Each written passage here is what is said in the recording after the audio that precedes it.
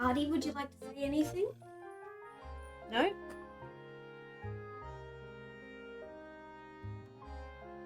Alright, let's just go.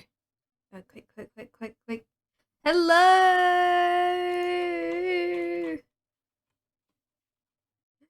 Hello! Munch. Oh, bye, Artie. Oh, he's gonna go out the door right now after I just closed it. Thanks, Artie. Alright. Back at it again. Artemis. You ready to go? Come on.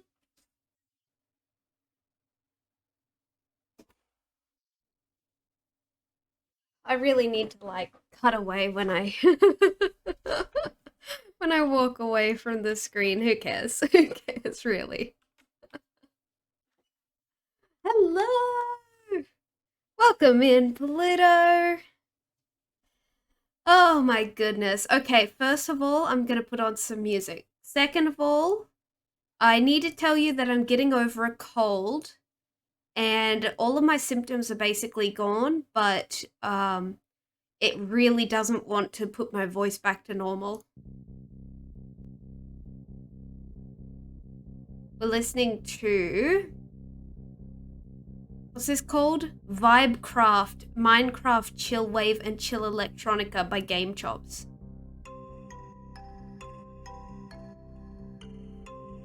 Yeah. Nella! Hello! Thank you. I'm so happy to be back. Oh my god, you have no idea. Tell me if that's too loud, okay? Hello. Oh my goodness gracious. Oh my god, I'm so happy to be back. Oh, it's been a long couple of weeks, and it's been a really fun couple of weeks as well. I'm currently drinking from my... I didn't take a photo. Let's see. Seattle Space Needle color changing mug. Let's have a look.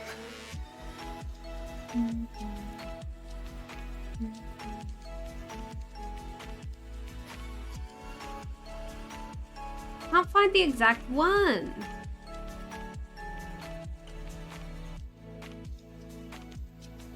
That's a...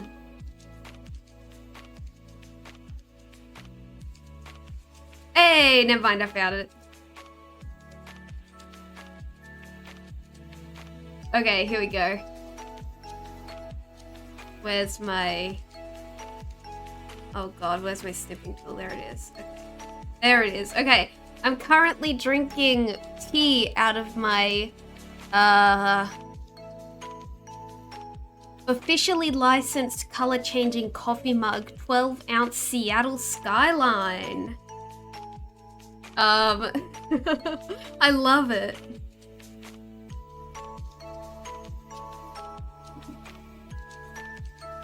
That's a fun emote.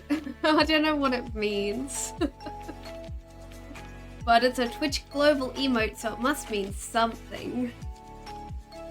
That's what it feels like when you delete the default cube in Blender. Okay, so, oh my god, I'm so glad I'm back. I missed everyone so much, and I'm so ready to play some freaking video games. I am so ready to play some freaking video games, man. There may be some audio issues today because I somehow over the time that I've been gone, the volume on my computer drifted up to like 100%. And I was like, my ears hurt. I don't want it to be 100%. Video games! Yes, we're gonna play some video games. Oh my goodness. Okay, you guys ready? I'm gonna take you on a tour. I just wanted to show you all of my photos. By the way, I took like 800 something photos.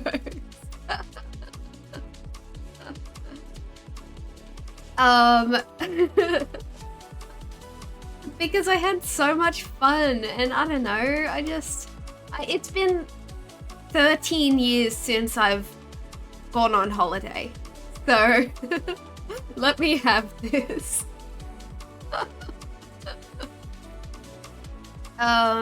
So I'll tell you the basics of the trip.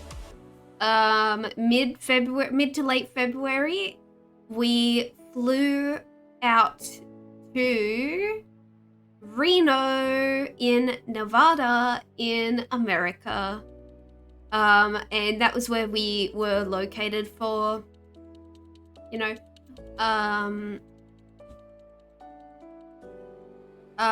we were located at the beginning of the trip, and then we did the road trip, and then we came back to Reno. Felt like the other day you went on holidays. It really, towards the end of the trip, it was like, oh, that's it? But it was a lot of fun. I was starting to feel tired by the end. I was in just such a good mood, but I was just so exhausted, just physically, that I was just kind of like laying around going like, yay, yippee! All I could muster was a yay, yippee. So, what we did was, I'll show you some pictures. First of all, is this gonna open up? Okay, awesome.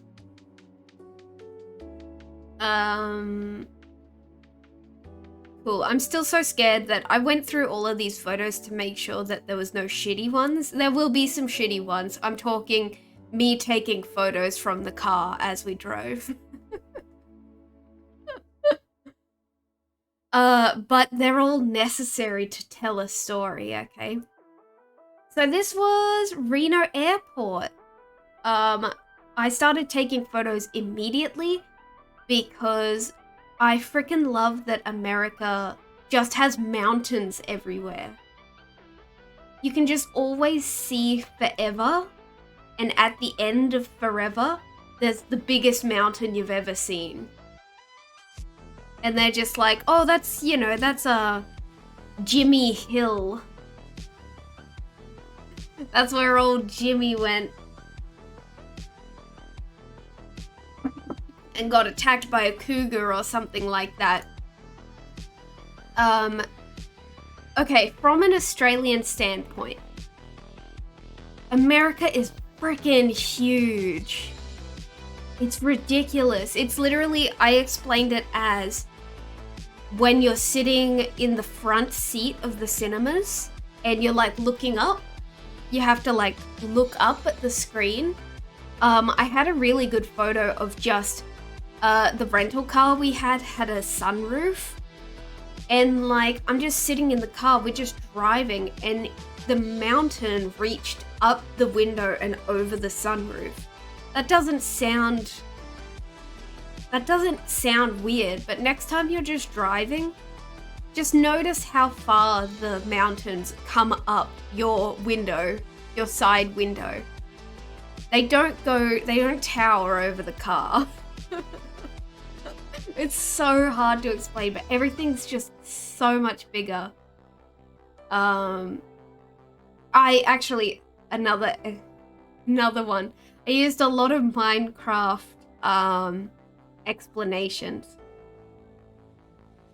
America is like when you start a new Minecraft biome, a Minecraft world, and when it's generating the world, you put like the world generation. You know how they did that update that makes the mountains taller and the caverns deeper? It's like you maxed out the Y coordinates, so the mountains could get really, really big. All right, let's go.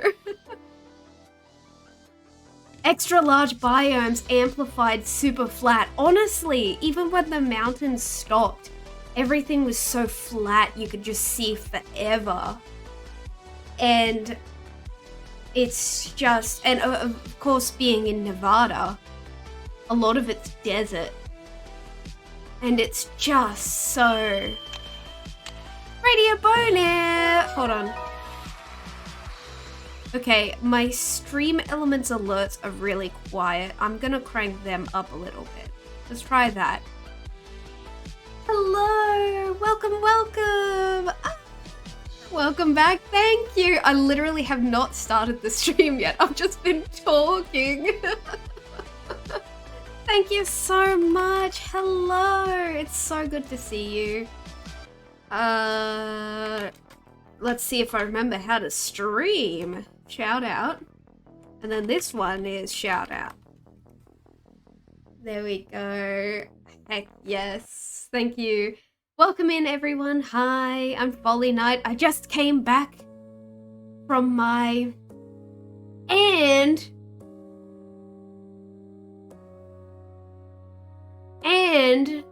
I'm so famous that I'm already getting...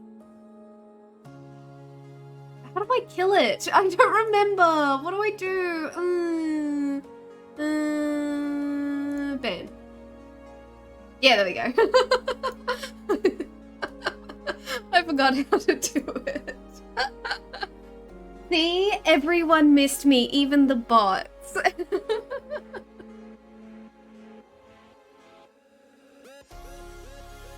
Oh my goodness. Okay. Yes, but welcome in. Thank you so much for the raid. Slurp, hello, welcome in. Burn the bot. Alright, so let's go through this, okay? I was just saying how big the mountains are in America. It's bonkers. You'll see, I'll try and... It's impossible to take photos of how big the mountains are. Yes, okay, Slurp, welcome in. Chichin, hello, welcome in. And Lola. Oh. I keep getting off my face tracking. Hello, welcome in. Heck yeah. Alright, so as I said, we landed in... Oh, so we flew from Brisbane to San Francisco. San Francisco Airport. Oh, good gravy. Let's start there. After a 14-hour flight from Brisbane to San Francisco, we were stuck in customs for over an hour. And then we had like 20 minutes to run to our connecting flight. Oh no, I thought you were shattering at Brisbane Airport. No. Brisbane is so nice. Reno Airport, very nice. San Francisco, ugh. I'll get to San Francisco as a place itself. Because with an airport that bad, San Francisco is surprisingly such a nice place. My wings aren't flapping. It's F10, isn't it? Yeah, there we go. Now my wings are flapping.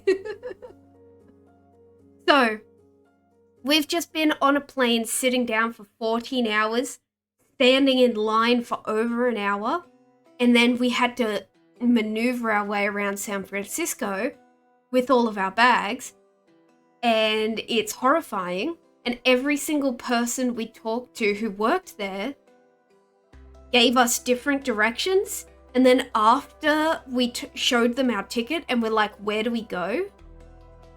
They're like, oh, you're going to be late. You better hurry. And we're like, no, we were just walking because we thought it would be fun.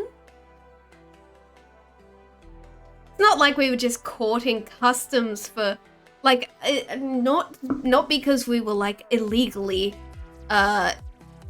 bringing in fruits and vegetables or something like that. That was just how long the line was for customs, for everyone. We actually had people coming through the line saying, I'm so sorry, can we cut in front of you because our flight is about to leave? Should have gone to Sac.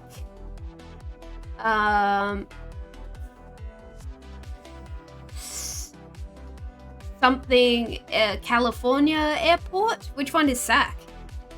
Oh, Sacramento. Oh.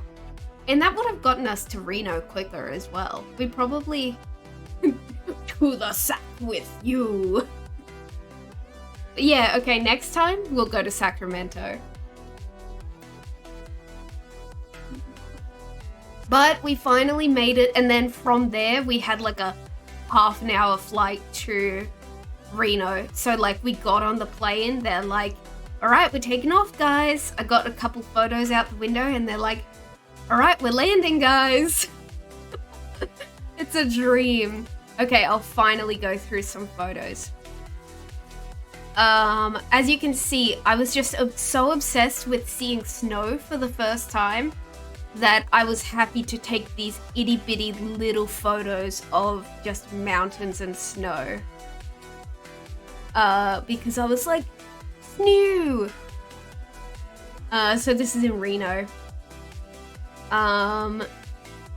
Okay, Americans, they got their highways sorted out. They've got good highways. I got a good job, Americans. You did really good on the highways, the motorways.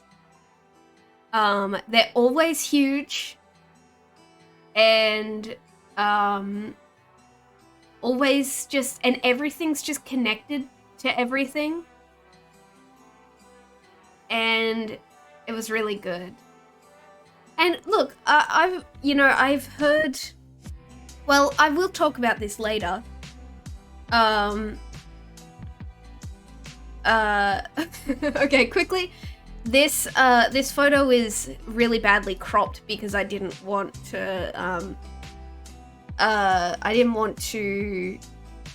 have any identifying stuff of the area we were in. I mean, if you probably knew Reno, you'd probably be able to figure it out. But there's an important note. We'll come back to this photo because this is how the snow on the mountains was when we landed in Reno.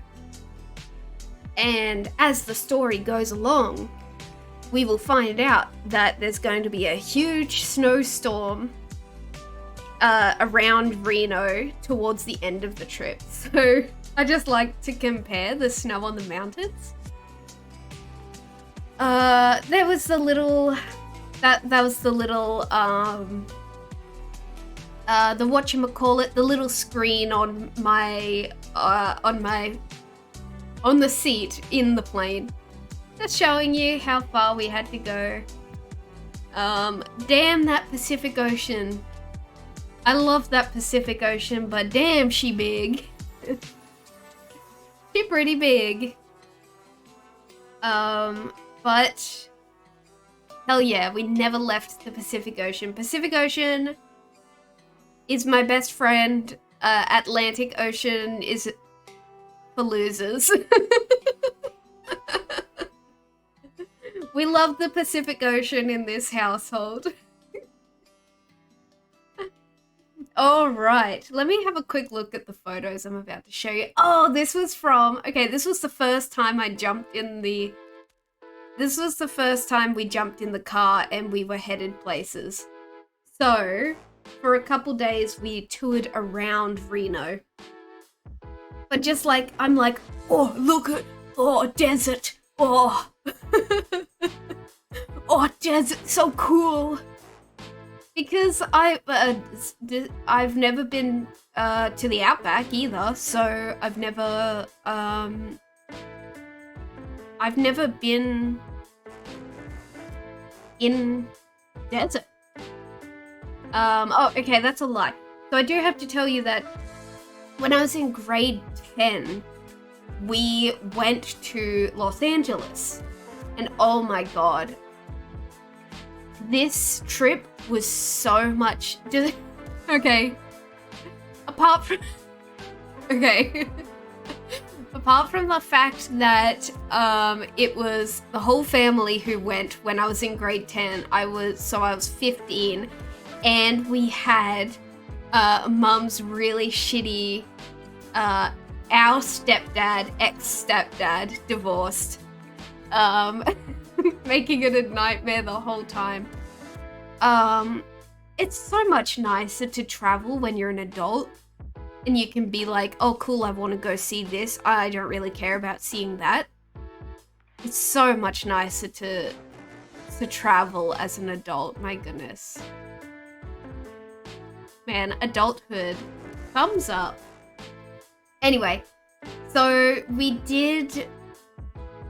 went to Los Angeles and we went through Nevada to Las Vegas when I was 15 years old. And I could imagine that would be really nice, again, for an adult. It was all just real shit for a 15-year-old with undiagnosed depression. With the shitty, soon-to-be ex-stepdad.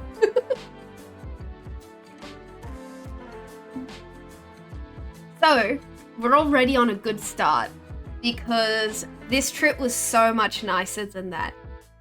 But I freaking love the colors of the desert. Very yellow soil with like purple plants. Oh, you know in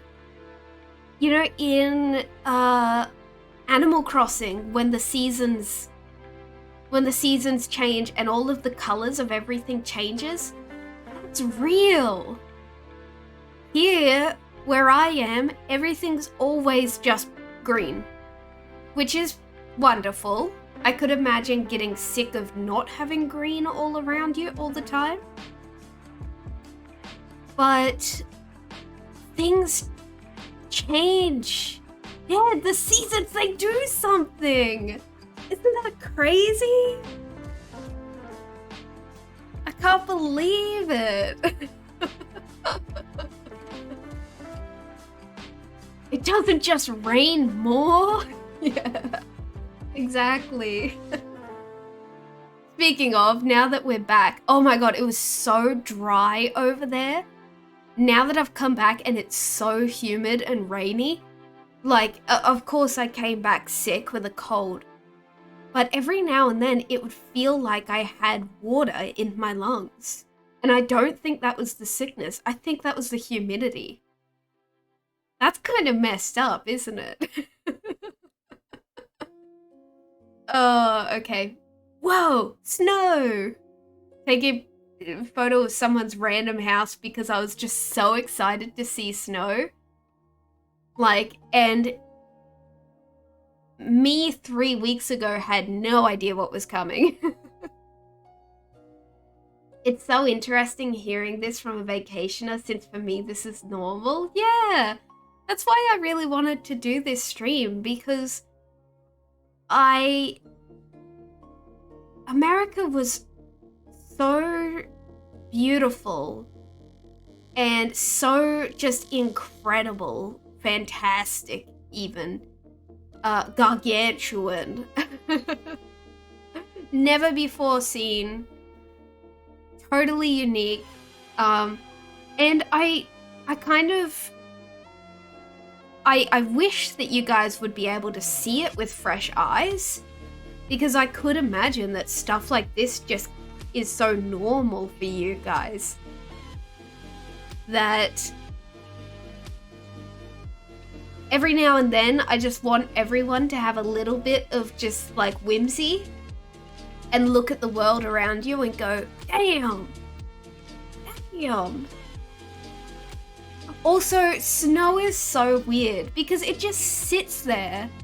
You would just see clumps in people's yards after they've like swept it up and stuff. And it just sits there for like weeks. And sometimes it gets really grubby. Okay, so this is our first trip that we took. We went up the, oh, I don't know. Hold on, I have a map here. We went southwest of Reno to Lake Tahoe, and we did a little loop around Lake Tahoe. Oh my god, so beautiful. So we went like up these mountains and like, oh, another Minecraft reference. I said on my Tumblr, you can literally see the biomes changing as you drive. So like, look, this biome is desert prairie, and then you go around a corner and suddenly it's like fir forests, fir mountainous forests. Also, I learned the difference between pine trees and fir trees. So I'm sure these are fir trees. And then so like every mile you'd look out the window and there'd even just be a different collection of trees. It's so fascinating. It's so cool. Also, don't freak about these reflections. I went through the images and I made sure that there was nothing incriminating in the reflections. You might see a sneak peek of my mum or my dad at some stages, okay? But I made sure to go through. Look at these. Even I think these trees are different. This was like around the corner. It's just like a different breed of tree. It's so weird. You know, biomes are a real thing, so saying the biomes are changing is just nature. Yeah, I know, but like, where I am, it takes like probably a good hour to potentially see a biome change. It was like less than 5 minutes between biome changes in America. So cool. Watching the reflections to find your social security number. Yeah, if you look very closely, I have my credit card held up in every reflective surface. You can put them all together and steal my money. Art, hello, welcome. We are talking about snoo and biomes. So again, as I said, you know, there's gonna be some shitty photos in here because a lot of the time I was just taking photos out of the window of the car. That's the thing. Even the driving in America is awesome because there's so much stuff to see, so much different nature and stuff like that. Like, even the driving is part of the visual experience. It's so cool. Glad you think highly of us. I do. Look, the trip made me so positive. And look, we didn't meet like a lot of Americans, just like the normal amount of Americans. I didn't go into any super crowded like places or anything like that. I didn't go to an American convention or something. But every American was really nice. Everyone was so nice. Oh my god, the guy who served us at In-N-Out, actually potentially an angel disguised as a human.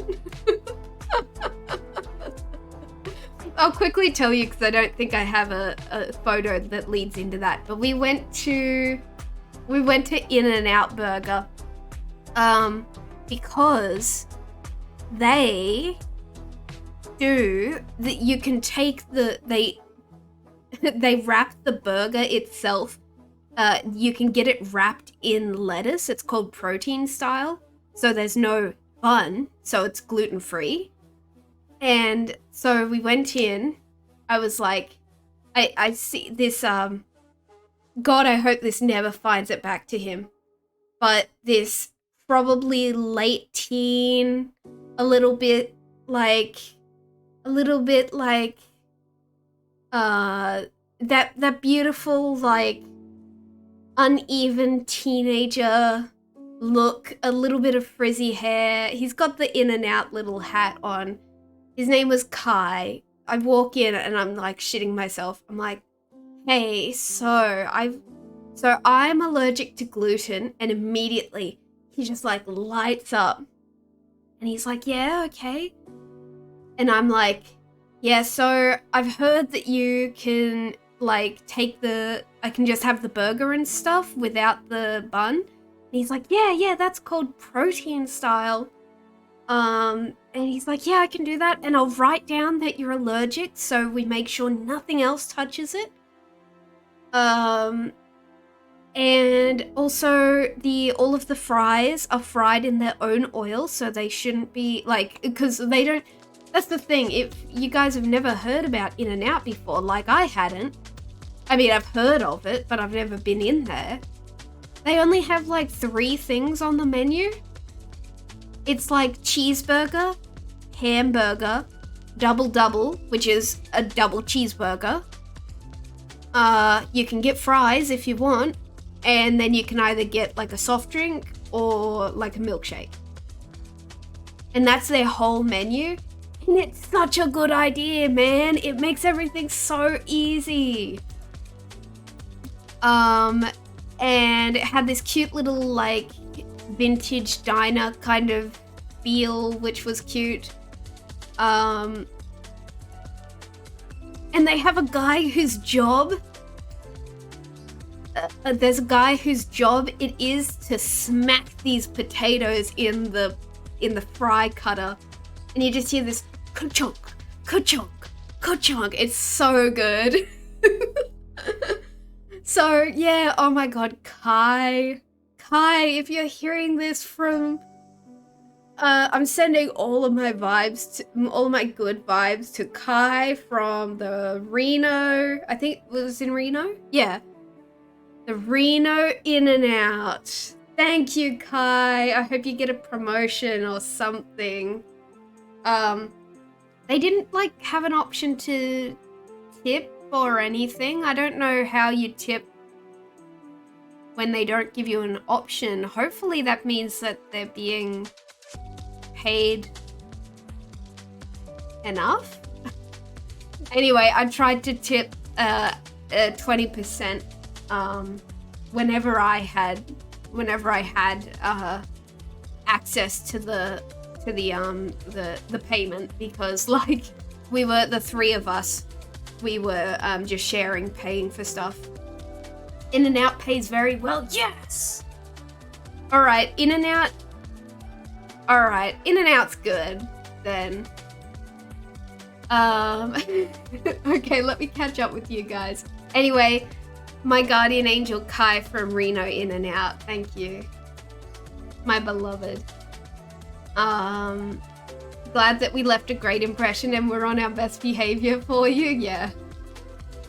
Sounds like you made his day that day. He made my day. Hell yes. Double is specifically 2 patties with 2 slices of cheese. Okay, cool. People underestimate how satisfying a job like that can be. Hey, it looked like a good job. It didn't look like overstimulating like a McDonald's or something like that.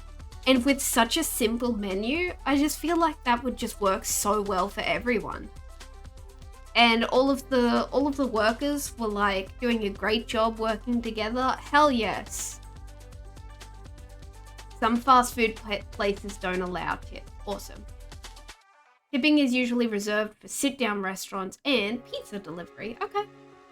You've always been scared of American tipping. It does add up. Oh my god, the Australian exchange rate. Woof.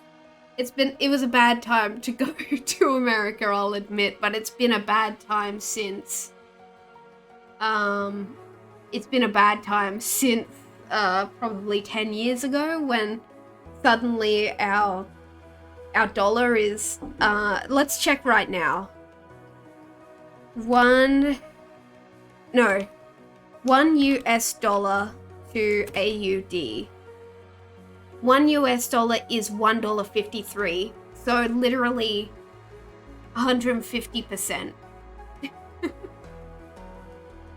Yeah, and I don't understand, like, I don't know the intricacies of the system, so I just wanted to tip whenever it gave me the option, basically.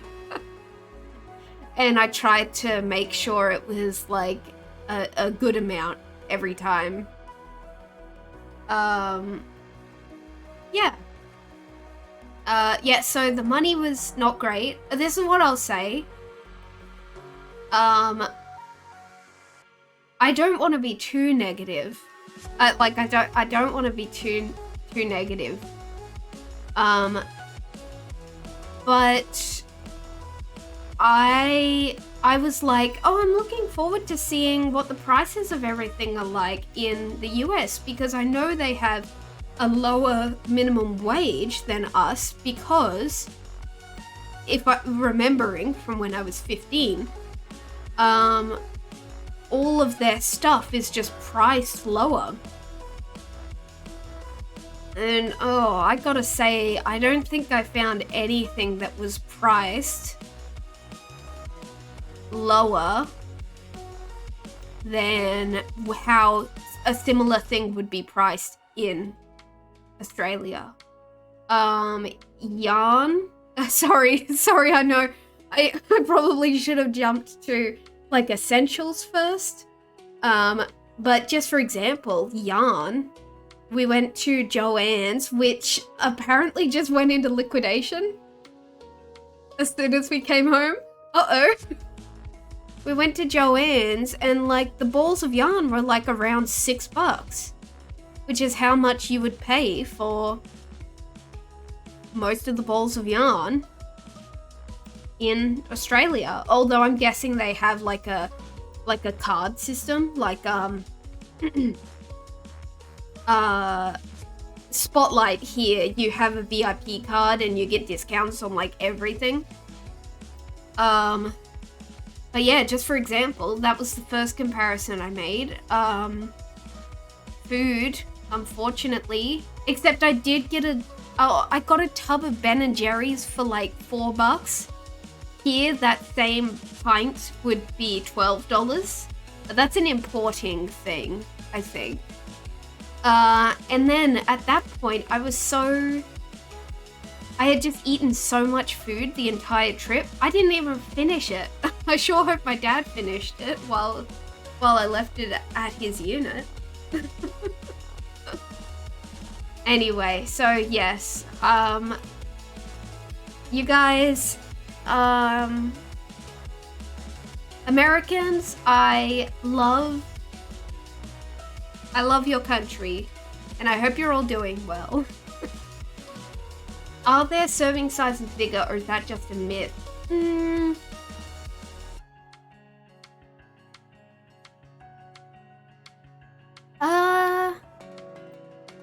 Sometimes.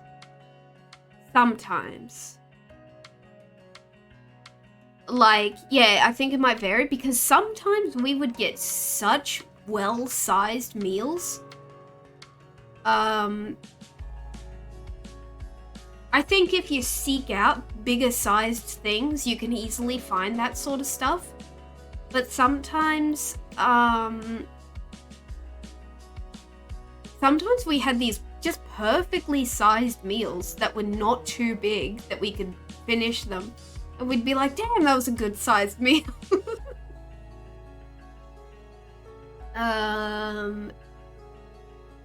Look at these trees. Anyway, just look at these trees. Wow, this must have been the first time we stopped. Okay, this is kind of cool. Look how big the snow is. Look how big that snow is. So tree.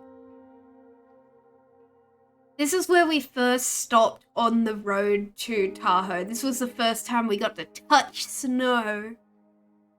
And it was so cool. I think if you look at that little strip of blue, that might be Lake Tahoe.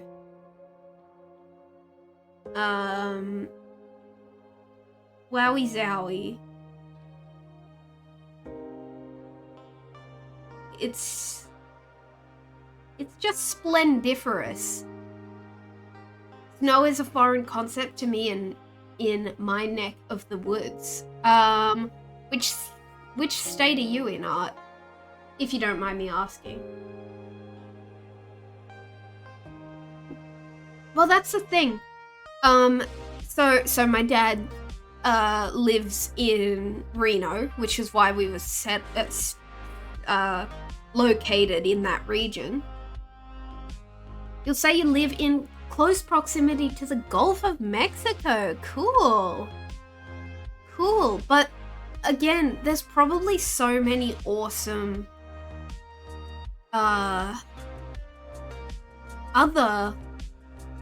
biomes that I didn't even get to see on my trip located in that area. And Dad was like, "Do you reckon you could live in Reno?" And I was like, I probably could, but just because if you ever got sick of the desert, you could take a weekend and go for a road trip, just like up, or maybe towards California if that was more what you wanted.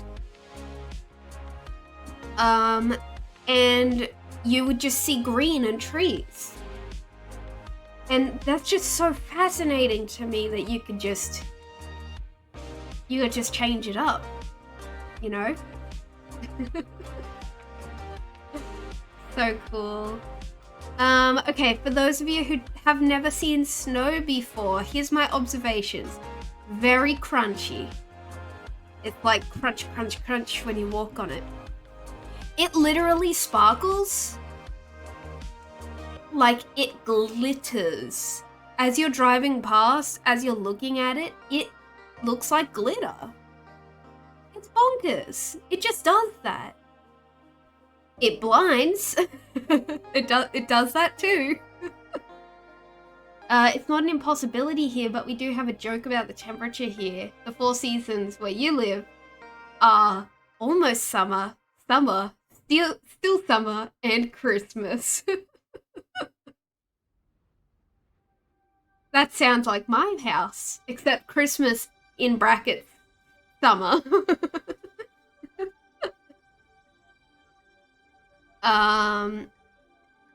Yeah, snow. Snow, like, it sticks to itself so much. It's really fascinating. It really just, if you put your hand on a snow cone, that's just what that is. It's so neat, man. Snow. Also, I gotta tell you guys, especially before my mum returns home and maybe overhears me. Her birthday's coming up end of April, and she's big into jigsaw puzzles. Anyone else have a relative who's big into jigsaw puzzles? What I was gonna do, I was gonna find one of my best photos and see if I could get it printed as a jigsaw puzzle for her birthday. So if you guys see a photo, you're like, damn, that's a good photo. Let me know. Because I don't mind this one.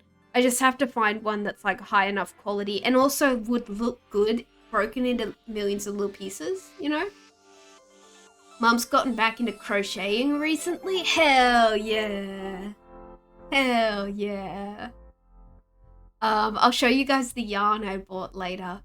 And now that I'm back to streaming and I want to stream more and stuff like that, we should start doing crochet streams again, I think. I just need to figure out what to crochet. Well, I thought before I started streaming today, I was like, I should stream knitting socks. Anyway, I'm just gonna leave that as it is. You got the worst puzzle you've ever seen on Christmas? Please explain. Please explain. I'd love to hear about this bad puzzle. Okay, so yeah. Oh yeah, look at this little blue. That's Lake Tahoe. There it is.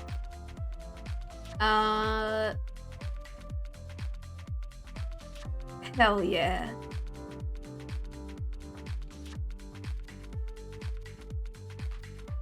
Lake Tahoe.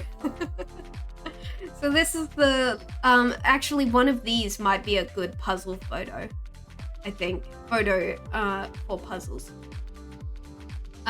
So, man, it's so cool. I would have liked to have gone back actually for a second time during the trip. It was a picture of 101 low quality pooping puppies, but there were a total of 5 different shaped pieces, including corners and edges. Ugh. 101 low quality pooping puppies. That's that Disney movie. Oh yes. So one of my intentions, I took a really nice high quality photo. It might be this one. I could set the quality to like 12 megapixels or something to 48 megapixels. I don't know. I'm really happy with this phone that I bought before going on this trip. Not for the trip, but because my phone broke like 6 months ago or something like that. This was a good phone. This was a good phone for taking photos. So yeah, I took a lot of these like really high quality photos intending to turn them into a puzzle.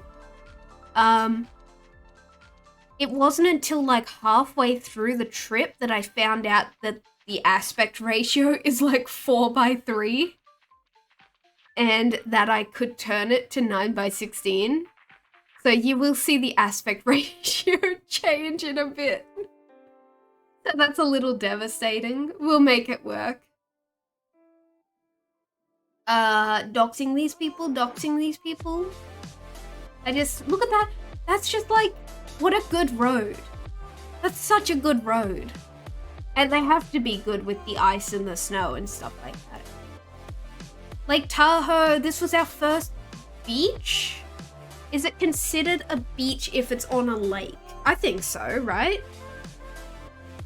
This was also probably the best looking beach that we saw the entire trip. No offense, America. You have beautiful ocean views. Come to Australia for the beaches.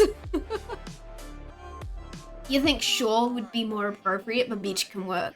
Nice. Yeah, so this was like Tahoe, doxing these people. Doxing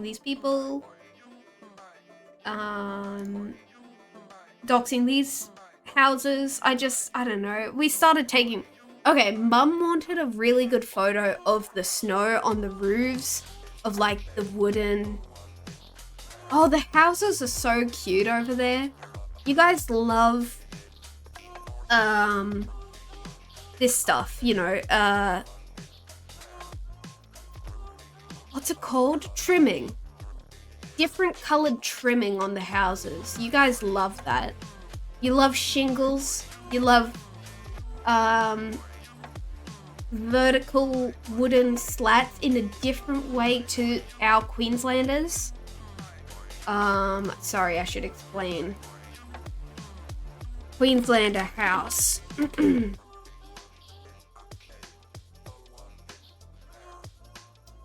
Yeah, like that. That's a good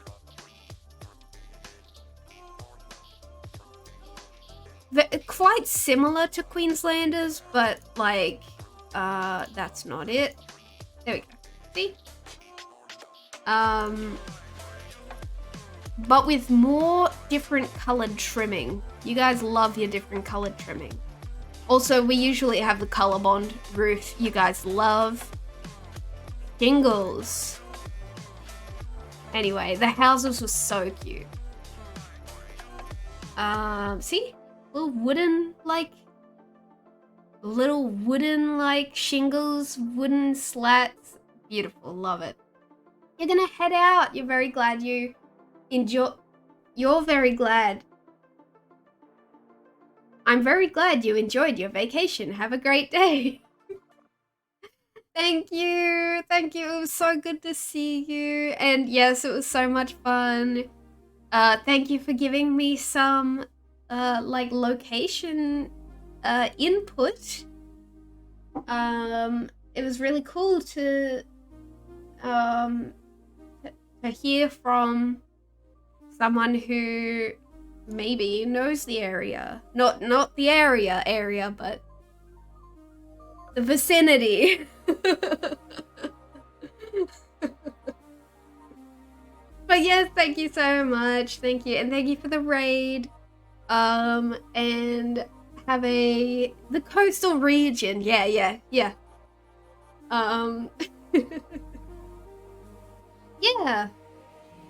And oh my gosh, the coastal region, so good. So I've been calling where I went the Pacific Northwest, which I think is somewhat true. But again, I started in Reno, went as far as Canada, went back down to San Francisco. So it's a Pacific Northwest plus a little bit more. But yes, thank you so much.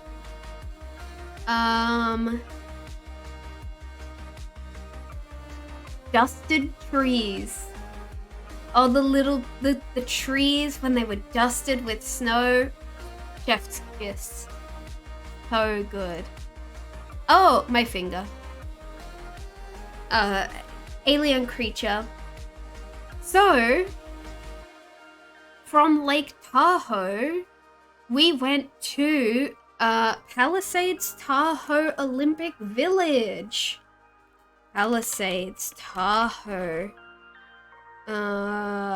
Is that what it's called? Olympic Valley. Sorry, Valley. Palisades Tahoe, formerly Squaw Valley. Squaw Valley. Doxed. BRB grabbing fingerprint. No!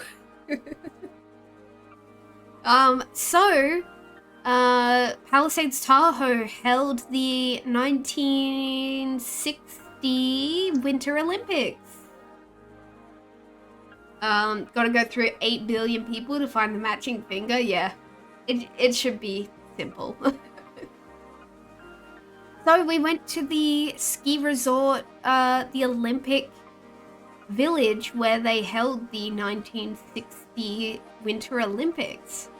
So that's what we're gonna see now, is,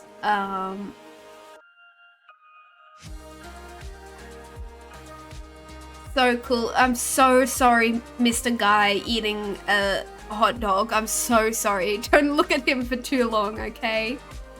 But it sure is in a valley. So yeah, this was the ski resort. So cute. The places like this feel like Disneyland to me. Plausible lack of detail, yeah.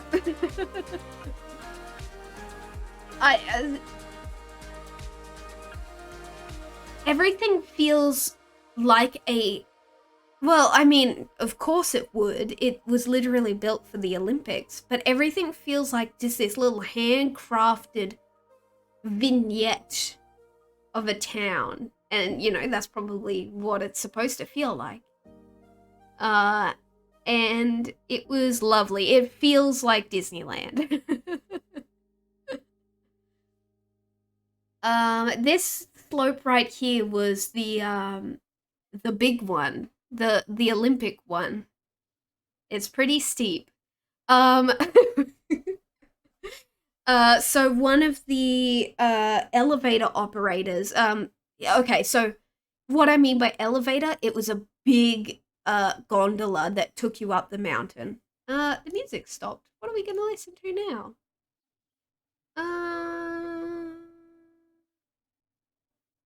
We'll just listen to Video Game Study Lounge.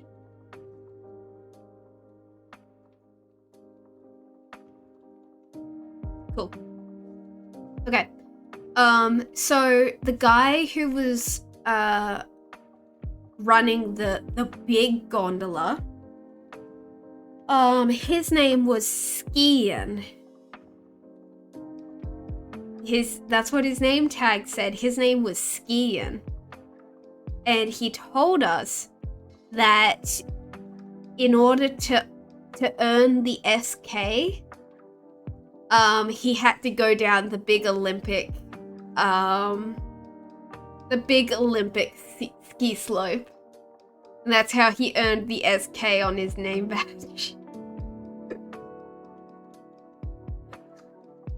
That was just something that was so random, but probably the funniest thing I've ever heard in my life. Sorry, my phone is going off. So thank you, Skian. Very cool. This was where we went. This railing here. That's where we went. We went up that mountain on that gondola. But the thing about all of these, oh my god, we went on like 4 different gondolas during the trip. Because I've never been that high up before, nor have I seen that much snow. So of course we're going on every single gondola we see. The thing about a gondola is that you get up to the top of the mountain, and when you're up there, you're like, oh, there's like 5 more mountains we need to go up. So even the mountains are bigger than they look, which is huge. So yeah, so this is going to be a lot of photos of me taking photos outside of the gondola. So you get to see the height change, hopefully.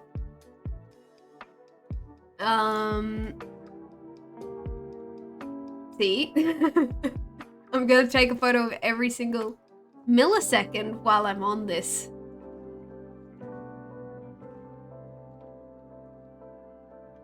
It's just unbelievable. And can you stop? Who's messaging me? Who is it? Pokemon Go, I'm gonna kill you. In Minecraft. Sorry, I'm trying to be better at that. And it's amazing. It's just, everything's so dang big.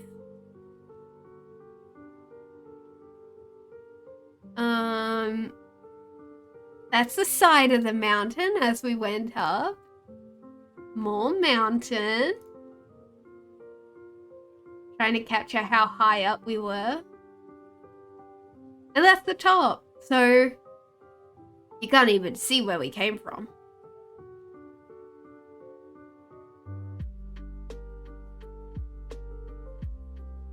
That's cool. Oh, I think that little bit of blue, that's Lake Tahoe. There.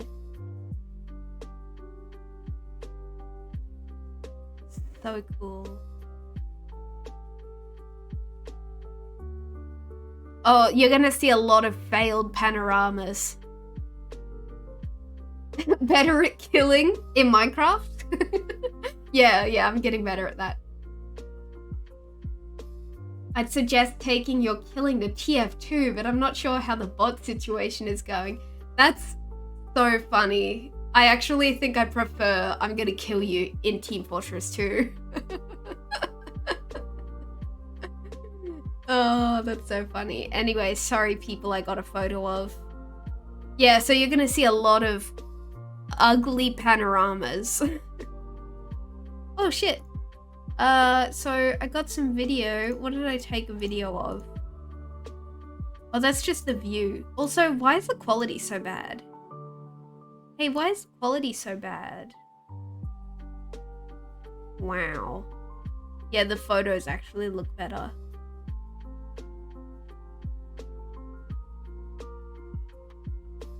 Yay, that's a good photo. I don't mind that one.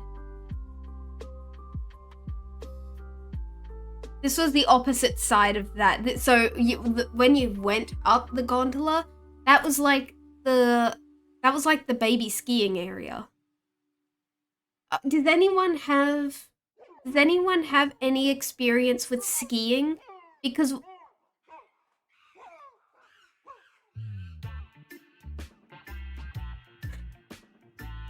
weird music. Because we never figured out what these tubes were for. We thought maybe it was you ski through it and it like speed checks you to see. Sorry, here. And it like speed cameras to see how fast you can go. We never figured out what these tubes were.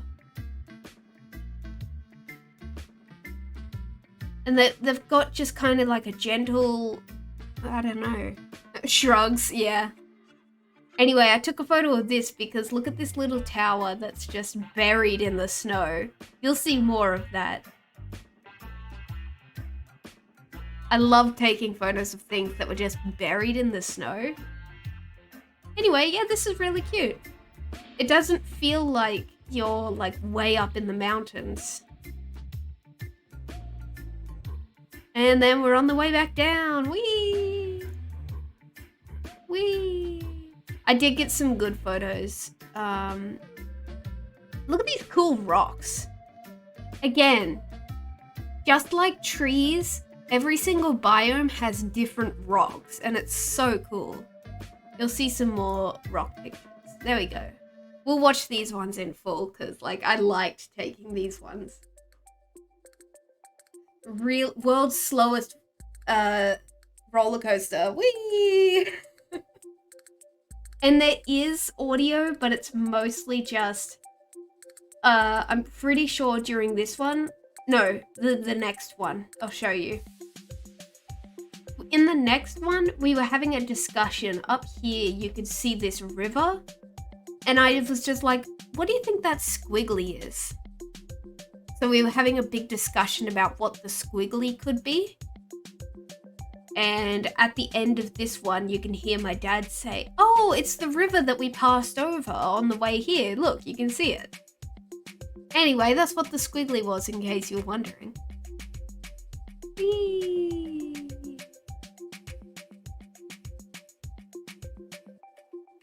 Also, unfortunately, there was a very shrill child on the way down. So, and look at all the people skiing. Whee! Little bugs. So cool. Anyway. Wow. And look, a pool. You reckon the pool is heated? Oh no! Oh shoot, sorry. Hey, check out that boulder. That is a nice boulder, yeah. This isn't doing your basophobia any favors. What's that, height? You're good? Yeah, so while it's good that I could sometimes capture the height of stuff, fear of falling. Okay, well, I do have to say that there was only one time where my body remembered that I'm not very good with heights. And that was the last gondola we went on, which was at the Trees of Mystery in California, because they must stop, I think, they must stop the trip to make sure people can get out properly of the little gondolas. It was the only gondola that stopped. And so we're halfway up and it starts going really slow and then it stops. And I was like, huh. Yeah, for some reason, the only gondola that actually stopped to let people off. So weird. Commonly confused for acrophobia, fear of heights. I could imagine they would be connected. But yeah, all of the gondolas were very nice and comfortable. And not scary at all. This was the second gondola we went on. So there was like 3 different gondolas at this ski resort. How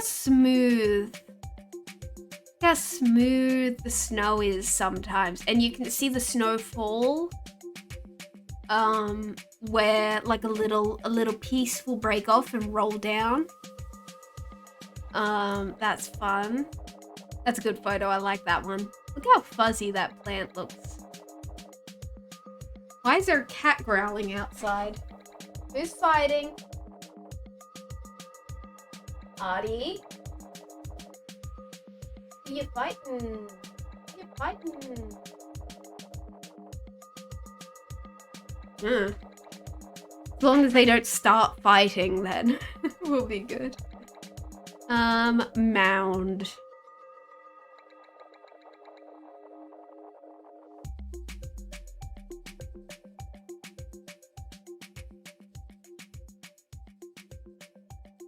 Just wanted to get photos mainly of the skiers to show how small they were.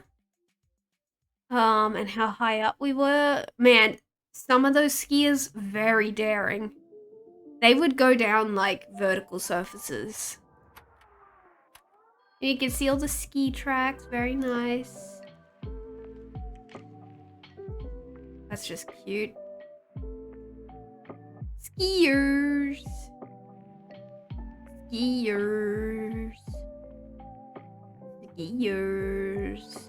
By the way, we did not ski or snowboard. We just observed. Skiers. No skiers there. This was on the way back.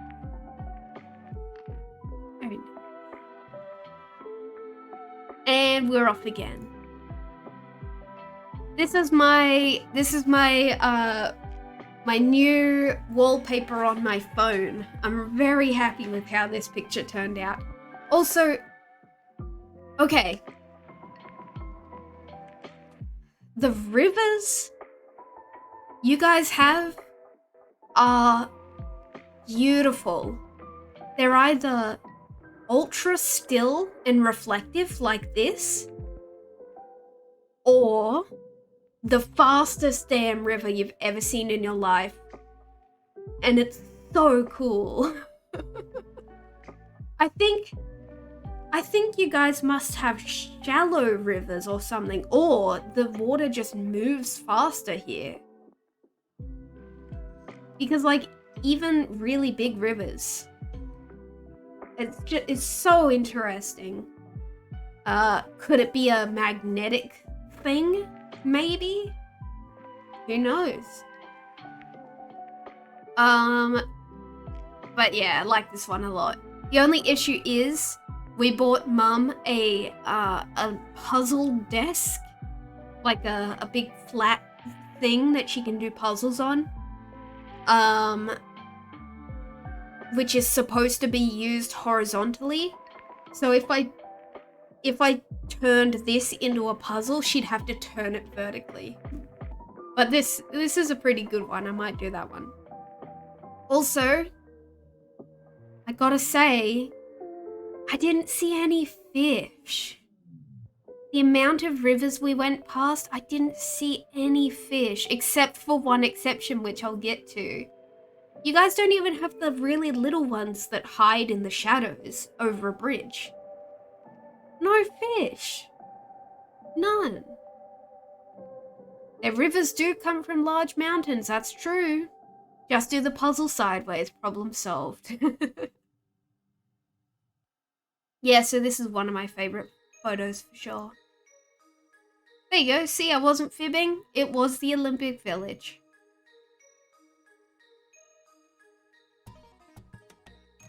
This was the following day. Where did we go the following day? We went to Carson City. What did we do in Carson City? Oh, I remember what we did. Okay, this is a good one. So, again, biomes. You can see it right there. It's so cool. And highways. Oh my god. The highways. Look at that. It's beautiful.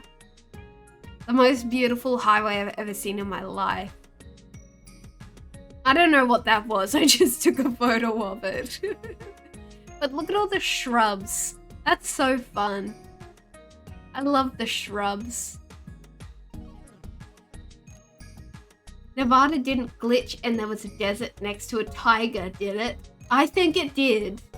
It's honestly, it did.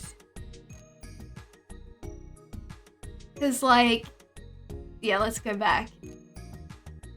That's bonkers. It's so cool. Okay. Non-Americans. So all of the houses are painted in these like neutral colors.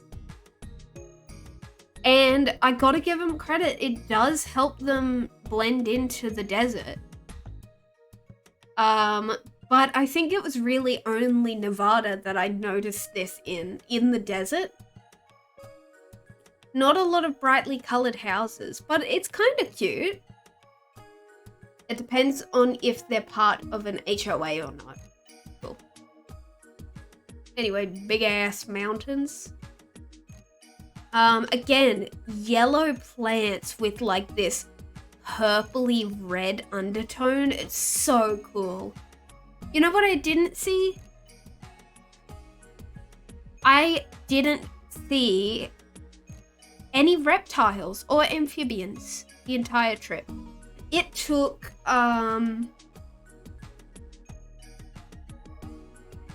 a good like 10 days into our trip until we actually saw any animals except for 2 Canadian geese that I saw flying around Reno. Like that's it. That's something as well.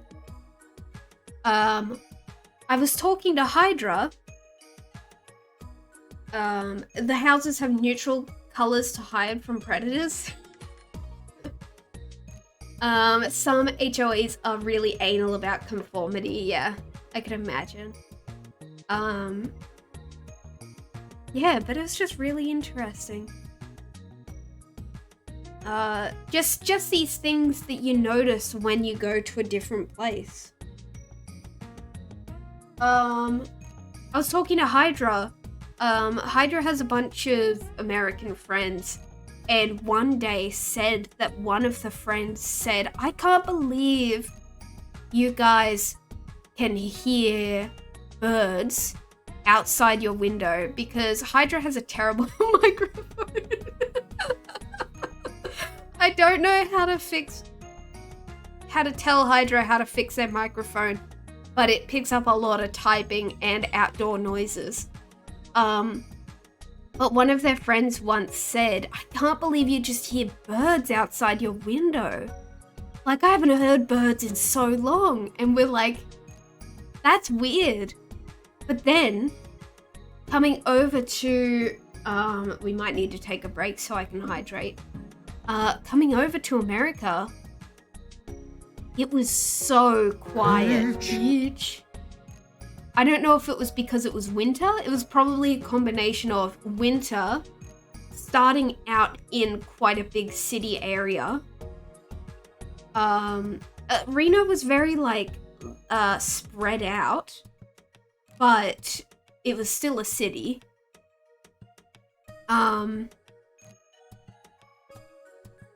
And no bugs. I think I saw one bug. Oh, I saw a weird stink bug. Yeah, okay. I saw 2 bugs.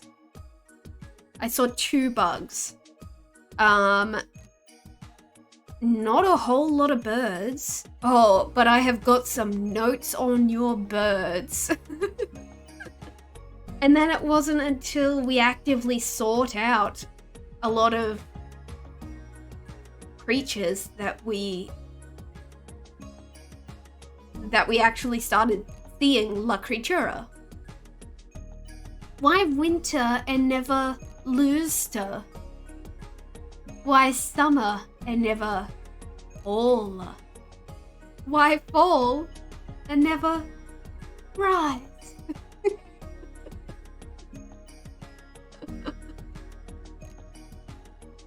Oh dear. Toxic, hello, welcome in. It's so good to see you.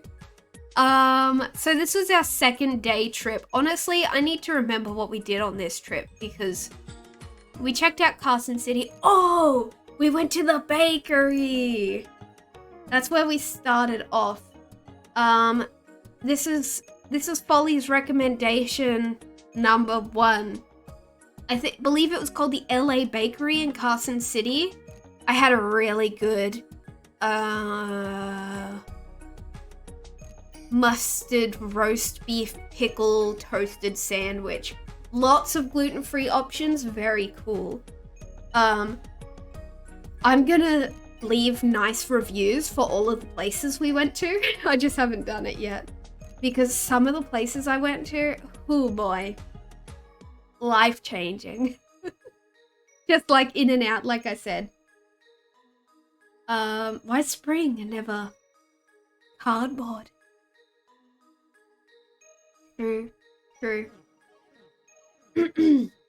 Sorry, I did do a funny to my throat. Anyway, LA Bakery, Carson City, 20 minutes from the middle of Reno. Lots of gluten-free options. All of the gluten-free cakes were like individually wrapped, and I had a really good toasted roast beef, yellow mayonnaise, yellow mustard, and pickle toasted sandwich. Loved it. Thank you. Why in and out and never enter and exit? All right, let's get to Carson City. We're driving cows. Those were the first animals I literally saw this entire trip. I have a picture coming up. Yeah, look. Okay, do you see it? Do you see it?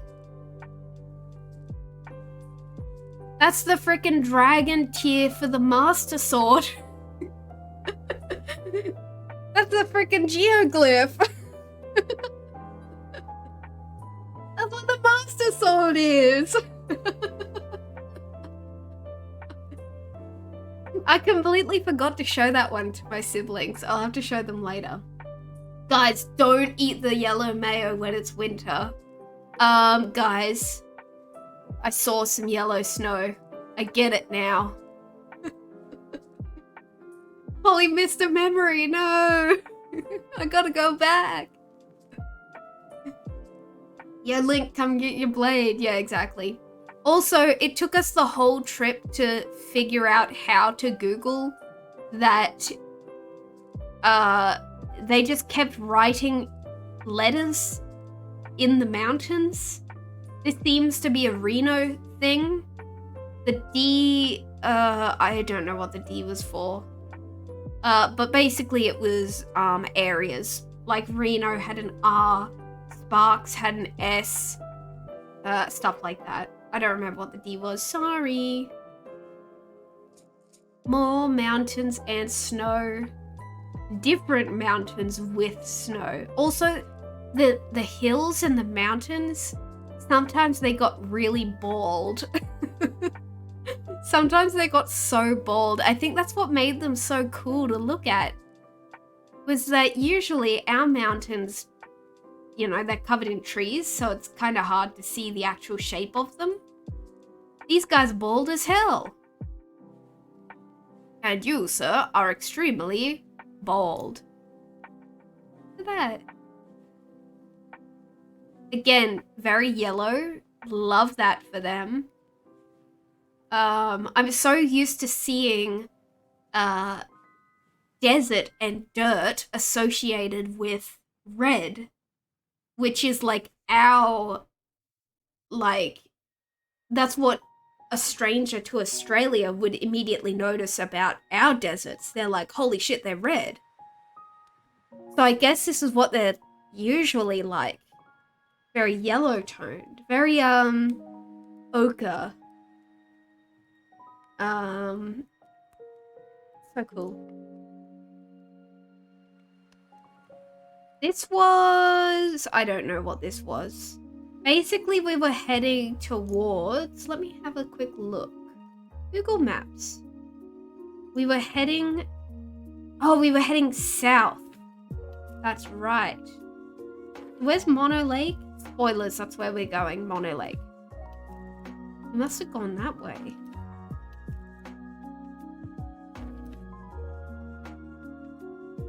one's Mono Lake? It's in California. Okay, so it is that one. Okay. Oh, I gotta tell you guys. Unfortunately, Yosemite was closed for the winter. Where's my...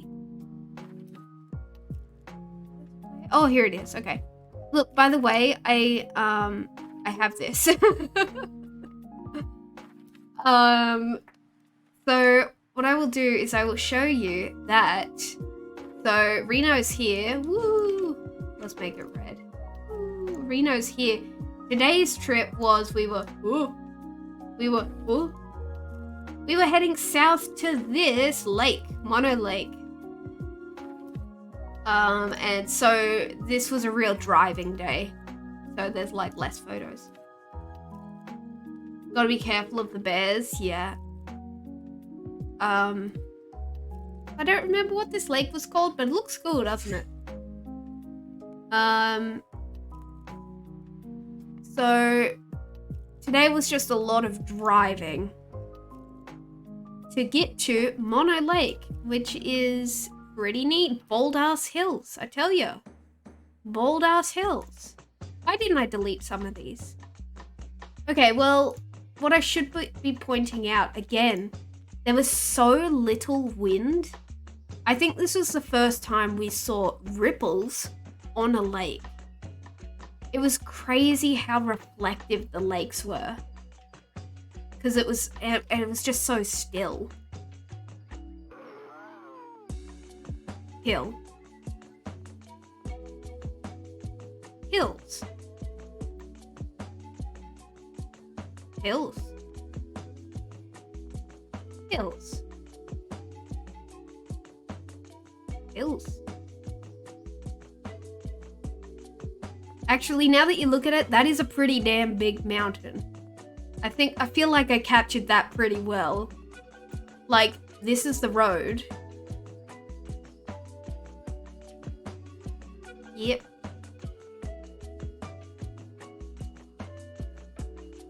Yep. Yep. Yep. Yep.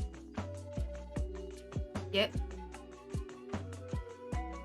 There we go. See? I told you that even when it gets really flat, you can just see forever. It's so cool.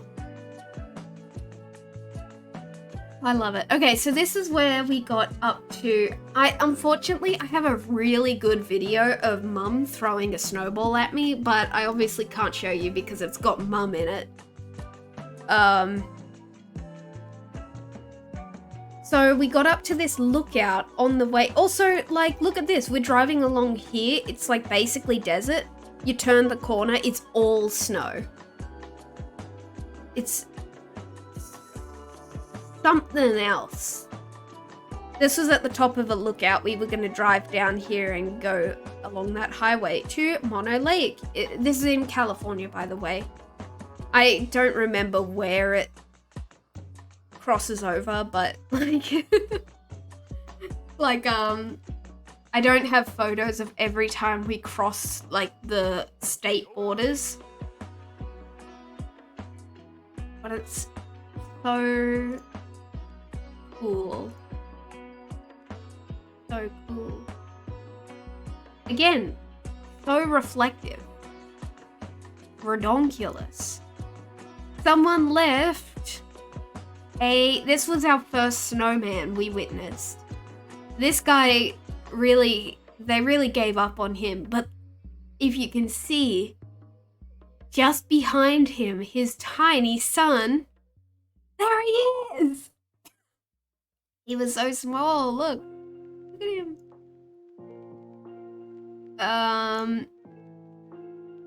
Okay, we'll get to the end of Mono Lake and then I will hydrate because I've roughed up my throat.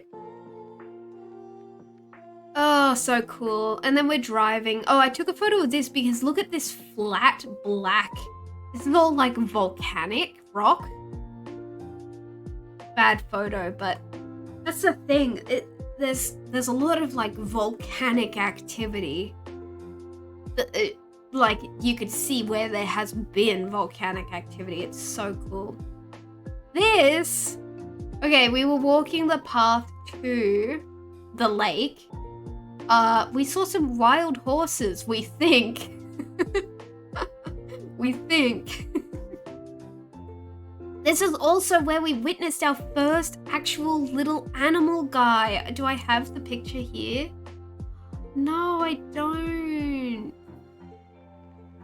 We found an animal that I had to draw an image of because I couldn't figure out what it was. I'll tell you about it once we get there. Look, there's like hoof marks in the snow.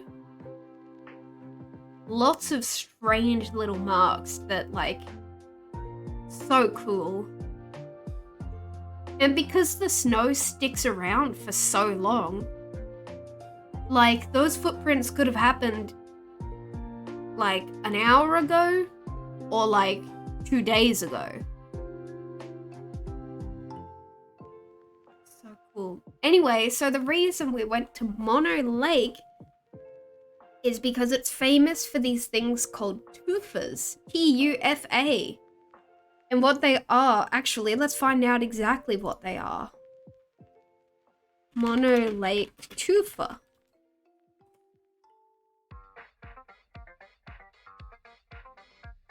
You gonna tell me what a tufa is?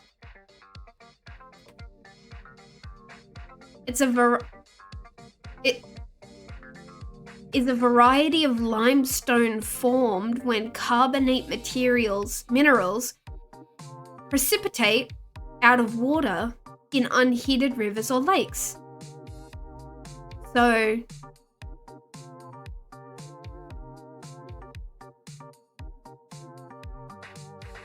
yeah, what they said.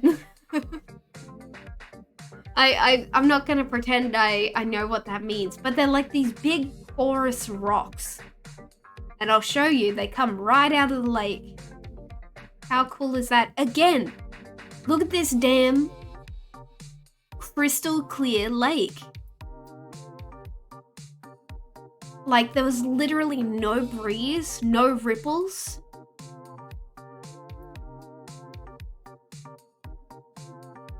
Like, what the heck? How'd they do this? How'd they do this, huh? So cool. One of the coolest sights, definitely. See, they're just big porous rocks that grow out of the water. Another, what's it called? Panorama. Hell yeah. Actually, I don't mind this one. It looks fun.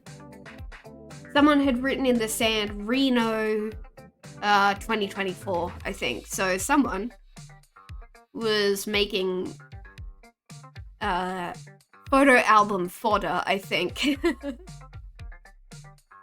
So cool.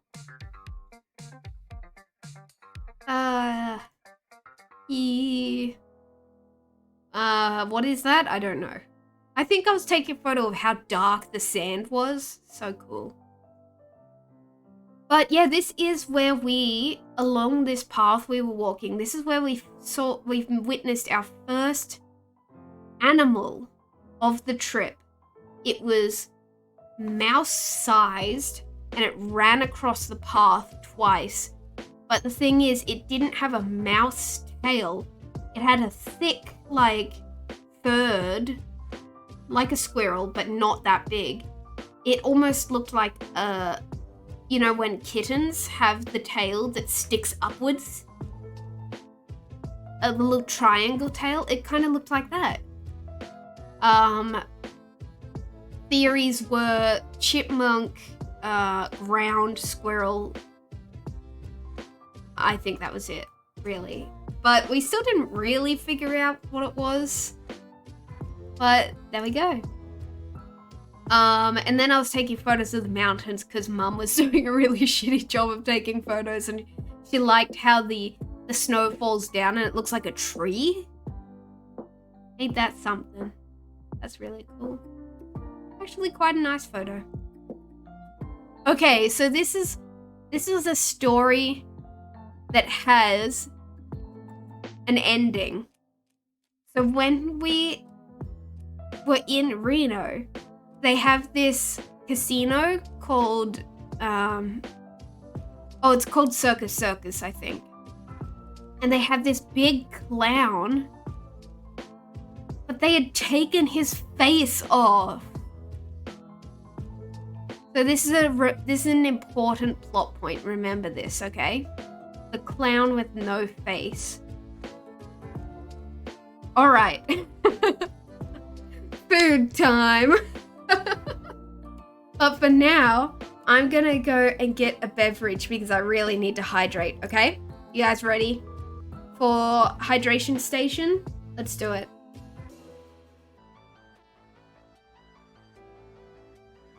All right, I'm back. The kettle's boiling, so we'll just do a little bit of food talk, shall we?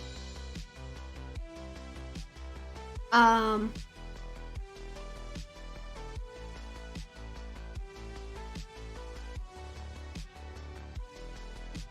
just looking at it. Okay, so this sounds...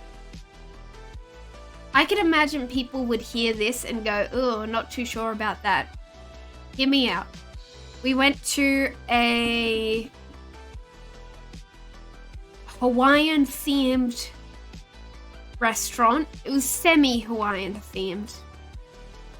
Restaurant where we had breakfast, but they also had a bar. We were eating in front of the bar, and people were ordering drinks at like 8 a.m. Hey, we're all on holiday in this something called life. I don't know. This is where we discovered the difference between cream or like milk and creamers. Earl Grey tea with vanilla creamer. Do not recommend it. It sounds great, just not for me. I'm a bit of a fuddy-duddy when it comes to pancakes and just like butter and maple syrup. And maybe syrup. To be fair, that's such a good combination that sometimes you just want the simple stuff. But the reason I was drawn to this was because they were gluten-free pancakes. And they were coconut, mango, banana with apricot syrup. And it just felt like holiday food. Doesn't it feel like vacation food? And it was really good. The mango was obviously like little frozen chunks or something. But I know a lot of people don't like coconut. Which is fair. I get it. But it did add a nice little bite to these pancakes. And I believe I only ate half, took the rest home. Also, Americans, every single restaurant, they're cool if you say, can I get a box for this? Everyone's like, yeah, sure, of course. I don't know why that isn't a universal thing. It's such a good idea. Americans, you have it right. You're probably asked to sample it from someone else though, yeah. Yeah, that's fair. Oh, it was so good when we went to a place that was designated gluten-free and I could try everyone's meals. I felt like a real creature again. Except I did get too comfortable because at one stage, Dad was like, hey, try my non-alcoholic beer. So I was like, yeah, sure. Took a swig. And then I thought, before I swallowed, I was like, hold on. Let me check the ingredients. And I forgot that non-alcoholic does not mean non-gluten. So I had to... I really hope no one was looking at me in this cafe because I did have to like spit it out in a cup and like wash my mouth out. I was the princess for a short while. Heck yeah. Anyway, so much good food. It was really, really nice. I think that was my last food item that oh no, I have 2 very important images coming up. Are you ready? Here we go. Bimbo! Bimbo! Bimbo. We went to a Walmart. Walmart is not, I've heard that Walmart is like a PvP zone. My experience was pretty pleasant. That's a Mexican brand. That word has a vastly different meaning in English. I wonder what it means in, Spanish. Bimbo meaning. This isn't gonna come up correctly.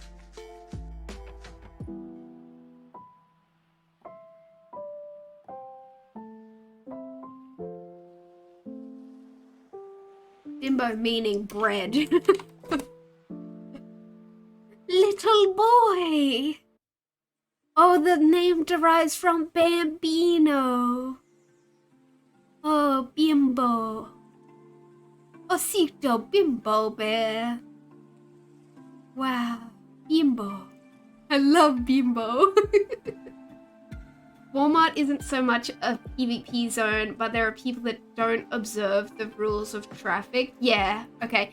I'll be honest, sometimes we were the stupid tourists who were walking on like the wrong side. We had to reteach ourselves that like we should be walking on the right side of the path because that's how the cars go in America.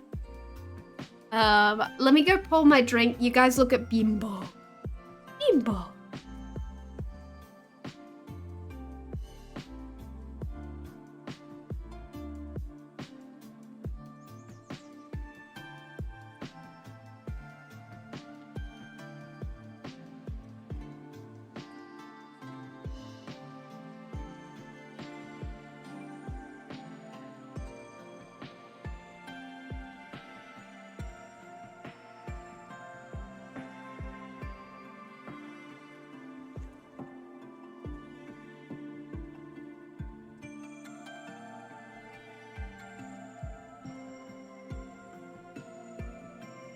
Bimbo. I love that you've got the rules down, but it's a free-for-all in there. All you can do is find the fastest route around others while watching out for people who aren't paying attention. Can you tell you've been to Walmart twice today? Sorry to bring back bad memories. It also helps that everywhere we went, we were never like in like peak tourist season. Unfortunately, sometimes that means we couldn't go to places we wanted to because it like Yosemite, because it was literally out of season. And it was really cool, like even going to Lake Tahoe, there were a lot of like shore front businesses that were just like, they just had signs that said, see you next summer. And it's like, oh, interesting. Anyway, I have one more photo from the Walmart. Yowies! Yowies exist outside of Australia, so now no one has any excuse to not know what yowies are. They're real. They're real, dang it, they're real. The chocolate's not super good in them anyway. They're basically just like the worst Kinder Surprise. Wait, aren't Kinder Surprises banned? The yowies, they're real. I guess maybe because, maybe I should have grabbed one then to see if it was any different. I don't know. Anyway, Kinder eggs have been nerfed. How so? Have they changed the shape of them, or what's up? Anyway, the final off-topic like image that I have in this is obviously a pretty boring day. Not boring, but I think we were taking a relaxing day before we left on our road trip. So what I was doing, I was playing Legend of Zelda Ocarina. No. No, that's not what that's called. I was playing Legend of Zelda Oracle of Ages on my Nintendo 3DS.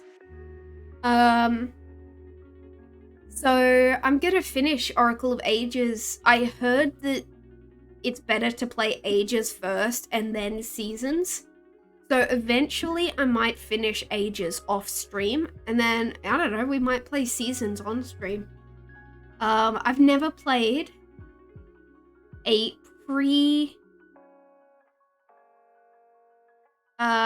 Minish Cap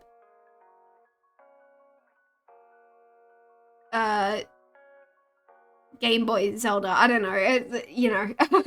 I've played Minish Cap and I've played Link Between Worlds, so I technically have never played 2D Zeldas. But anyway, I called the baby Scrug. Alright, let me go get my tea, I'll be right back. Look at Scrug.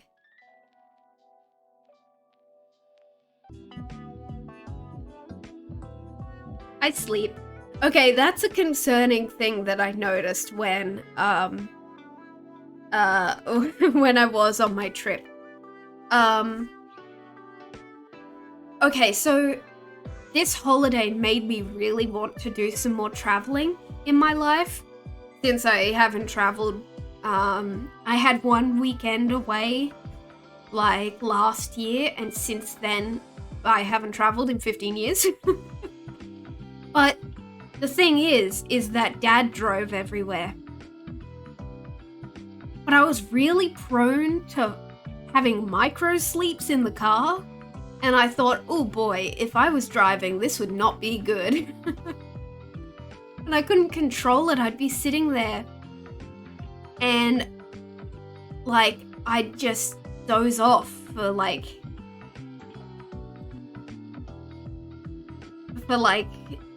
I'm pretty sure I dozed off for like an hour at one stage. Okay.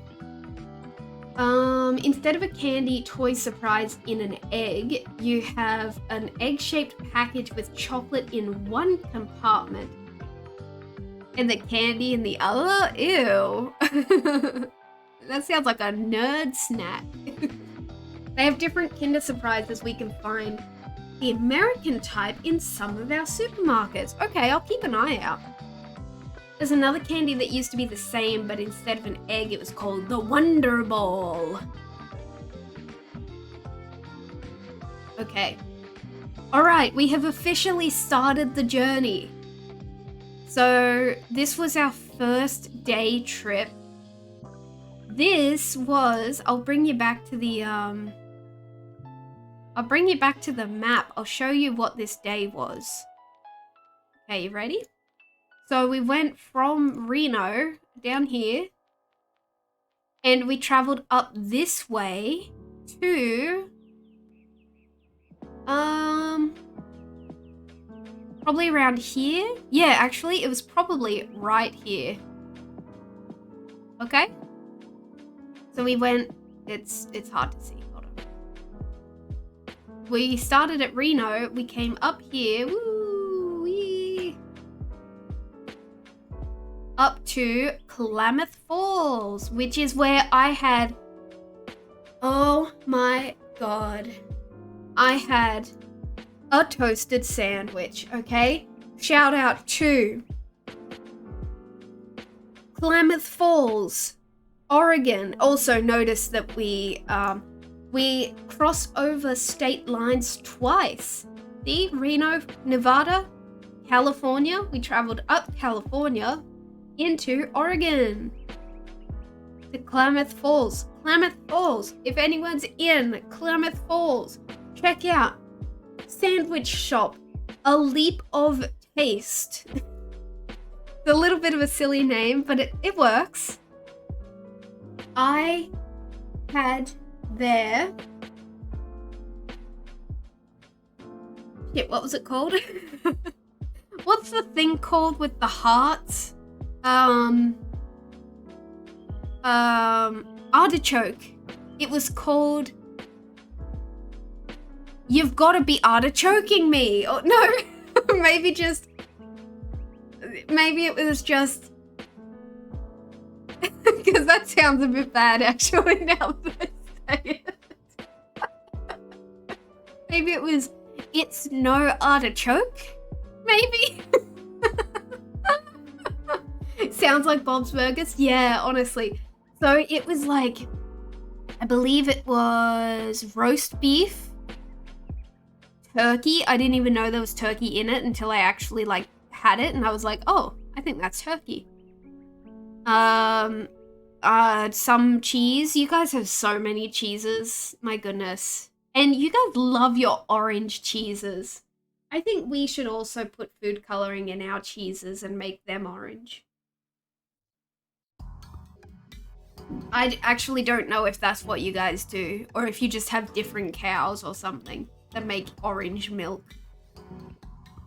Some yummy cheese, and it had artichoke on it, grilled artichoke. And it was so good. I can't find the item on their menu when I Google them, to look at the ingredients so I can try and remake it myself. And I just reminded myself of the jingle. It was to the tune of Who Wrote the Book of Love. I don't think it's always food dye. I think it's part of the aging process. Yeah, but it's so weird because we had Colby cheese while we were there and it was orange. We have Colby cheese here and it's just like the pale yellow cheese color. So interesting. Anyway, so this is us leaving Reno.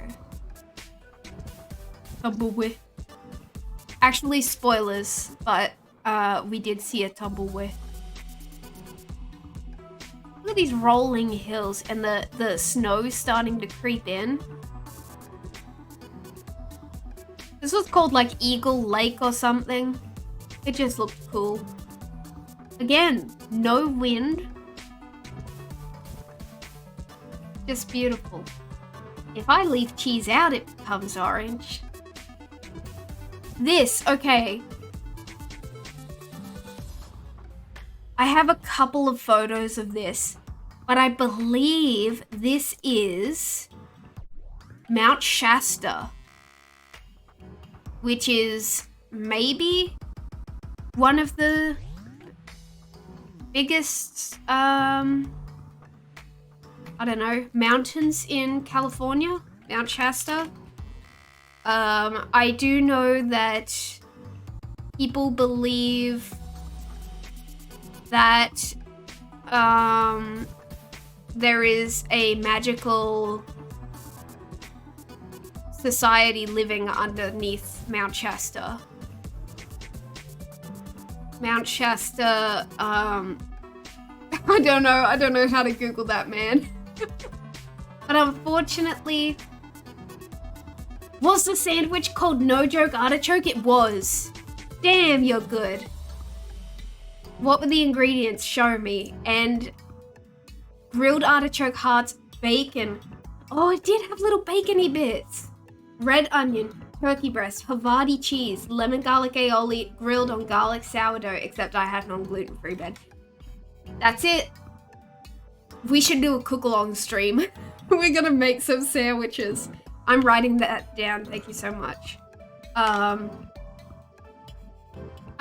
I just went to look for it yesterday on my phone and I couldn't find it. Okay, so it didn't have roast beef on it. It just had turkey.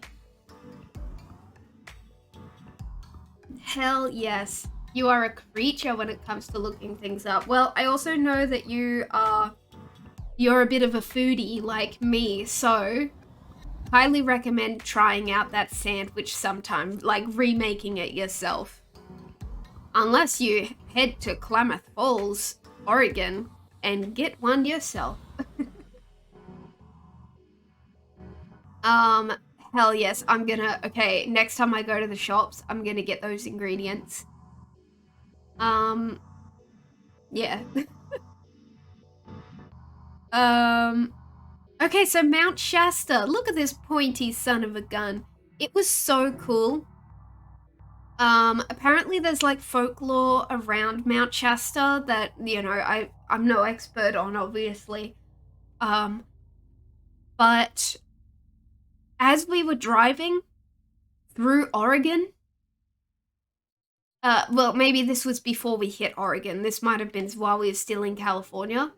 And we could just see this, like, Mount Coronet looking pointy mountain just looming in the distance as we were driving, like, miles and miles, and it was just still there. Yeah, I can see why that would have folklore behind it. Again, it's very, very Mount Coronet coded. Tumbleware. Tumbleware. Have you guys seen the Tumbleware video? Tumbleware video. No, I don't know. Meme? I don't know. Tumbleware. No. TikTok. I don't know, I can't find it. Anyway, it's a video where a guy, he's driving and he sees a really big one and he says, "Oh, Tumbleware." I'll see if I'll DM. Oh, okay, I got some messages. I'll check them right now. Okay, awesome.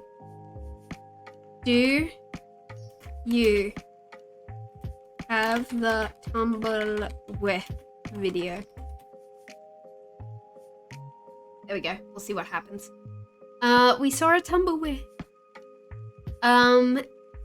Speaking of, I'm gonna give you guys some watching, some homework. Tumbleweeds.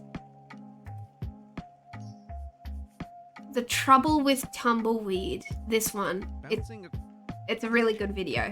This is your homework, okay? I got recommended it one day, I think, and it's really fascinating about tumbleweeds and how terrible they can be. Good video, recommend it. Okay, Tumbleware. Okay, so then this was when we were in Klamath Falls after that really good sandwich. We had to turn around to get a photo of the Tumbleware. Then we headed up through Oregon. Look at this quarry.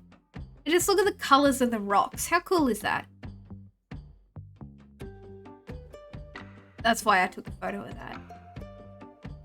Oh, I also didn't get a photo of it. The first time I saw deer,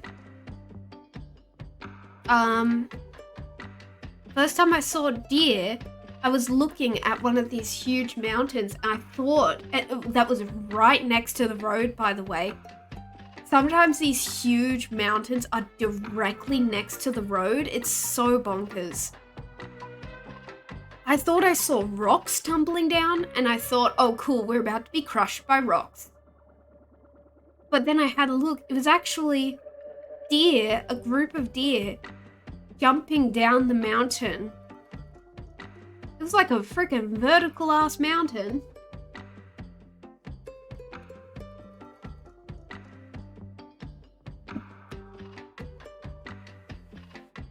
I gotta move my phone. Oh, because there's some Pokemon Go event happening, I guess, so it keeps sending me notifications. I did play a little bit of Pokemon Go while I was over there, because turns out, Americans, you guys are still playing this game because you actually have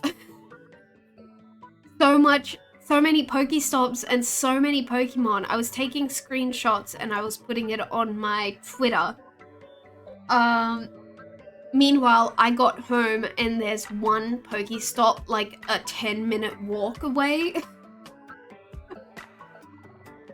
But I might try and get back into it a little bit more. Because I'm gonna be doing some walking anyway. Oh, I came back and the weather, the temperature has dropped. So if it wasn't actively raining, it would have been really good walking weather. Okay, let's Google these Arizona leaping cacti. I didn't see any cactuses. Oh, good gravy. Oh no. Jumping cactus.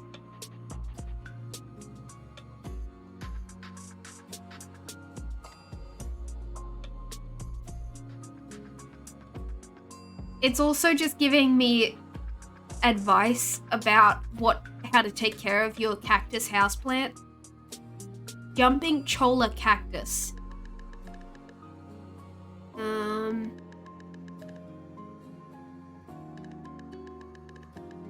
Oh, I think this is one of those AI generated news stories because it doesn't make any sense. Awesome. They detach easily. Oh god. Man, cactuses. So scary. I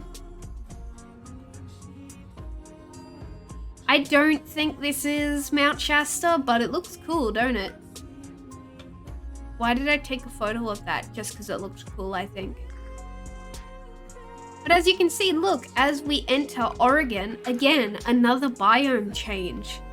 We started getting these, like, more like what I expected Oregon to look like, to be honest. Green and... Okay. So. What I need to explain about the trip is that one of my stops I wanted to go to, we went through Klamath Falls. I wanted to go and see Crater Lake, which I believe might have been here somewhere. The thing is, this is when we first found out about, this is when we first discovered what it truly means to be out of season for events and stuff we wanted to do. I wanted to go and see Crater Lake, which I'll show you.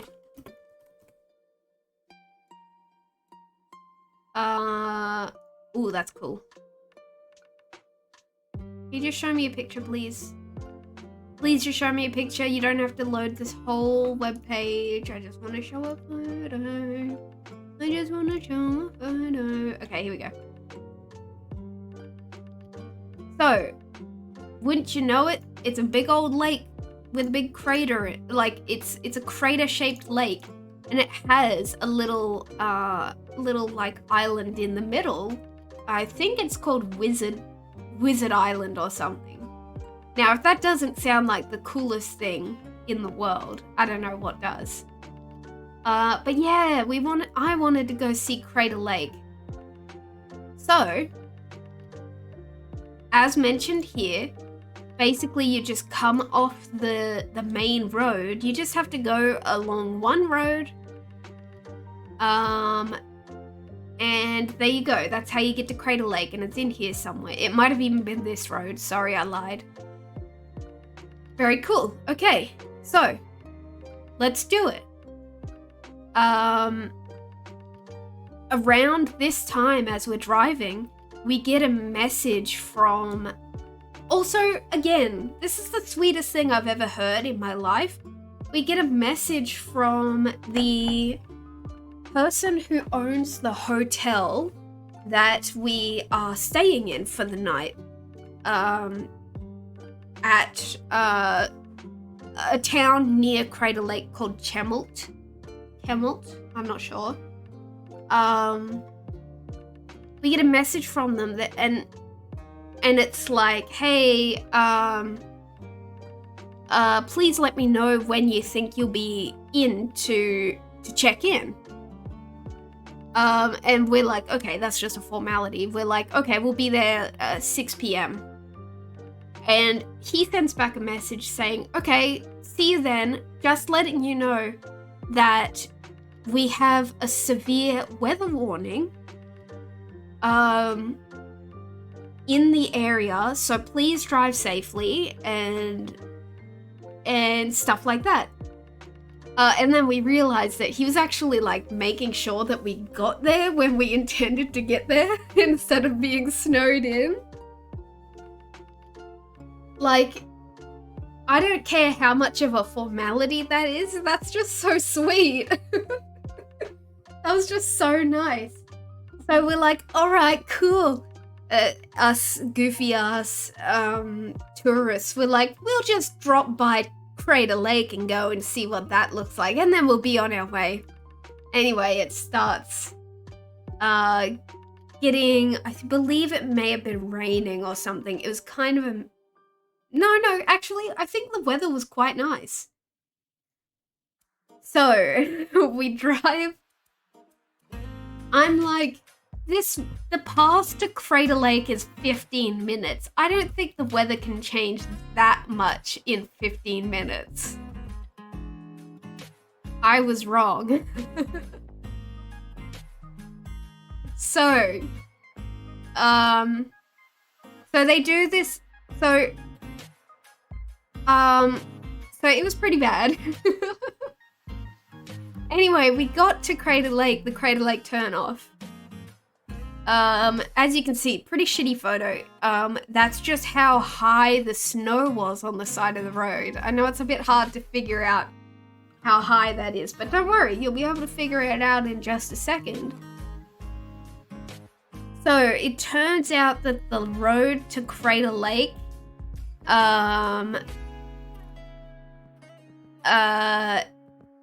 was not on the mandatory list of having to keep clear so people could get through. It was kind of, it was it was like a holiday destination instead of like a mandatory road people had to get through. Anyway, so we pulled off on the side of the road and we saw this in front of us. So if it's a bit hard to decipher, you know when there's the gate in the road that they close to stop cars from coming through? Like in a parking garage, the gate, the beam that comes down to stop you from going through and opens up when you pay for parking. So that's what this is down the bottom here. So that's how high the snow was. It was pretty high, and we weren't going to be able to drive through that. So there you go, that's Crater Lake up there somewhere. What am I gonna call you? Jibber Jawbone? How about Jib? How does Jib sound? I think this is the first time you've been in my chat since you've changed your username. But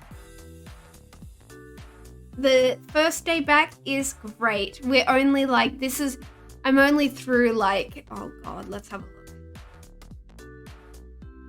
I may be a third of the way through all of my photos.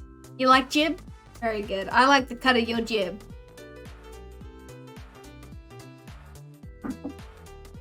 Alright, you have now been christened Jib. Welcome in. To old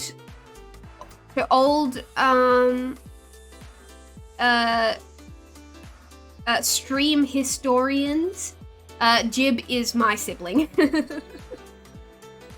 Previously known as Colonel Knight. Welcome to the team, Jibber Jawbone. Very Dark Souls.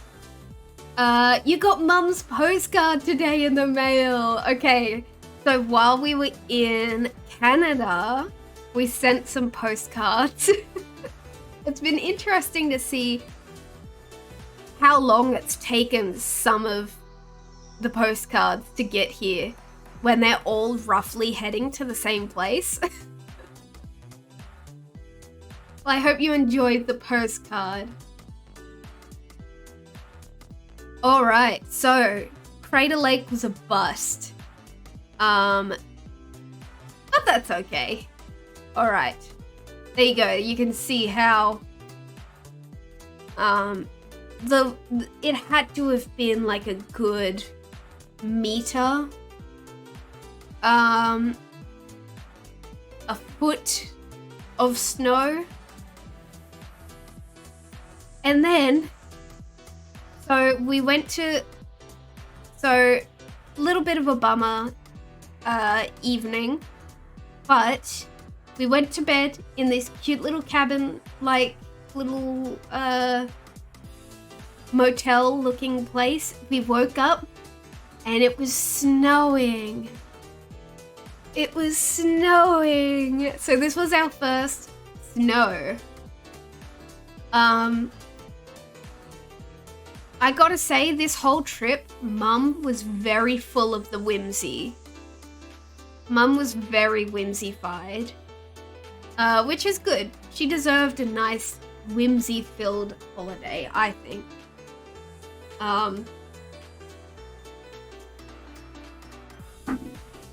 But Mum, like, in the morning, like 7 a.m., we were in a very yeehaw pilled, yes. We're in this little, like, 2-bedroom little cabin type thing. And she like jumps out of bed and she flies open the curtain. She's like, it's snowing.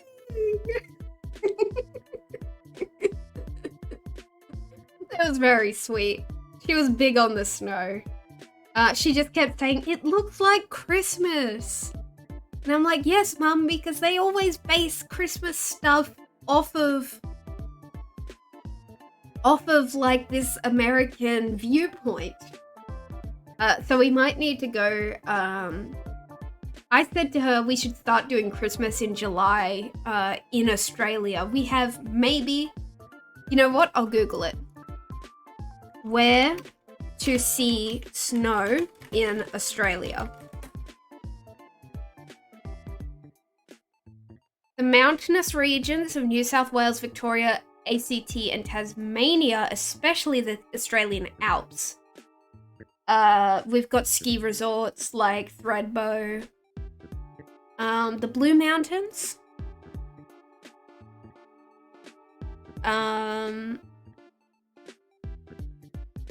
There's like one day a year where sometimes the ACT has mountains? Yeah, what the hell?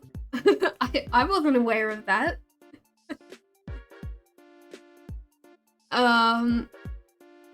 Yeah, but I might have to do some more traveling. Anyway, I need to save up some money first. I did pretty good with my spending money, I will admit. And I still managed to tip nicely, so I'm pretty happy about that. Anyway, snoo! So because I had so many good things to say about the person who ran this hotel, I will say Eagle Crater Lake Inn. Vacancy? Yes. Open? Yes. It was very good. It was very cute. It did what it needed to do. And look at the little steppies. Steppies. Love that. Okay, this was our first snoo. It will not be our last snoo. Because let me look at our map again. That's when we headed through Eugene. Oh, Eugene had some good eats. That's right. Is that where I got, I think it was. We will see soon what I got. So we got to experience driving through snow. So we ended up going like a quarter of the speed limit for like 2 hours. Beautiful mountainous region. Not great when there's ice on the road.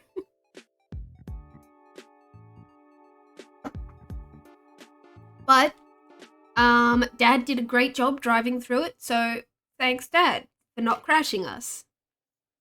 As you can see, it's schnoo pretty bad. Yeah, it was not great. That was pretty snowy. Beautiful sights. Dad was shitting himself the entire time, gripping, like white knuckle gripping the wheel. Thanks, Dad. I'd better send him another message saying thanks for your good driving. And the trees attacked. And the trees attacked. Snowy. Remember, I'm still trying to get photos of houses with snow on the roof for Mum. And also, she was big into icicles. We'll see some icicle photos. Yep, so it was pretty not good to drive through. Again, beautiful. What do you reckon that says? I don't know. It's something peak. I liked these photos because you could see the trees disappearing. I think I have a good one coming up. Oh, that might be it. It's really hard to... Why did my screen just go black? Uh-oh. It came back, don't worry. It's hard to see here, but the mountain range comes up to like here in the photo. And that's just all the trees disappearing into the fog. It's so sick. So cool. And then we made it to Oregon and it started looking like, this is what I pictured out of Oregon. This is what I pictured. Stuff like this. And the rain turned to sleet, turned to... Nope, opposite way around, Folly. The snow turned to sleet, turned to rain as we entered the top, middle, big old motorway section up Oregon. Oregon was so pretty. Honestly, I was thinking the whole time, I was like,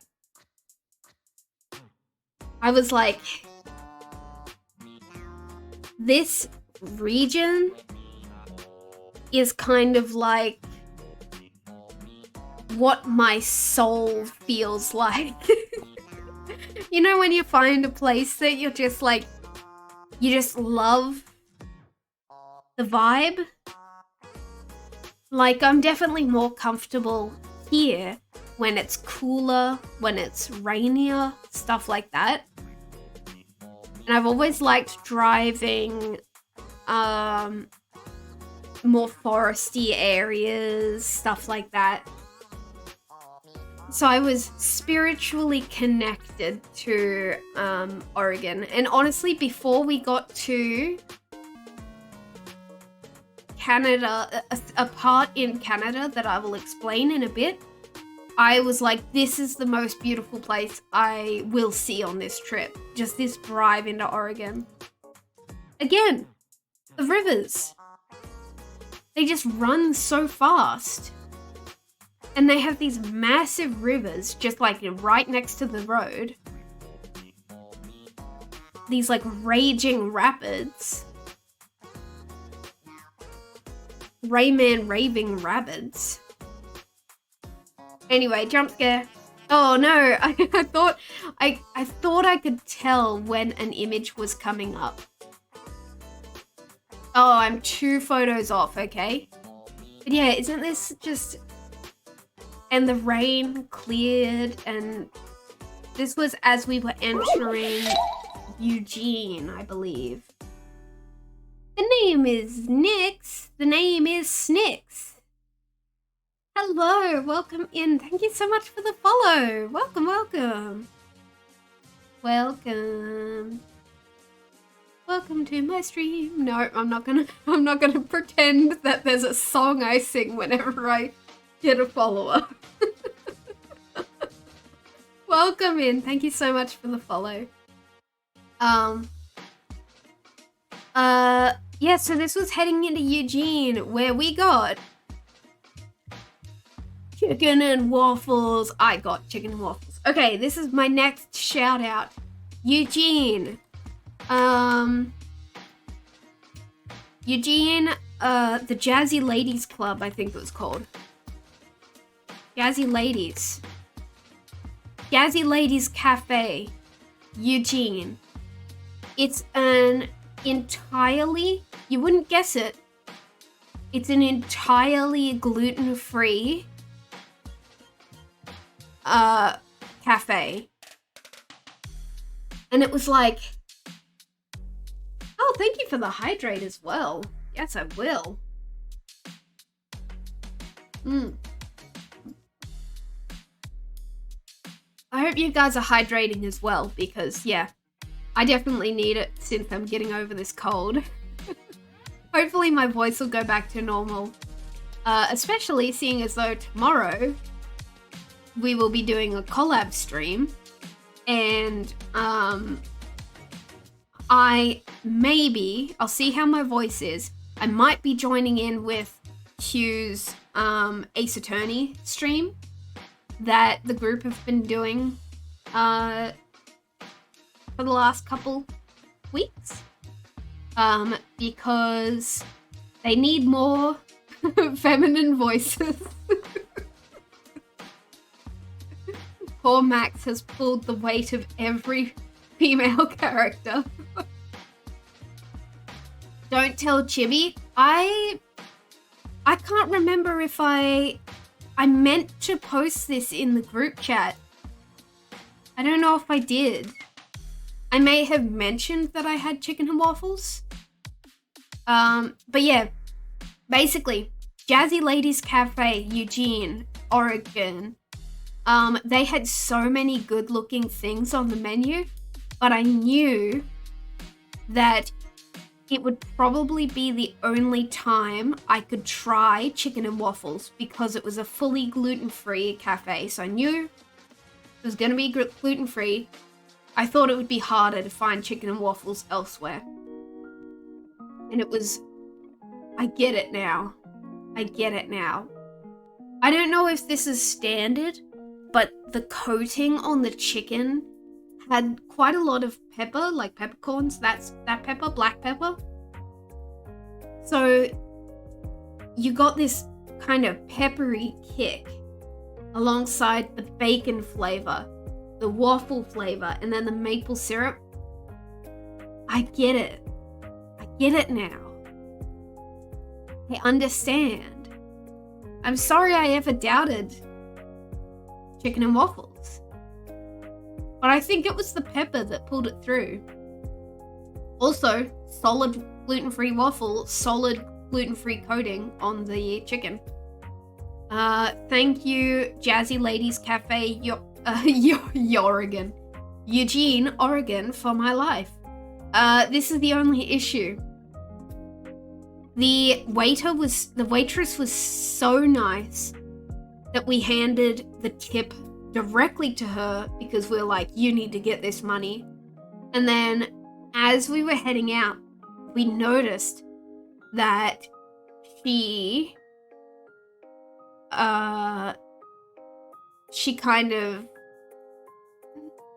got like called up by the owner, who we were guessing was the owner of the place. And they were kind of like talking amongst themselves, and she kind of gestured at us, and they were looking at us, and then when they noticed we were looking at them, they kind of looked away. And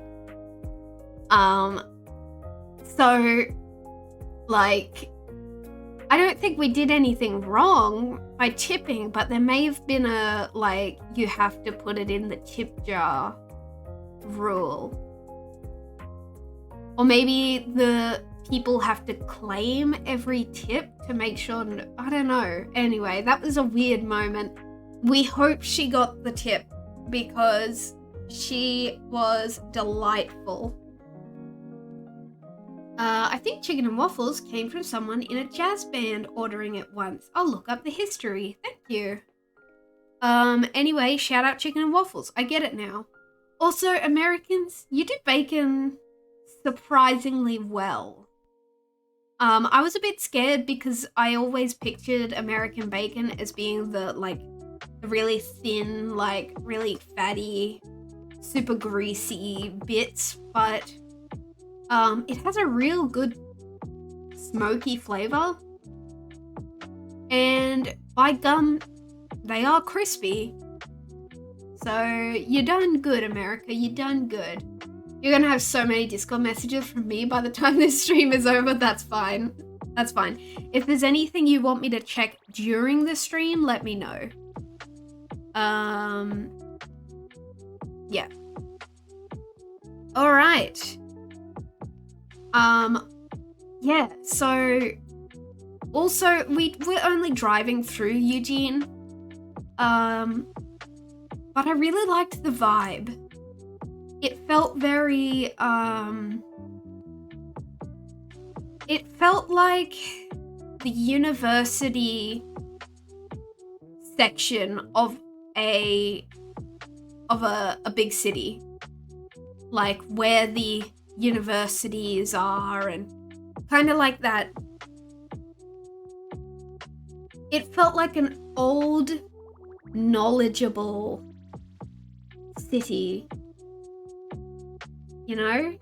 I surprisingly liked most of the cities, the big cities in America. So thank you, America. And also, I guess I'll talk about it now. Up until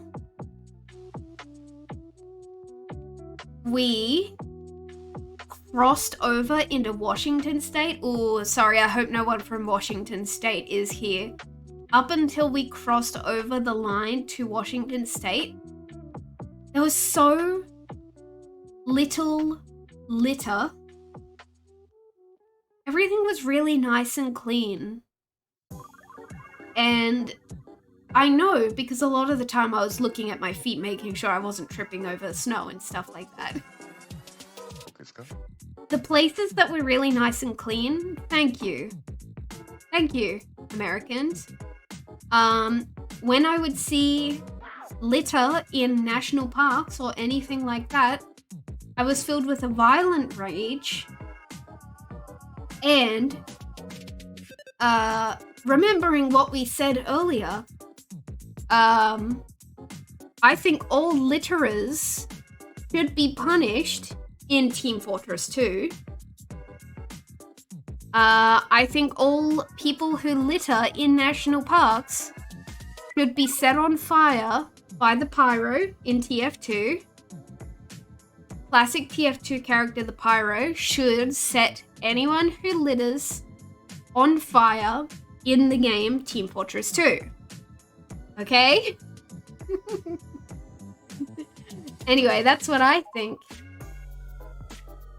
Folly wishes all litterers a very how very dare you for shame.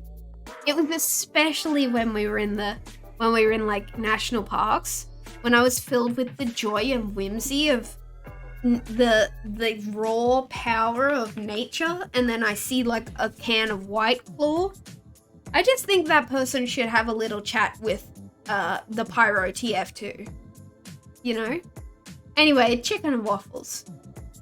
Anyway, but yeah, I'm sorry. I'm so sorry, Washington State people. I wonder if they have a different, like, organization who takes care of roadside litter. Because we were traveling along the same stretch of highway, and it was like, as soon as we hit Washington, I was like, whoa. Guess they don't have the same organization who picks up all the litter. On the side of the road in Oregon. But Washington State, still very beautiful, very powerful, very beautiful.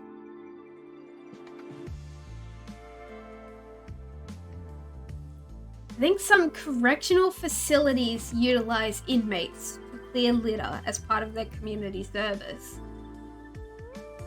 I see. Okay. Well, thank you, inmates, for doing such a great job. Hope that you're doing all right in there, and hope that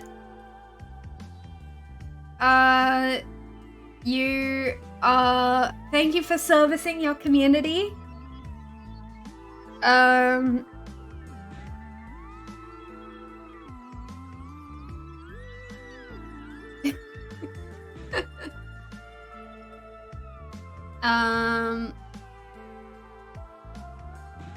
hope they're getting a fair deal.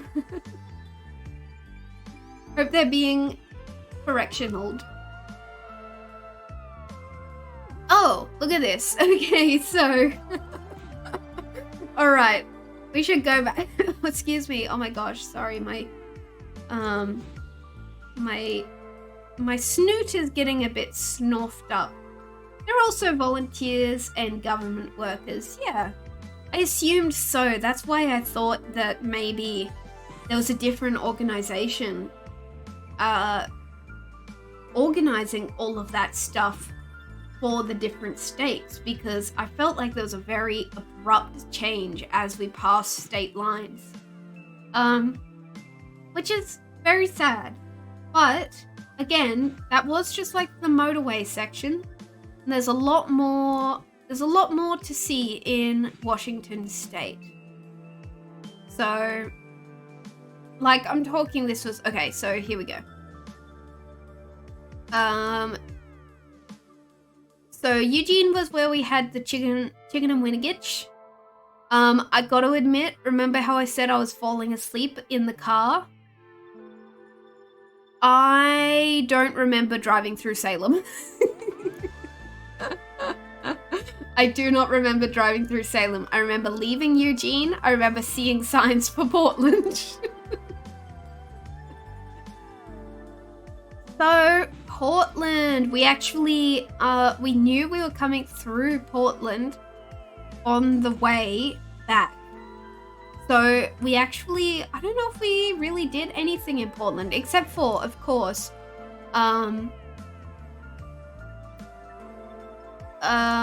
let's see if I can find a Fort Vancouver. By the way, did you know that there's just a city just outside of Portland called Vancouver? Like, not Vancouver, Canada. Just Vancouver. Vancouver, Washington. Oh yeah, I didn't notice that so like, yeah, we're in Portland, you go like across a river and you're in Washington state. So right around here, there is a town called Vancouver. Bad name, guys, change it. It's too close to the other one. And there is an old historic fort there. And it was closed. It was closed for the season. Let's see if I can get a screenshot. Very cool. Very cool to walk around. Probably would have been cool to go in. Well, there's the big door that was closed when we got there.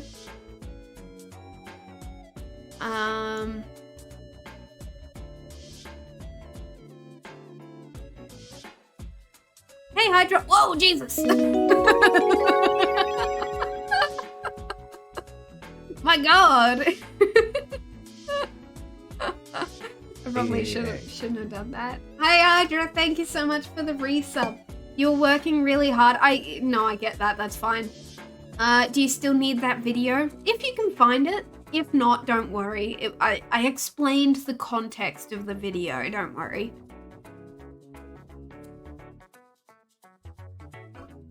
Anyway,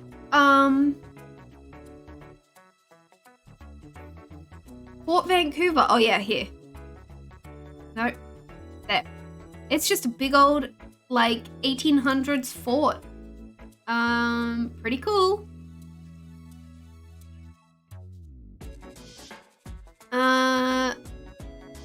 I bet you they do like reenactments and stuff like that there.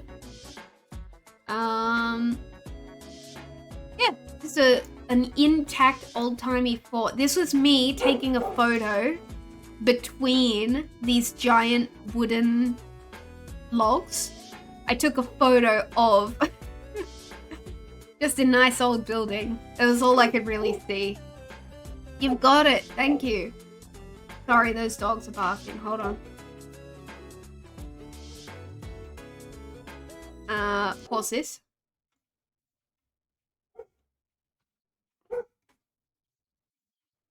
Tumbleweed.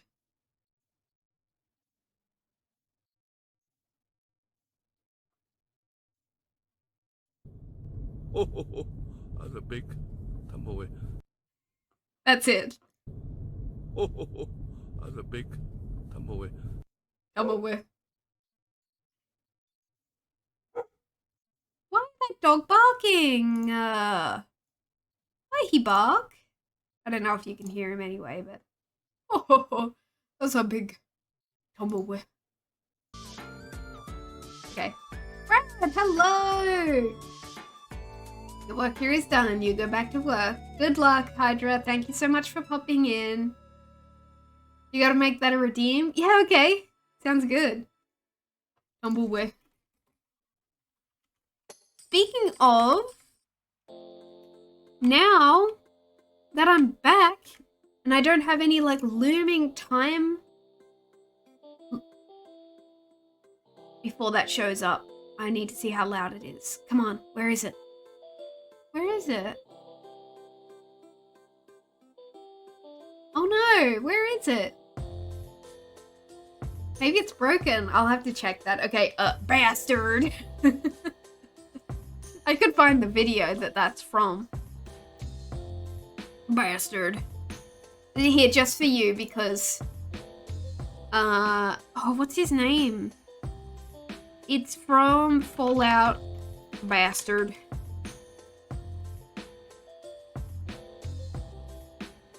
Easy Pete. Easy Pete. Yeah, now that I'm back and I don't have a time limit, I reckon we can do some streams where we start working on some new stuff for the stream. How does that sound? Anyway, bastard. That ought to keep things settled for a while. This is what it was like in America, by the way. Bastard. Bastard. Look at him go. Look at him go. Look at him go. Bastard.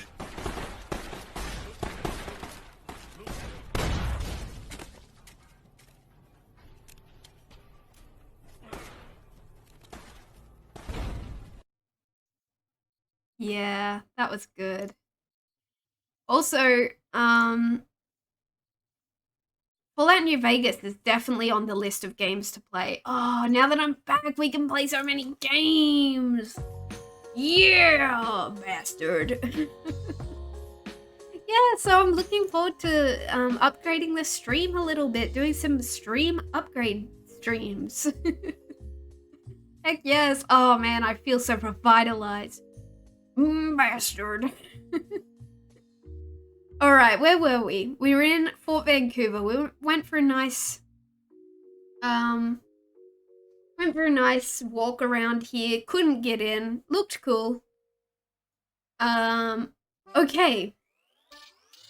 So then we stayed the night in a town called Olympia, which is really nice historical kind of town. They have like a parliament building. So it's like a parliament building in Washington. It's like the White House, but it's not that one. Not that one. The big White House in Washington, but it's not the one you're thinking of. I just think that's funny that they just made a place that was named the same thing and decided to put the same stuff in it. They're like, yeah, we'll put some parliament buildings and stuff. Anyway, Olympia was a really nice town. Unfortunately, we were kind of exhausted because we had just driven like 6 hours or something like that. We were going to walk down and get pizza, but I think we just went to bed like without dinner because no one wanted to actually go out. You gotta check some previous games and see if your new rig can handle them. Yeah. Yeah, because I realized that my 3D face tracker couldn't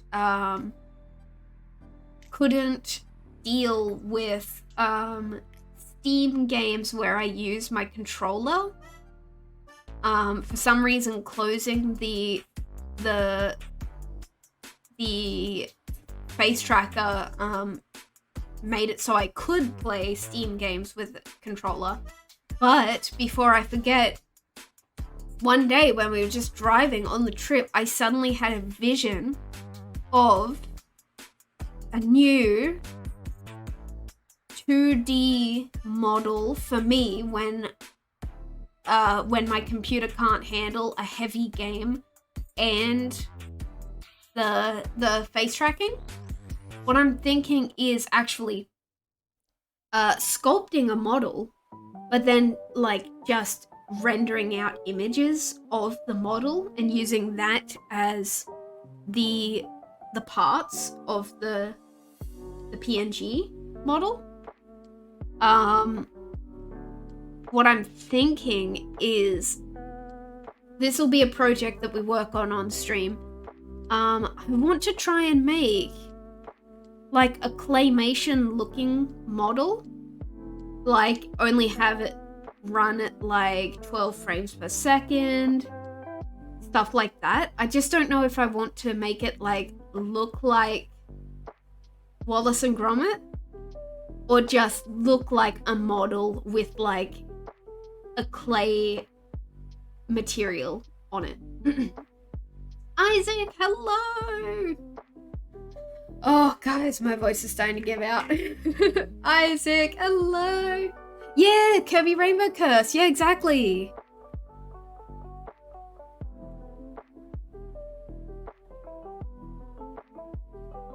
Thank you for keeping me hydrated. Whew. Okay. Thank you for lurking, Isaac. Good to see you. Thank you so much for popping in. Yeah. Anyway, so Olympia, very nice town. Would have been nice to have stayed a couple days, honestly, but again, it was just another one night stay.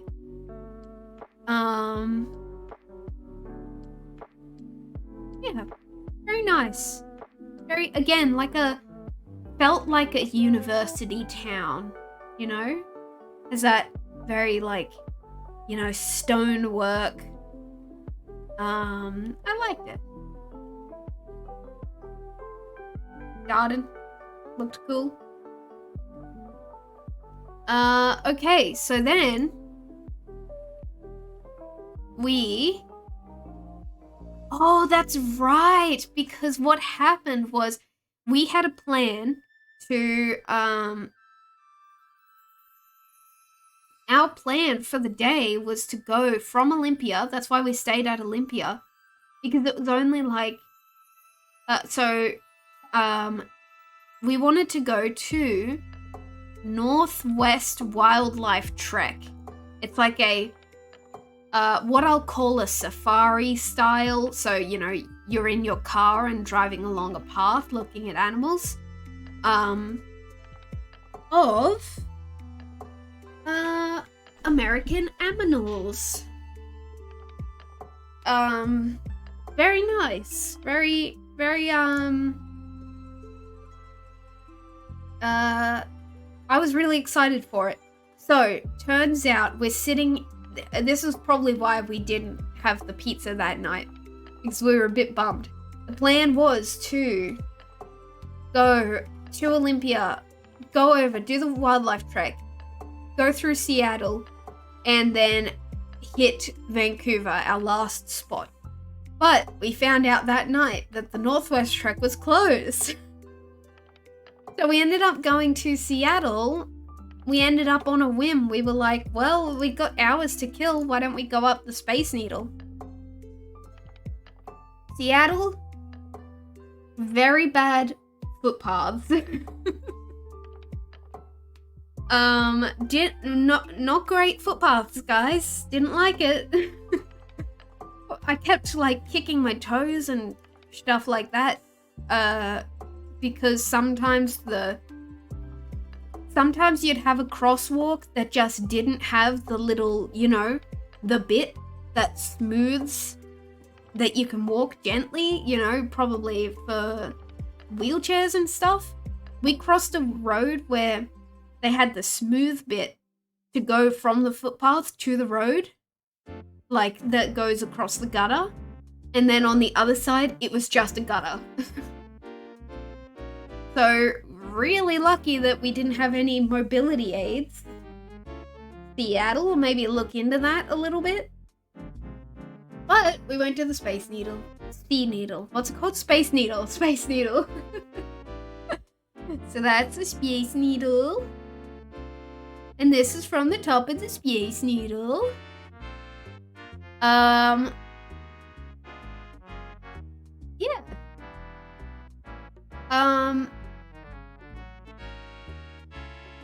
Again, maybe it's just been a while since I've been in the big city, or maybe it's because all of these American big cities feel a lot more spacious than, say, Brisbane. So I haven't been to Sydney or Melbourne in a really long time. But Brisbane, to me, feels more crowded. I didn't feel crowded in these big cities. They were big cities, but yeah, it didn't feel crowded like Brisbane does. So this was the view from the Space Needle. I'm gonna warn you, there is a semi-arachnophobia warning on this next picture, but it's really silly, you'll see. You ready? Here we go. So they have these paintings of these big, like, things on this roof. These are paintings. Why did they paint these? Why did they put these up here? I love it. But why? Why did they decide to paint a mural on top of a roof of giant spiders that only people on top of the Space Needle can see? It got me. I love it. But I just think that's interesting. These big honking guys. I think that's really funny. Anyway, there's more Seattle. Yeah, Seattle. Space Needle. Green Needle. Okay, here's one thing I didn't point out. American, like, everything's like a big grid. Which is pretty helpful. Because if you, like, you know that everything's connected. So if you miss your turn, you know that there will be a way to get back to that place. Again, I must just be a bit of a country bumpkin because I feel like this is probably normal for bigger cities. This, like, grid formation. I just thought it was neat. Also, we started experiencing around now one-way streets, which started to become the bane of our existence once we got to Vancouver. And there's the big bits of Seattle. Again, it was nice for a day trip. That's the thing. All of these places, very nice for a day trip. You know, questionable to live there, I would say. And that's my boots with the fur. That's the Space Needle. Oh yeah, it had a glass floor. To hell with that. No thanks. Oh yeah, because there was a guy working there. Good luck, Guy. Thank you so much, Guy, for your hard work. Pretty cool. Not a fan. I wouldn't preferably work on the side of a big space needle. And then we made it. Was this in Seattle or was this in Vancouver? I think this was in Vancouver. We made it to Vancouver.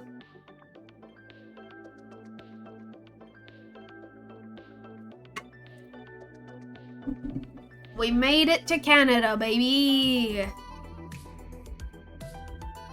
And we partook in the custom of going to Johnny Rockets. I don't know if Johnny Rockets is like a popular chain restaurant or anything in America. It's just that it changed our lives when we went there, when we went to Los Angeles 15 years ago. Because that was the first time we experienced American-sized things.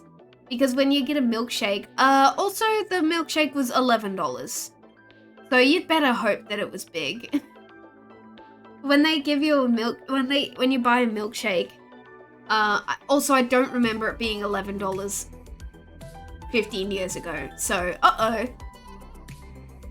when you get a milkshake from Johnny Rockets, they give you the milkshake in the cup, and then they give you whatever didn't fit in the cup, in the metal cup here. So you basically get 2 milkshakes. Anyway, we went with a chocolate, a strawberry, and a banana. Also have to mention, in this same shopping center, I got Manhattan-style clam chowder. So I unfortunately didn't get to try the not Manhattan-style clam chowder because that one uses flour. And no one thought to consider just using gluten-free flour. But that's fine. Manhattan-style clam chowder is like the tomatoey one. So it's like a thin base with tomatoey. It was yummy. I liked it. Very nice. Never had clams before. Now I've had clams. Love it. Thank you. Anyway, good milkshake. You will see more of the milkshakes.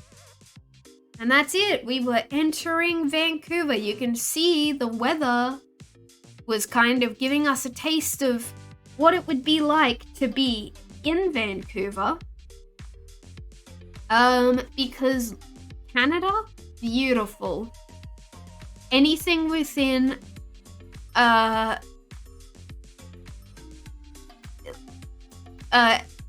traveling in Vancouver, the city, absolute nightmare. Such a nightmare.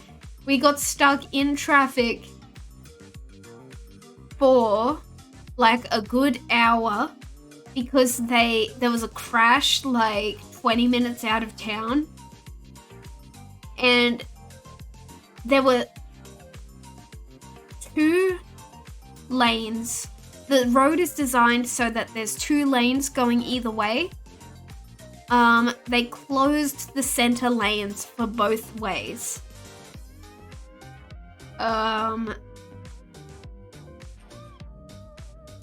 And it disrupted the entire traffic of the entire city of Vancouver. Okay, but our first trip in Vancouver, I will show you on the map what we did, because so the plan was we had a lot of stuff we wanted to see at Vancouver, so we stayed in Vancouver in the same hotel, which this time I won't name because it was completely, utterly standard. First day in Vancouver, we went right here under the A. There's an island called Bowen Island. Bowen Island. And we took the ferry. So,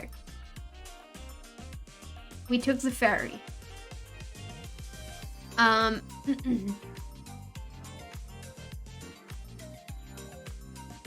My voice is starting to go and I've only just gotten to the midway point in the trip.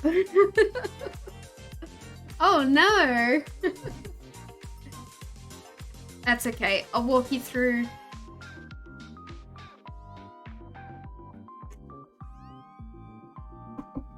I'll walk you through what we did.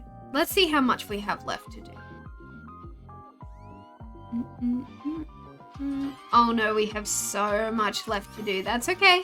We'll just take it easy. Okay. So this was... I'll stop trying to push my voice. So this was Bowen Island. We found this nice, beautiful little beach. So this was, you know, this was the Pacific Ocean. We finally made it to the Pacific Ocean for real. I felt so like, again, remember I said earlier that I felt like my soul connected to the dreary kind of wet weather of Oregon. I was standing in the rain on this beach and I was like, dang, I truly am an ocean creature. It was so nice. Look at this big ass driftwood. So that was the thing it was hard to get a photo of, is that driftwood on the coast of America is like full trees. It's so cool that just full trees will just float up on shore. It's bonkers. Oh, that was just behind the beach was more driftwood and a little waterfall. That was the beach. There's some Canadian geese over there. Very nice. Again, I know it looks a little bit dreary, but there's just, I don't know, there was something special about it.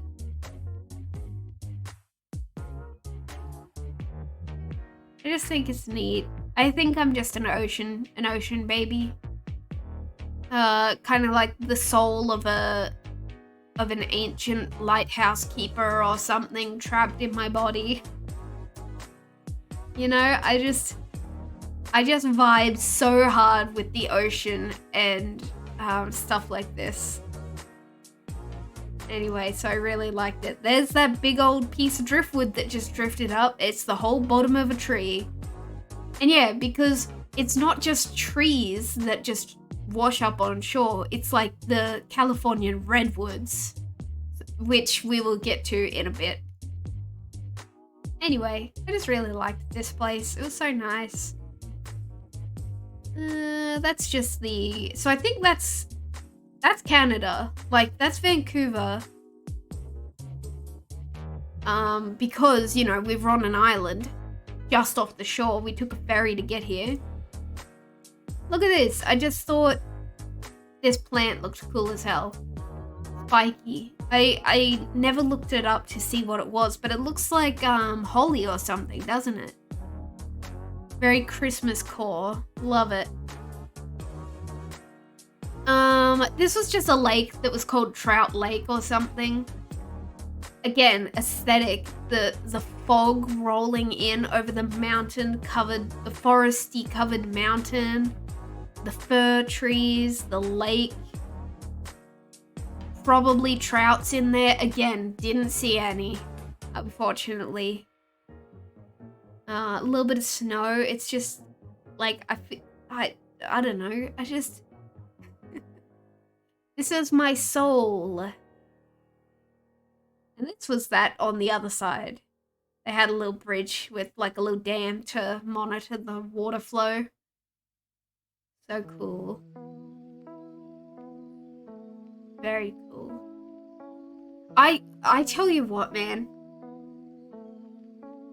I know I always joke about like wanting to fish and stuff like that, like funny fishing hats, stuff like that.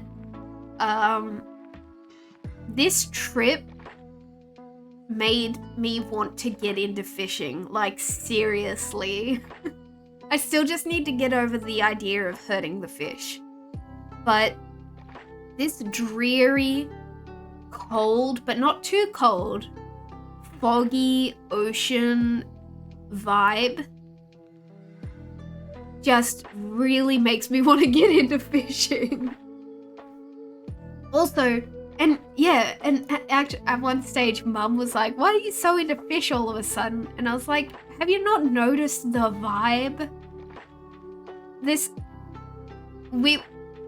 There was a big fish vibe." What I liked was that, you know, when you see sculptures and stuff of like the local animals and stuff, you know, there were plenty of sculptures of deer and plenty of sculptures of like bears and stuff like that. And then like salmon was always included in that. And I was like, you know what? Like, hell yes. Put some respect on salmon's names. Like, I don't know why we avoid seeing fish as like the cool wildlife that lives near us. Anyway, fish rant over. This was when we were back on the ferry. I just thought it was cool. We're in a car on a boat. We're in a car, in a boat, in the water. And I had to crop this one because I didn't want to dox this person. Fish cool, also tasty. I just made a salmon potato frittata. Really good. Really good. Call of the Wild, the Angler is free on Epic Games.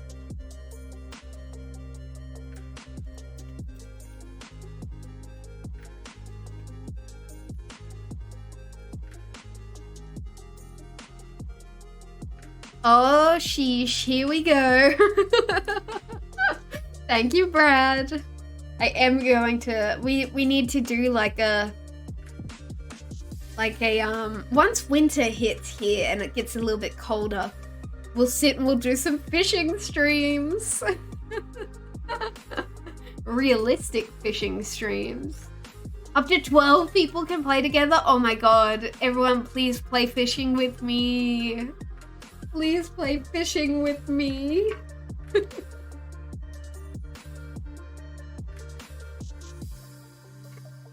Heck yes. Also, oh, you're not gonna believe this. Alright. So that was just the view of the mountains. Also, like,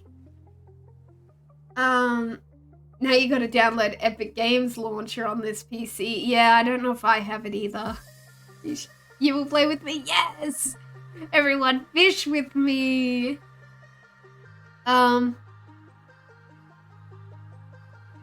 This is just to show that, like, they have these big honkin' mountains right next to the shore. Like, right next to the ocean as well. Like, they just have these big mountains everywhere. And I guess, you know, when you think about how mountains are formed, you would think that there should be big mountains right next to the ocean. But I was just so impressed of how big these mountains were. So speaking of fishing, I did buy a funny fish hat, okay? I was hoping to find more fish-related hats. I really wanted like a Bass Pro Shops hat or like a, you know, Fish Fear Me, Women Want Me, something like that. So I might have to fill out my collection a little bit later, but I did get this one and I am glad that I picked it up because it's a really good hat. and it is also fish related. So we have Seattle, the Space Needle, as you can see. There is a squatch. There's a little squatch in there, all right? Squatching. And it's all in the silhouette of a cool fish. So you know what? That's a good fish hat in my opinion. I'm pretty happy with this purchase. And it's a great hat. I've been wearing it a lot. Although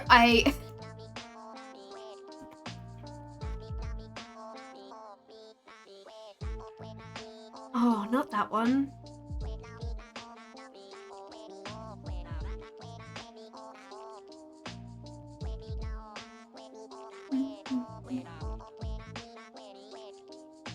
What is...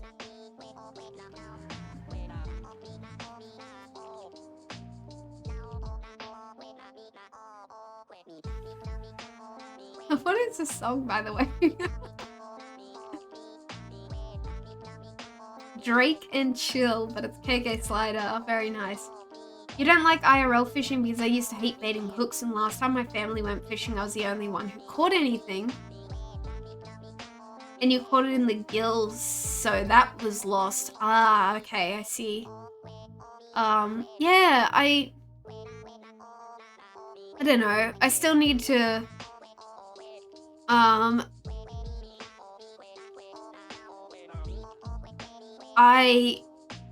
okay, because I am a bit of a germaphobe.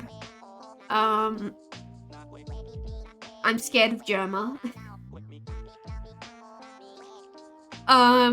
So I would just have to like try it out and see if it activates my yuck. Because I've been getting really good at washing the dishes. So there you go. Yeah, again, I don't want to be like hurting fish and worms and stuff like that. We'll have to see. We'll have to see. What was I looking up? I don't remember. Anyway. Oh, I got these really nice photos of the side of the road because this was when we were in the absolute standstill on the road outside of Vancouver. On the way out of Vancouver during that big traffic jam. So some very nice trees, some nice moss. Hell yes, love moss. Okay, so this day, this was our big... That's not it. This was our big day. So what we did was we went up from Vancouver. We went through Squamish. And hit Whistler. And that was the farthest north we have ever gone in the world, and probably will ever go unless we go back to Whistler sometime. But despite being stuck in this god-awful traffic jam, this was the most beautiful stretch of road I think I've ever seen in my entire life. I think it's called the Sea to Sky Highway because this is called the Sea to Sky Gondola. Let me just see if I can find some pictures of the Sea to Sky Highway because it was so beautiful that I physically couldn't take photos of the entire trip. Because first of all, we were in the car, you know, driving most of the time. And then every second of the trip, you'd see stuff like, whoopsie. Like that, driving along there, seeing all these beautiful giant mountains, seeing the Pacific Ocean, because this was the edge of this was all coastal. All these big, like, islands. It's just, like, come on. It was so beautiful. Like that. Oh my gosh. this was one of the highlights of the trip for me. Highly recommend it. Vancouver, kind of shit. Probably a nice place. It just... Oh, I didn't even tell you about the hotel. My God. So, yeah, the hotel that we had booked to stay in for 5 nights at Freddy's. So turns out they didn't tell us until we got there. They're like, oh, guys, yeah, sorry. Something's just come up. So, the road leading into our parking lot is kind of closed because it's under for maintenance. So you're going to have to take these very specific pathways in this area where if you take the wrong turn, you'll have to go all across Vancouver because there's so many one-way roads that you won't be able to turn down. And when we got there, it was like construction that had to have been going on for like months. There's no way that this was sprung on them. They're just like, oops, sorry, just doing a little bit of road work, ha ha ha. The whole road was blocked off and stripped of all of the concrete, and it was dirt. And so that was cool. We had to get out of that every day when we went exploring.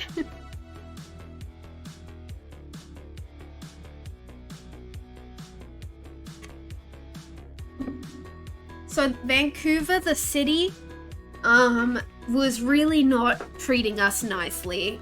I'm sure it is probably a nice place, I don't know. It was not nice to us.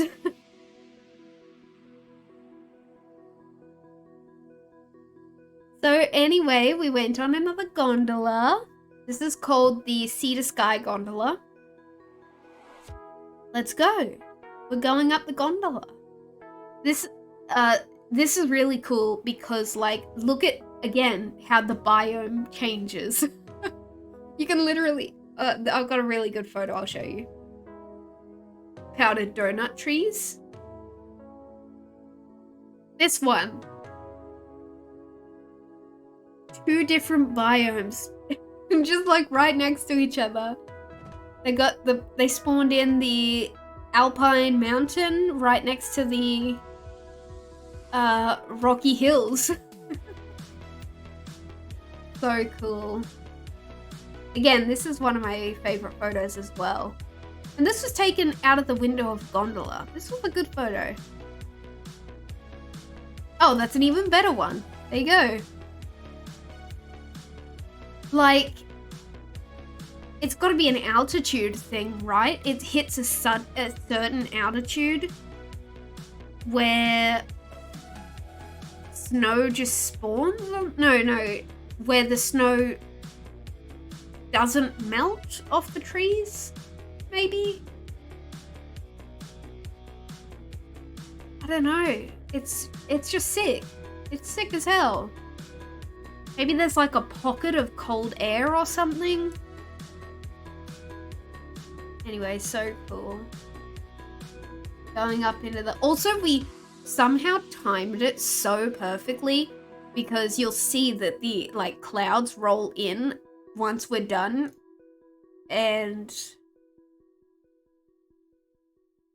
so freaking cool. Oh, yeah. So, there was a suspension bridge suspended over the mountain.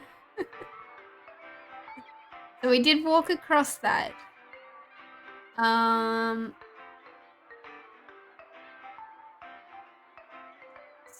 Just, again, like, this is, you know, very different from what I'm used to. So maybe that's why I was so drawn to this and why I thought this place was so beautiful, but like, unbelievable. This world is so unbelievable. That's a good one. And like,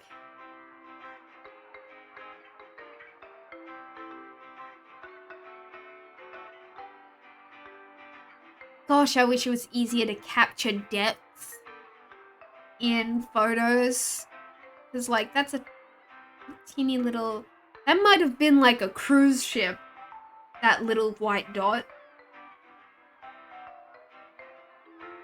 Oh, beautiful.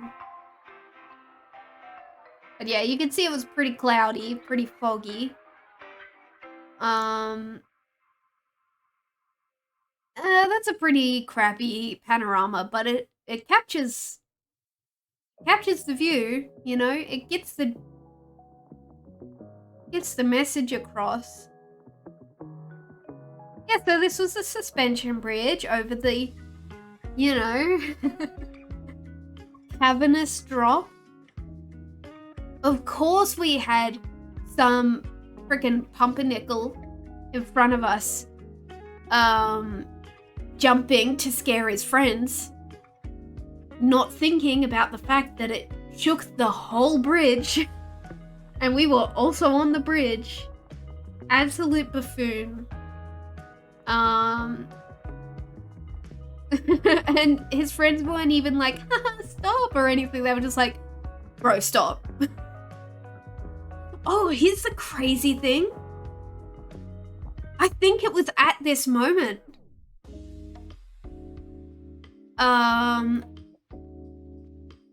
We're walking along, and because with all of the other tourists, we're kind of sharing a little bit of a, oh, come on, sort of look. And we hear this, oh, bloody hell, behind us. We turn around. It was an Australian. An Australian in Canada. I felt this sudden kinship with him that if I wasn't, you know, I stopped myself with my, like, social anxiety, but I was so close to going, oh my god, are you Australian? Where are you from? And here's the weird thing. One of the gondola technicians was also Australian. She came from the Gold Coast, I'm pretty sure. No, sorry. I don't remember where she came from because we talked to her on the way down. She was like, oh yeah, that other bloke was from the Gold Coast. And like for a split second, we were in this little bubble of being Australians in Canada.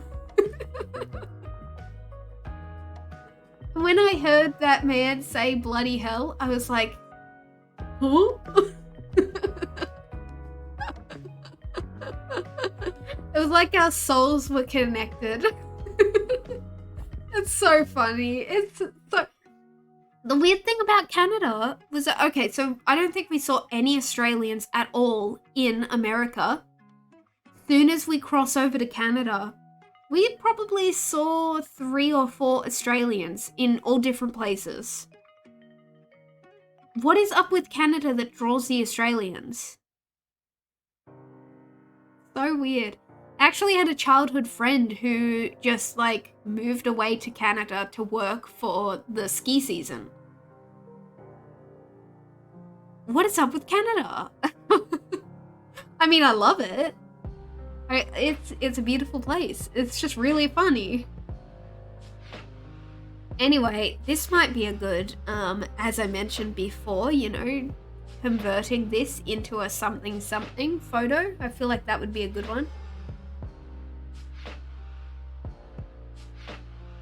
Yeah, so as you can see, the storm rolled in a little bit. So we timed our trip so well.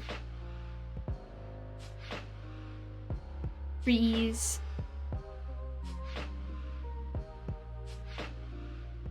So the fall didn't look that big from the suspension bridge, so that's good at least.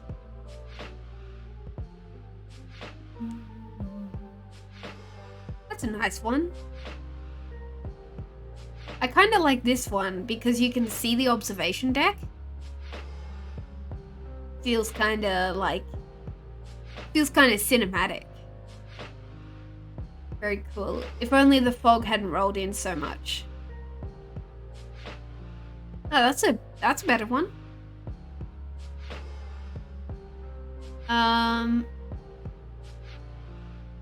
Yeah, I guess I was just taking photos. I guess I got bored of trying to get rid of any like kind of boring photos, like not self-explanatory. Well, this is important. Here we go. Okay, first of all, this was my first snowball. The entire trip we were trying to find a really good place because I talked about how in movies and stuff they roll a little snowball, and as it rolls it gets really big, like in Animal Crossing, you know, when you're making a snowboy. And when I realized how well the snow sticks to itself, I was like, oh, I get it now. Because it just like magnetizes to itself. So we kept trying to find a really good place where I could make a little snowball and roll it down a hill. Anyway, that's how far the ball got. Thank you, Pluto, for patting gold plated. Yeah, so as you can see, it did not get very far. But it was a nice snowball. And this is my first snow thing. So I tried to make a very small snowman. I don't know how you're supposed to get the snowball to look like a ball. It's kind of really lumpy, and I'm not really sure how to make it nice and ball shaped. So I made the snowman, and then I was like, that doesn't look like a snowman. And Dad said, you should make it like a snow koala or something. And I said, sure, you're on. So I attempted to add round koala ears to the snowman, and that also didn't work very well. And as named in the Discord, I believe her name is Dorothy. Say hello to Dorothy. I'm pretty sure I remember giving her eyes, but I can't see them in there. Actually, this beautiful face reminds me that one of the games I want to play soon, basically it's gonna be when I have one day that I don't know what to fill a game in with, I want to play Hylix. If you don't know what Hylix is, this is it. This is what it looks like. Like, this looks like a character from Hylix. So you'll see once we get to Hylix. And the first game is only like 3 hours long, so that's like a once-off stream. And more photos. So lovely. So beautiful. I like this one. Look at these red trees. Actually, again, good photo. Good one for the purpose, which I implied. I took a couple, it seems. Okay. So then, after that, this is heading up through Squamish country. Again, just so beautiful. Oh my gosh, you should see how Squamish is spelt. Squamish.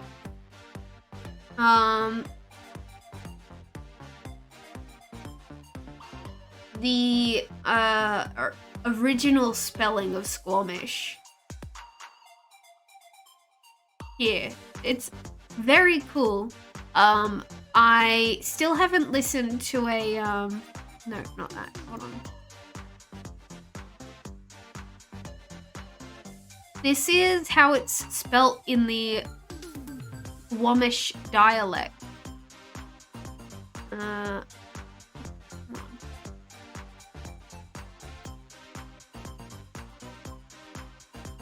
Whoa, it's big. That's how it's spelt in the local Squamish dialect. I believe it's called. The dialect is called Squamish. So what we learned from some Googling, because I was interested, was that the 7 represents a glottal stop, it's called. It's because I was like, what on earth would numbers in words mean? So it's a glottal stop. It is like mid-word closing your throat, like when you say uh-oh. So oh. So it's I don't exactly know how the other pronunciation is, but between the squaw and the mesh, there's a squat mesh. Isn't that neat? It made me start thinking, I wonder how other languages are displayed in, okay, hear me out, I'm gonna call it Romaji. You know, in Japan, Romaji is, how they,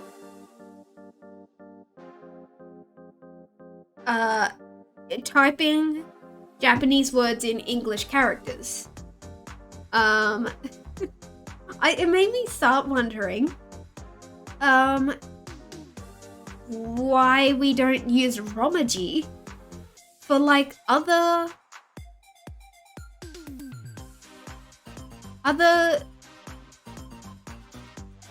languages that don't use English characters. I want to know, because like think about like Mandarin and stuff like that. I feel like if you Romaji'd Mandarin, it would look similar to how Squamish is shown here. I just think it's interesting. It reminds me of a point-and-click game I saw once called Woodruff and the Schnibble of Azimuth. It had super nonsense words for their numeric keypads. Alright. I've been thinking about... Okay, so I saw a video about a scary old point-and-click. Actually, I'm not sure it was that old. I think they just nailed the old look really well. And he, like, did a walkthrough of, like, the first half of the game, and then at the end, he was... I watched this video for 40 minutes, and then he's like, and now I'm not going to spoil the rest for you. You better go play it yourself. And I was like, shit! So now I have a scary game on my list that I want to play. And it made me want to play more old scary games.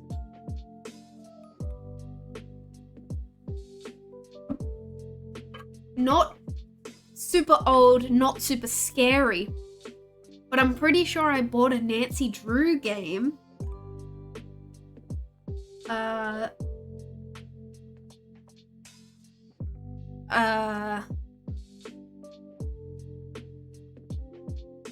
bought a Nancy Drew game. Did you mean Pinyin for earlier? Like Englishified Mandarin? Okay, so we do have some... sorry gang, I just straight up didn't know. What? Stop, ew! It started doing an AI conversation with... Because I'm using Bing, because I use like Microsoft Edge for when I'm streaming so that I can just close my Firefox that has all my personal stuff on it. Gross. Get away from me. Pinyin.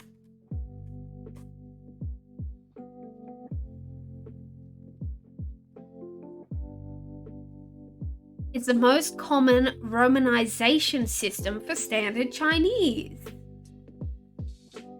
Cool. Okay. Yeah. I'll be honest. I think that's neat. I probably should have guessed that that there was something like that. But I never would have guessed that it was called Pinion. There you go. You learn something new every day, don't you guys? What was I was just saying. It's strange because I've never heard of Romaji, but you know of Pinion. Well, did you learn Japanese in school? Or did your school do a different language? Because, well, you know what? It's probably an anime thing. Like I probably picked it up from anime. Because, you know, they're like, I've probably picked it up from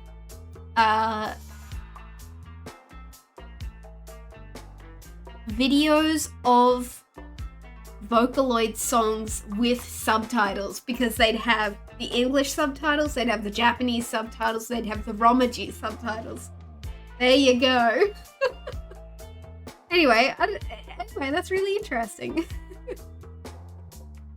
All right, so look at this big rock. Isn't that a good rock? Love it. Look at this guy. Wamish Days. Festival. There was a festival there? I just took a photo of him because he was there. He looked cool. Long time ago, you learnt Japanese. Might have used it. But I remember mainly learning a whole bunch of kanji. Ooh. Or maybe you were taught backwards or something. I don't remember any kanji, but I do remember hiragana. And I was sick when we were learning katakana. Oops. Okay, so this is... Okay, so this is why... this is why Mum wanted... Because basically, she guided our... she guided our tour of Canada because she was watching a TV show at the time of when we were planning our trip, and she found out that the show was filmed where we were headed. So she's like, okay, we need to go up to all these areas and check out this stuff. So the TV show is called Virgin River. It's, yeah, pretty typical. Oh wait, oh look at this. Okay. Pretty typical, I guess rom-com, Pacific Northwest setting, stuff like that. But I just found the best picture. Check this out. So this is a picture of it, I guess. This is the freaking river. But like this is, see right here, down the bottom? I think that's where we're standing. Taking this photo, look. This like part that comes out that is like a sandbank almost. I think that's it. So anyway, that's why we came up so far north. That's pretty cool. It is pretty cool. It was a beautiful place. Good setting for a TV show. Yeah. So, let's have a look. Virgin River is... I want to see... It's got a 7.4 on IMDb. So there you go. So basically that's why we came up here, because there is a Jack's bar. There's a character in the show that has a bar, And this river and this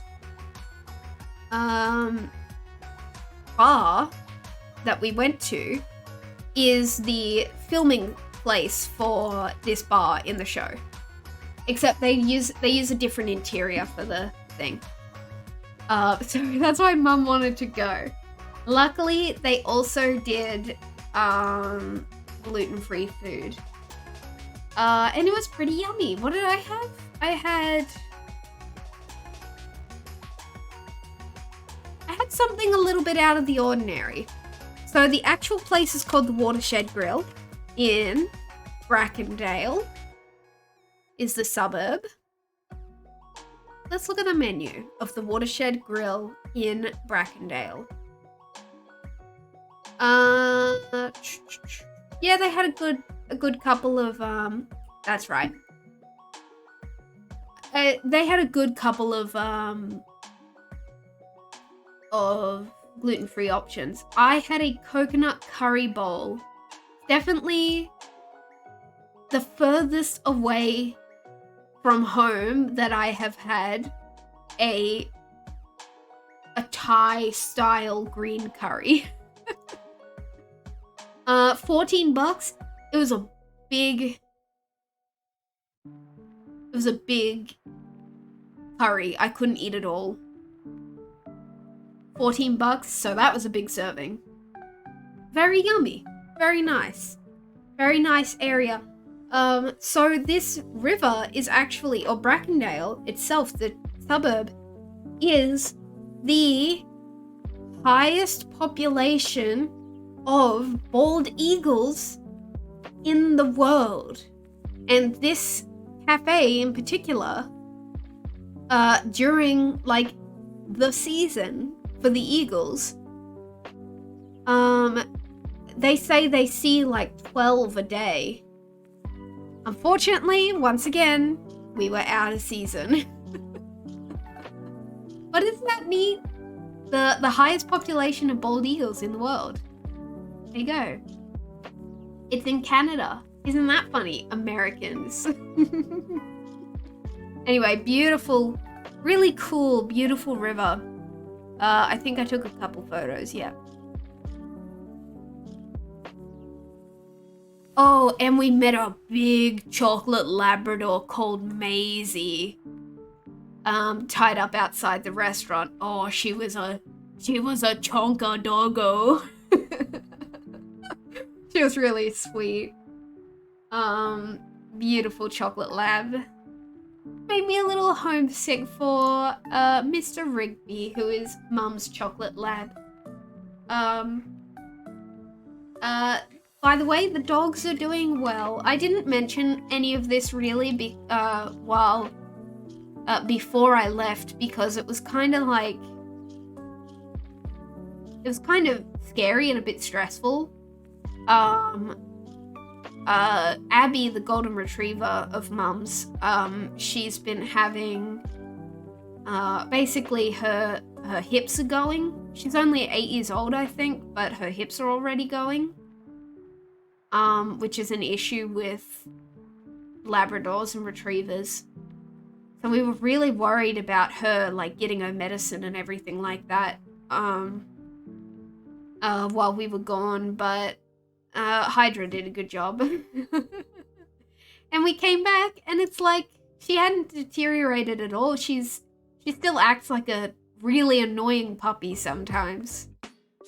And I'm so glad that we're back now to see the puppies. Anyway, sorry, bit of a ramble. I like the clouds in this picture. Check that out. That's neat.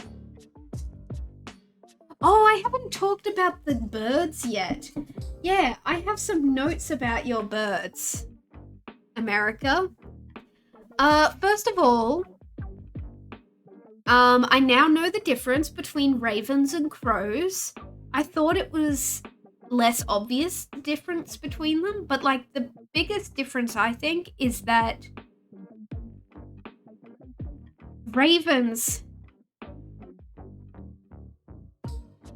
when you hear these noises on TV as like stock noises and stuff like that, you don't really think much of it until you get here and you actually hear them. And you're like, that's not a crow, that's a raven. They really say, caw, caw. And I'm like, yo, they said the thing. They said caw, caw. Whereas our crows go, our crows say loud foghorn noise. Second observation about birds. Hey, what's the deal with your giant ass seagulls? What's the deal with the giant ass seagulls that are always lurking? So, why do you have like albatross-sized seagulls? What's up with that? You didn't think to warn any of the other countries that you had giant seagulls?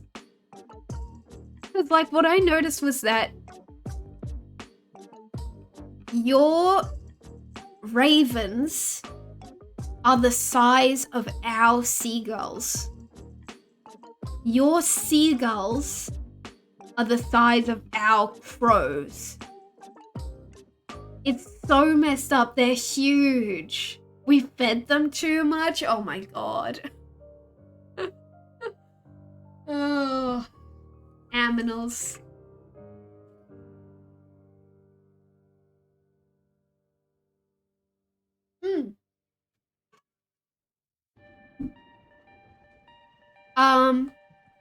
Other birds that I saw, I glimpsed a blue jay. No time to whip out the camera, but I definitely glimpsed a blue jay. So that's pretty cool. Mordecai looking us. And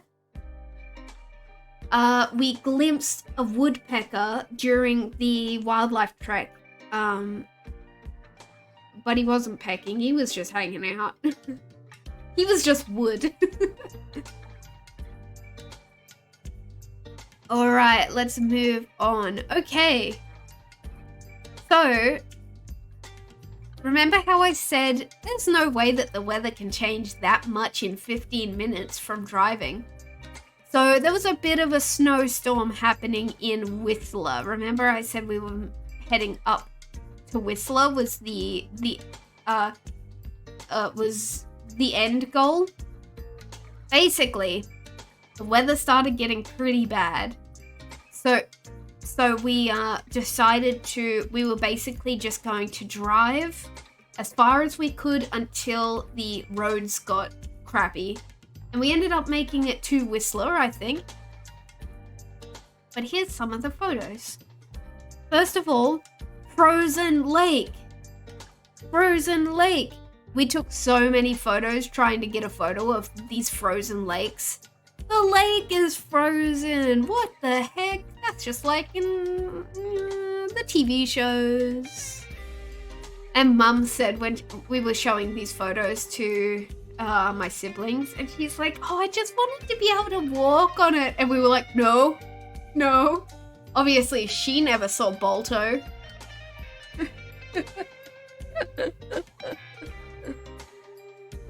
She's like, oh, I just want to put a foot on it to see if it cracked or anything. We're like, no.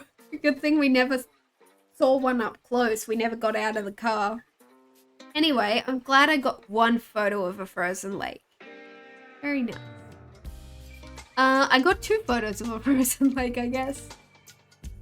That was just, we were trying to stop at all of these lookouts to see if we could get a shot of the frozen lake. I don't know why this was listed as a lookout. No offense, guys. This is a really bad lookout. So, we got to Whistler.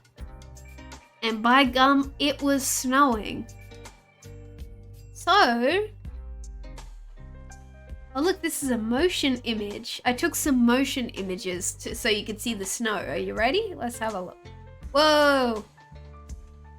Okay, it needs a little bit of cropping because I wiggled the camera around too much, but there you go. Snoo. That's definitely the hardest, that it snowed the whole time we were here. So we drove up to Whistler, we looked at the snow, we saw all of the people still walking around miserably in the snow, like holding their coats around them and stuff, and we're like, all right, let's go home. We did not get out at Whistler. But in a way, it was beautiful. There you go. So then we turned around. Oh, we actually saw a wolf, I think. Just me and Mum, because we were on that side of the car. And we both went, ooh, ooh, ooh. And it was just on like a side road. Must have just been crossing the road. And Dad was like, what? Panicked, scared the shit out of him because he was driving in snowy terrain. Beautiful. Oh, this is my my super cool photo. I call it Mountains Over Home Depot. There you go. See, this is what I love. This is what I loved about America. The most jaw-dropping, spectacular, mountainous sight you've ever seen in your life. And the Home Depot. All in one. You get everything. Anything you could ever want to see with your eyes in one go. Isn't that neat? Amazing. Again, you guys, please cherish your country. Okay, so then on the way back, we stopped at Shannon Falls. It was closed, but we kind of parked, where the road was closed, and we were allowed to walk. We just couldn't drive up there, basically. Shannon Falls. Oh yeah, that's kind of not a great photo because you can see the pipes and stuff, but I promise it's real waterfalls. There we go. Pebbly Creek, no fish. No fish again. Ridiculous. So cool. Just real neat. Just real neat stuff. A little bit sludgy, that's okay. Oh, you know what? I think we did pretty well walking in snow. The only times we actually tripped in snow was when, like, we were walking not on ice. We didn't trip on ice. We stumbled sometimes walking in, like, deeper snow. That way we didn't fall on concrete. Anyway, yeah. Shannon Falls. So that's the falls up there because we didn't really get super close. It was at the end of the day and we were all kind of tucking out. And it was very like icy, so it took a long time to walk. And Mum was scared of bears. She's like, but if it's closed, wouldn't there be bears? We thought as we were leaving, there was some very obvious dog footprints, and she's like, is that bear footprints? And we were like, yeah. Yeah, there's a bear nearby. Epic, beautiful, amazing, wonderful. Look at this. You can see that that's not snow, that's ice. So that was not great to walk in. Anyway, more pebbly bebblies. So cool. That's cool. I really like that one. I think that's a good one.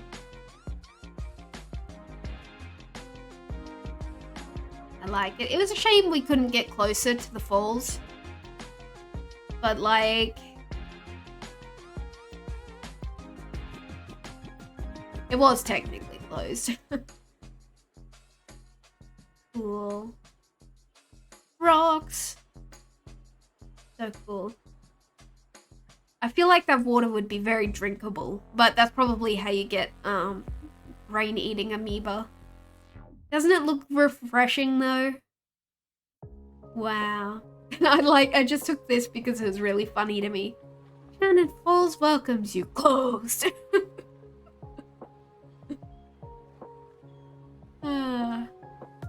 Anyway, very pleasant. And that was on the way home. It's just so cool. I love a good cove. Love a good cove. Here we go. And that's the Pacific Ocean. Wow. Okay, this is a celebrity. This is a celebrity sighting in Vancouver. It was very hard for the paparazzi, i.e. me, to get a photo, but can you guess who it is? Can you guess? You'll never believe it. A celebrity. I saw a celebrity.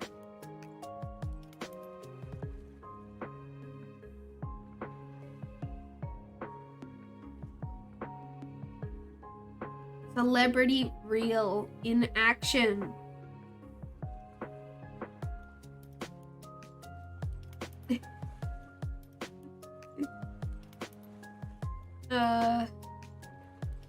Classic. The most excited I've ever been to see a boat. Maybe they should paint over the name. Because it kind of, you know, I wouldn't have known what it was until I saw the big name painted on it. Classic. Alright, was this when we were leaving? No, I think we had one more day, didn't we? Where am I?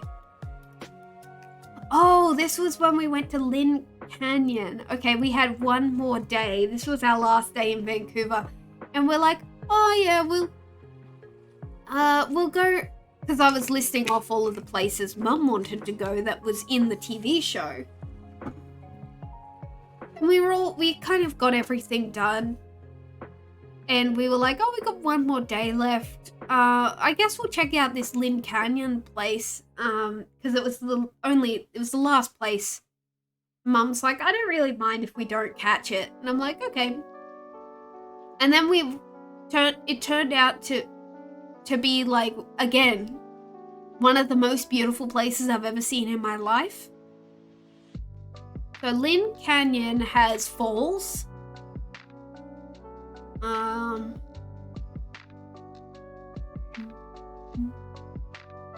And I will admit, guys, we did a little bit of hiking. It was only like 1 kilometer or something, but my knees were hurting afterwards. And so I asked my parents, I'm like, the next day, yeah, so we did this hiking because we had to climb down basically to where the river was and then back up. The next day we're sitting in the car driving south again. And I'm like, whew, how are you guys doing with your knees after yesterday's hike? And both of the oldies, they're like, oh yeah, we're doing fine. Yeah, we're okay. And I was like, oh. Like my knees were hurting. Anyway, so this was Lynn Canyon. Just, oh gosh. This is where I saw some litter, so that's what made me real angry. Because look at this place. Like, can you imagine looking at this and going, I think I will deposit my plastic snack wrapper right here on this beautiful tree. Again, we spoke about it, but I think that those people should be in TF2. I just can't even, like, I can't even picture doing that. Anyway, I'm so anti-litter. This trip really radicalized me to being so anti-litter.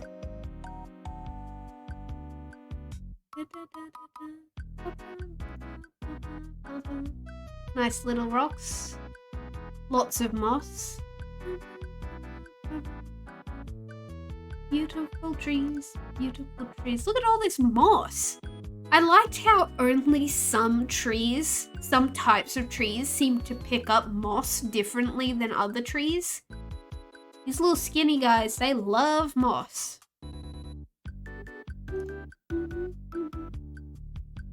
Looks like something out of freaking Twilight, which, kind of close.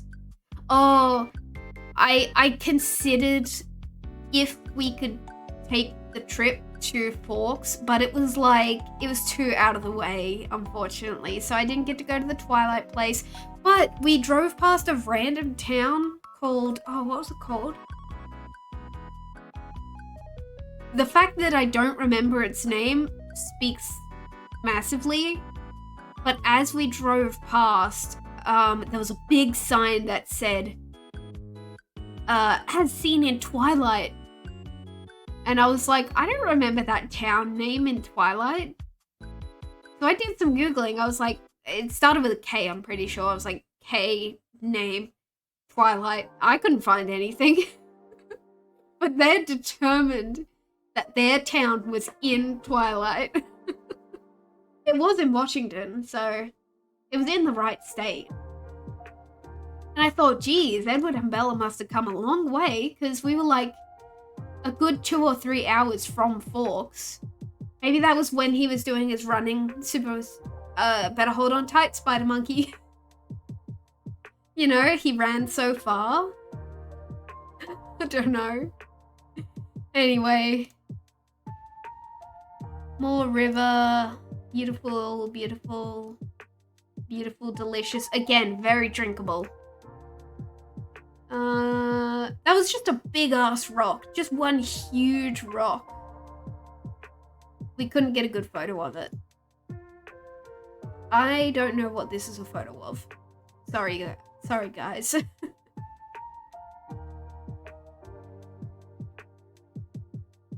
Pretty. Oh, it's emotion. What's this? Oh, very nice. There you go. Wow, but look at the bitrate drop on this. I thought they were a little bit higher quality than that. Oh, white water. Motion. That's pretty good. Again, I wish that the quality didn't drop so much. Delicious. Oh, that finger snuck in. You can't see it because it's just underneath the chat box. Little finger silhouette peeped in. That's nice. That's kind of dream-like, isn't it? Like a dream. Some moss. Bridge. Warning, extreme danger. I want that on a hat. Oh, booty shorts. National parks, people who design merch, hear me out. Extreme danger sign on the back of the booty shorts. Oh, okay, this is an odd photo. As you can see, this must have been our final photo in the national park, because on the way back, we saw construction going on this building, and Dad was like, where's the scaffolding on that building? Because there's like people working up on the windows and stuff like that. There were these nets. And we just thought that was so funny that they just had, I don't know, chuck some nets in. So that was just a little story behind it. Oh yeah, we were finishing up.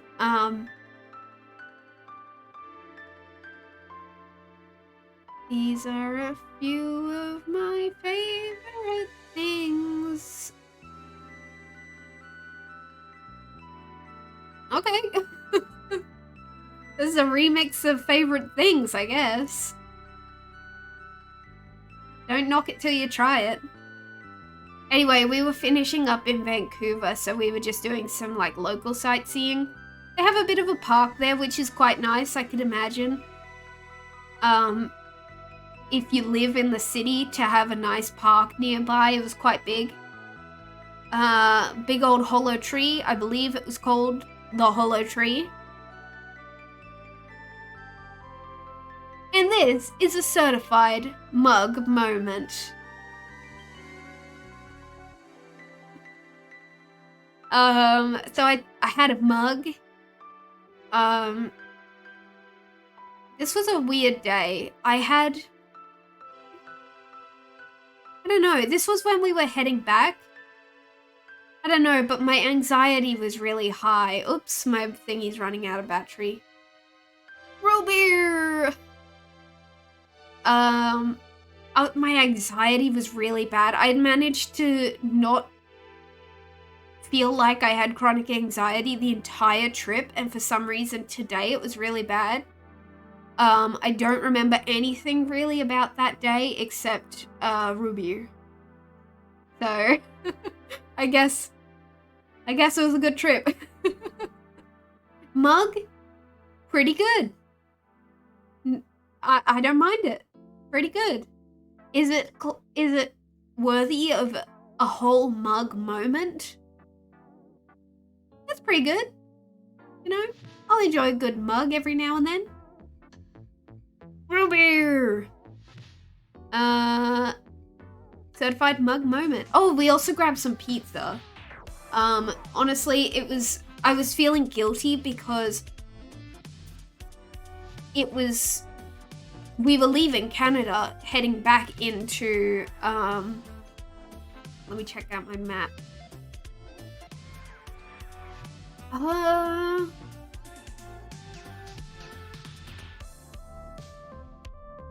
Where did we stay outside of Seattle? Oh yeah, there was a really nice place. Oh yeah, where was that? I don't know. Anyway, we were leaving Canada, going back into Washington, passing Seattle, and basically the whole day was just a big ass drive. And it was just sort of motorways. We weren't stopping anywhere, and there wasn't a lot of options for gluten-free food, so I was feeling really guilty. We had to have pizza for breakfast because there was one place that offered gluten-free pizza. Hey, it was good pizza. Also, we had this it was like a bacon. It was basically just a pizza covered in bacon, but cut into strips, and then they gave you ranch to dip it in, which to me, I've never done something like that. Sounds very American. I kind of get it. It works. Dipping pizza into ranch. It kind of works. I'm sorry I ever doubted you, Americans. I get it. I understand why you do the things you do. I've been such a hater my entire life. It was refreshing. More refreshing than just eating the pizza by itself, but only if you had a couple slices. By the third slice maybe, it's getting a little bit clunky.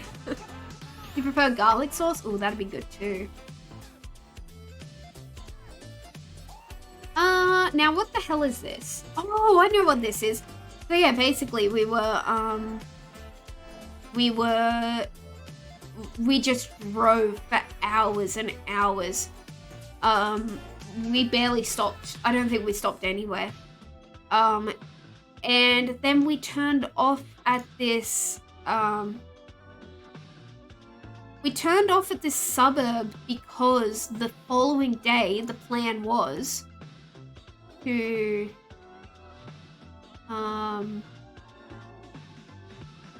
was it near Bend? No, that's too far down. Seattle, it was here.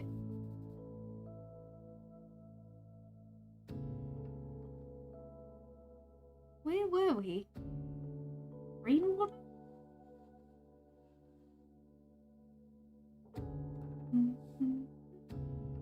Oh, La Grande, Ashford. That's it, Ashford. Okay.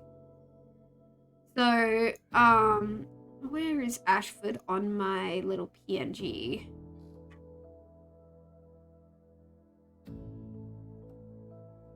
Yeah, it's about there. So we kind of stayed at this. Have I got my thingy? Yeah, it was like here. So we came back through Seattle, and because the Northwest Trek was there, because we missed it, because it was closed on the way up, we were going to catch it on the way back. So what we did was we stayed here or something for the night. We had to backtrack a little the next day and then keep going. But it was a long drive. This is just a dam that we saw in the distance, which looked cool as hell.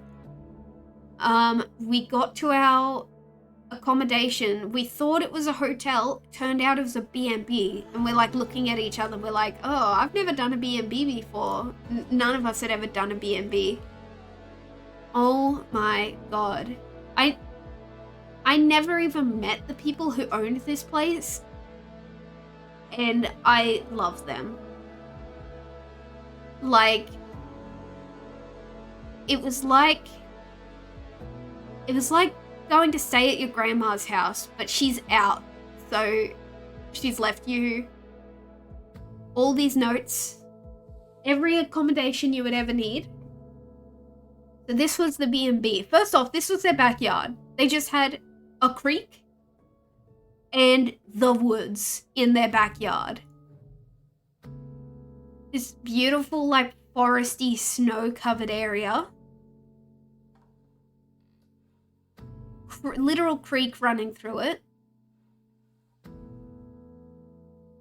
It was like this wood cabin. They left every person who was staying there, because there was more than just us. It was like rooms with a communal, like, kitchen, stuff like that. It was a nice experience for one night. This was probably the best experience you could ever have in a B&B. For the setting, I'll get to the occupants. Sorry, I hope you can't hear the dogs barking.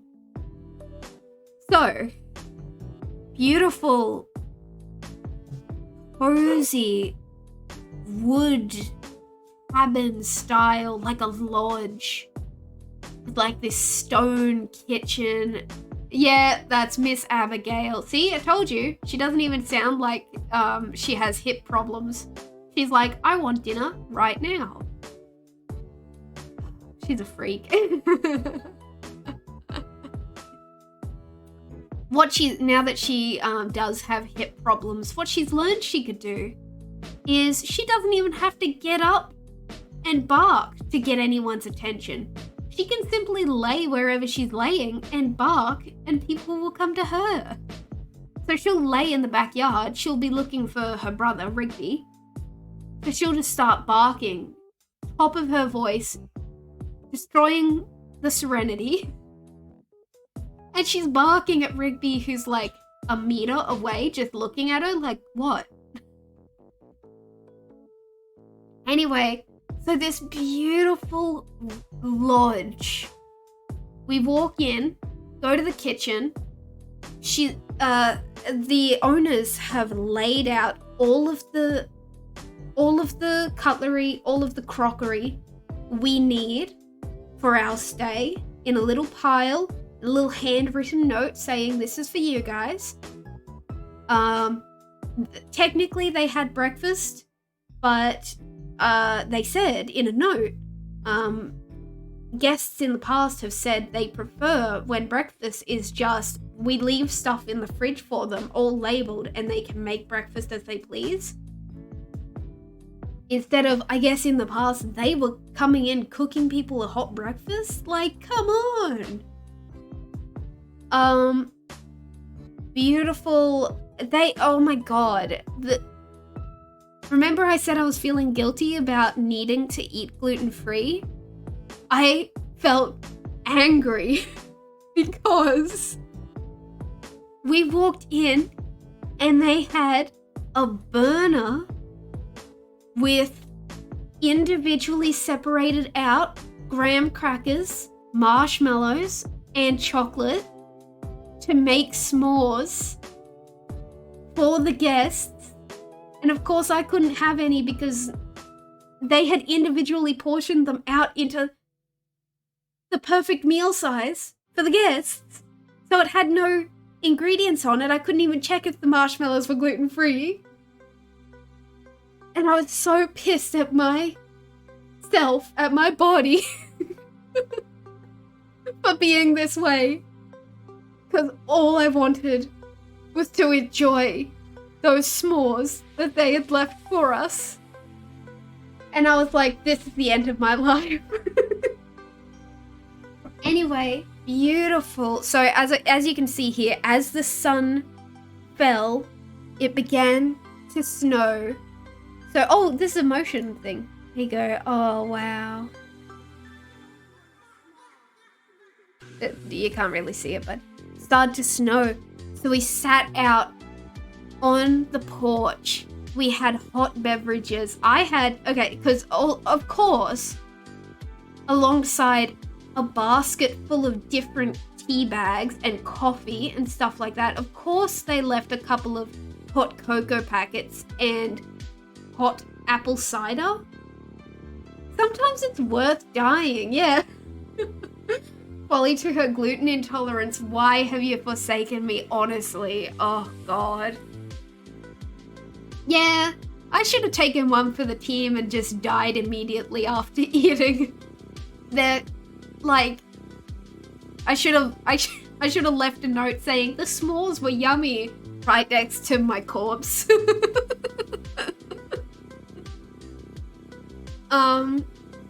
So I sat out, I had a hot apple cider as we watched the snow fall. And bro, come on.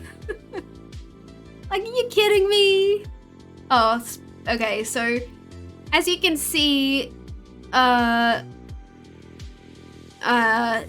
was the highlight of the trip. I had a photo I thought I wanted to show you of the inside of their kitchen where they had separated all of the dishes for us and stuff like that, left us notes with the snow falling outside, but I guess they didn't want to, like, invade their privacy too much. So, beautiful night. We all curl up. They've got one of those fake fireplaces. It's a real heater, but it's got like a fake fire gif or something in it. So cute. We lay down. Okay. The decorating was a little bit old style, but again, I said it feels like we just walked into your grandma's house and she's left you all handwritten notes. It was lovely for one night. So we lay down, we curl up, all curled up, so nice, so nice. And then the other guests that had come in at the same time of us didn't go to bed. They whipped out the giant bottle of vodka that they had walked in with. Also, we noticed that they had only been given 2 lots of everything, which is strange because they gave us 3 meals. They gave us 3 lots of crockery. They'd only been given 2. But it was a couple and an old woman. So we think they snuck in an old woman and then they drank vodka all night and then they danced and sang and yelled literally all night. The entire night, all 3 of us were just laying in our little individual beds, just laying awake, listening to the other guests. I'm not joking when I say all night. We got up at 6 a.m. because we were just so miserable. We hadn't slept properly. And as we were getting ready to leave around 8 o'clock, we heard snoring. They stayed awake all night partying or something. Because honestly, sometimes it felt like marital disputes. And then they went to bed at 8 a.m. and slept soundly. And oh boy, that sure was something. That sure was something to put up with.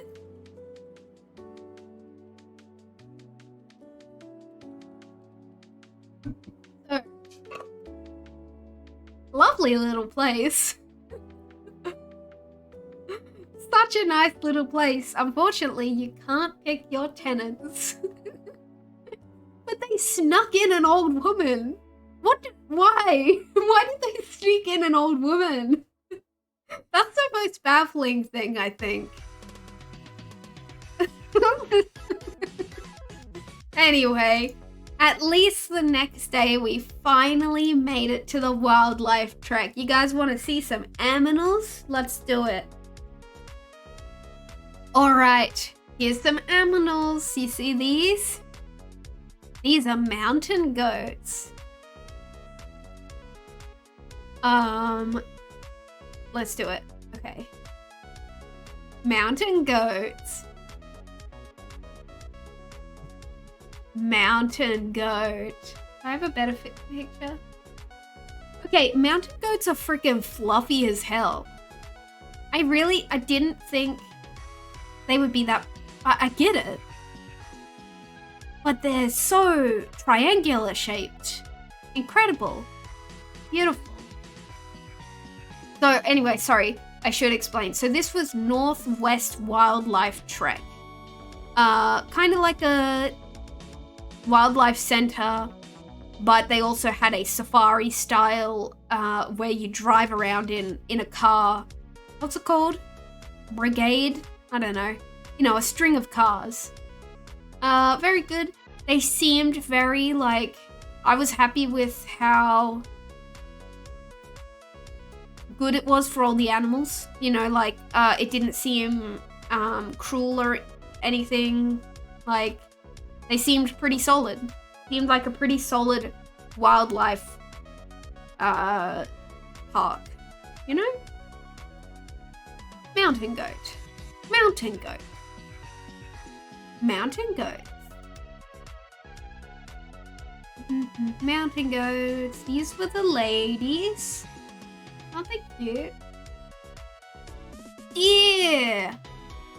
Okay, so this is probably the best look at a deer we got. This deer was really good. So as I said, we're driving in a line of cars with the person doing the voiceover in the front. And she's like, alright guys, we just need to stop here for a minute because there's a deer in front of us. And like, we were crawling along at like 1 kilometer per hour. And this deer in the road is like, they're coming at me pretty slowly. But I bet if I just stand still, these giant beasts on the road that is only wide enough for the giant beasts will somehow go around me. And they really do be just deer in headlights. It's really funny. Like, guys, get some survival skills. Anyway, that's a deer. Very cute. Here's some more ones. Look at them. Very lovely. I thought that I'd be so hyped to see the deer, but then I found out about elk and the virgin deer, the Chad elk. I mean, they're sweet, they're cute, but like, wait until you see the elk. Hello. Hi. They do got those big goofy ears though. They got those big goofy ears. Folly, what is this? There's some ducks. I guess I thought that would be the only ducks I would see this entire trip. I don't know why I kept this in here. Very smart. Very cool. Geese! I finally saw the geese up close, and I never got close enough to them that they hissed at me. So from my point of view, they're still just very beautiful large birds. Geese! Yay! Wow! They are beautiful. Look at them. So cute. Massive creatures. Okay. So, we got to see bison. The bison were just chilling. Sorry, I gotta take a drink.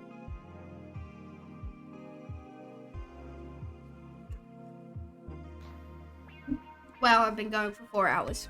We're almost there. We're almost there. There can't be much more after this, right? Bison! So I did take a video. Let's see. Yeah, there we go. Enjoy this bison video.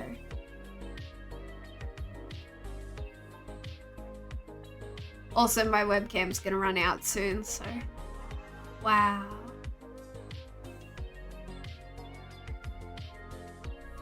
Apparently, the male bison have L-shaped ears and the female bison have C-shaped ears. So I guess that... because they're more C-shaped, whereas the...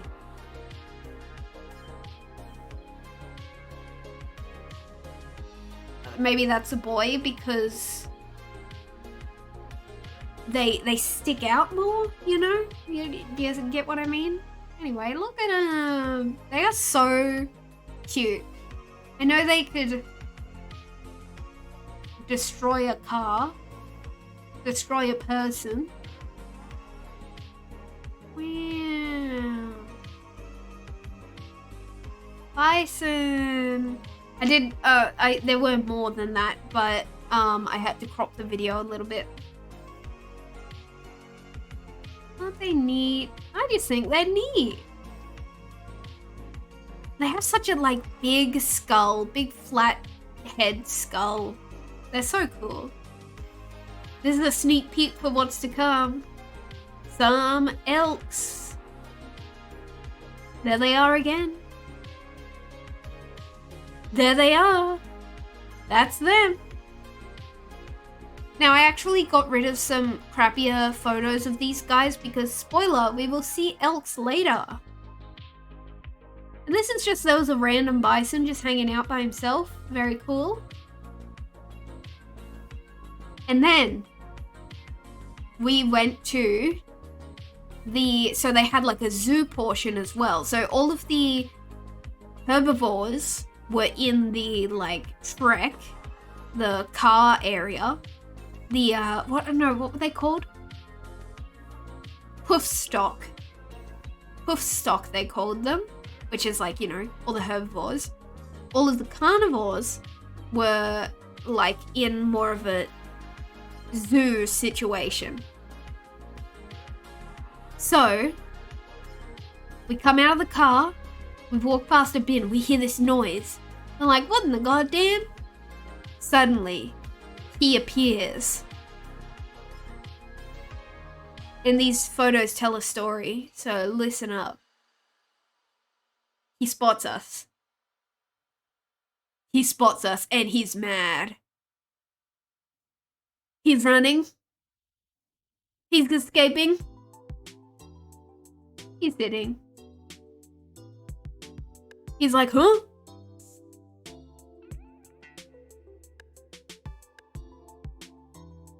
He's scratching his tummy.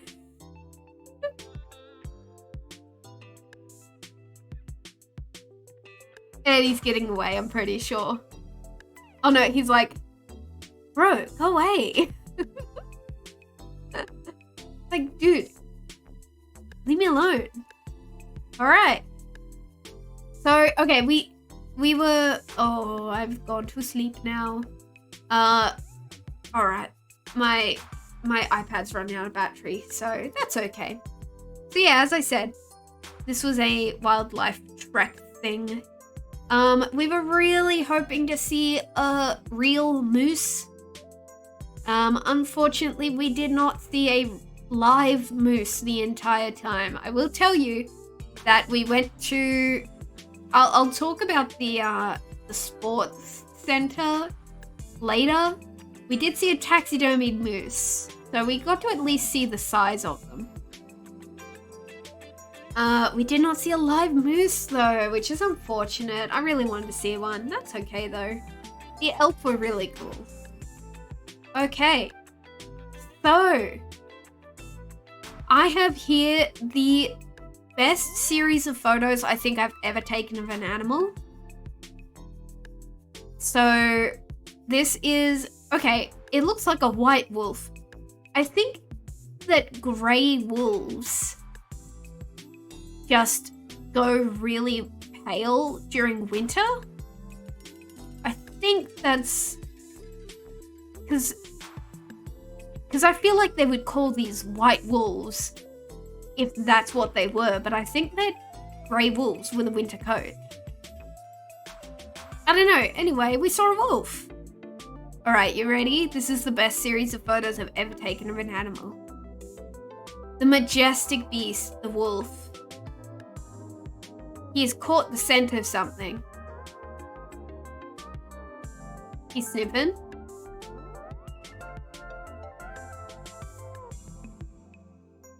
I literally got a photo of the wolf peeing.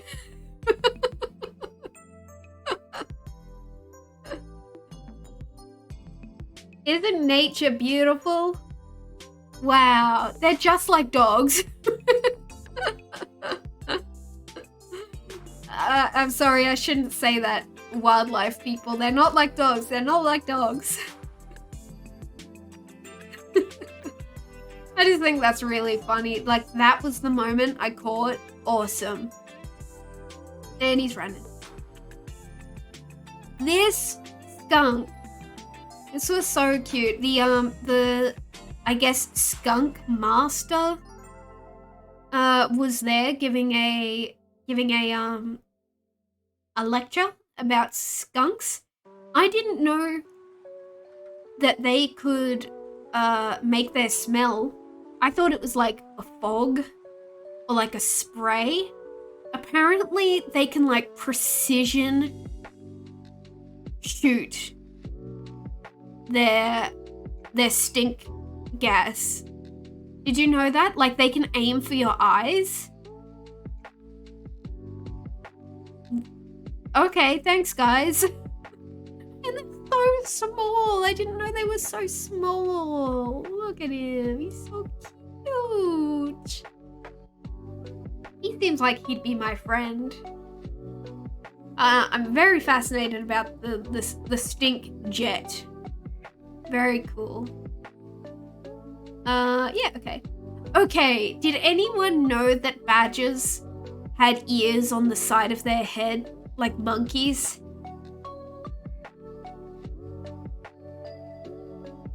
Have I just never seen a badger before? Because this is not what I thought they looked like. Anyway, the reason I took a photo of the lump by itself was because that lump in the background is also a badger. So that's the issue. There were a lot of very cool burrowing animals here.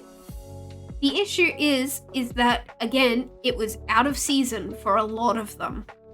So we got to see the skunk, we got to see the badger. This is the raccoon. Really good photo, there he is. As you can see, it is not prime time for these animals. This is a porcupine. Awesome. And now we got owls. There's also, they didn't have otters, which I really wanted to see, and they... What was the other animal I was thinking of? Beavers. I didn't get to see any. They were away. Which is doink. I really wanted to see a beaver.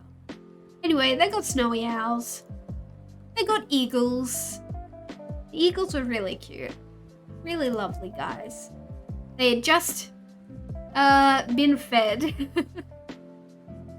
And none of them were entirely hungry, so unfortunately that meant that they were leaving their food all around the enclosure.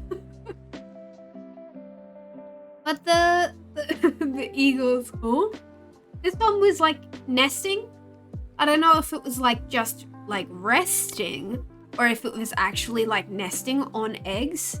But that's what it's doing there, just hanging out in a nest, which is really neat. Okay, we're back to food time. Unfortunately, I had to crop out a corn dog from this image because it like showed too much of my dad.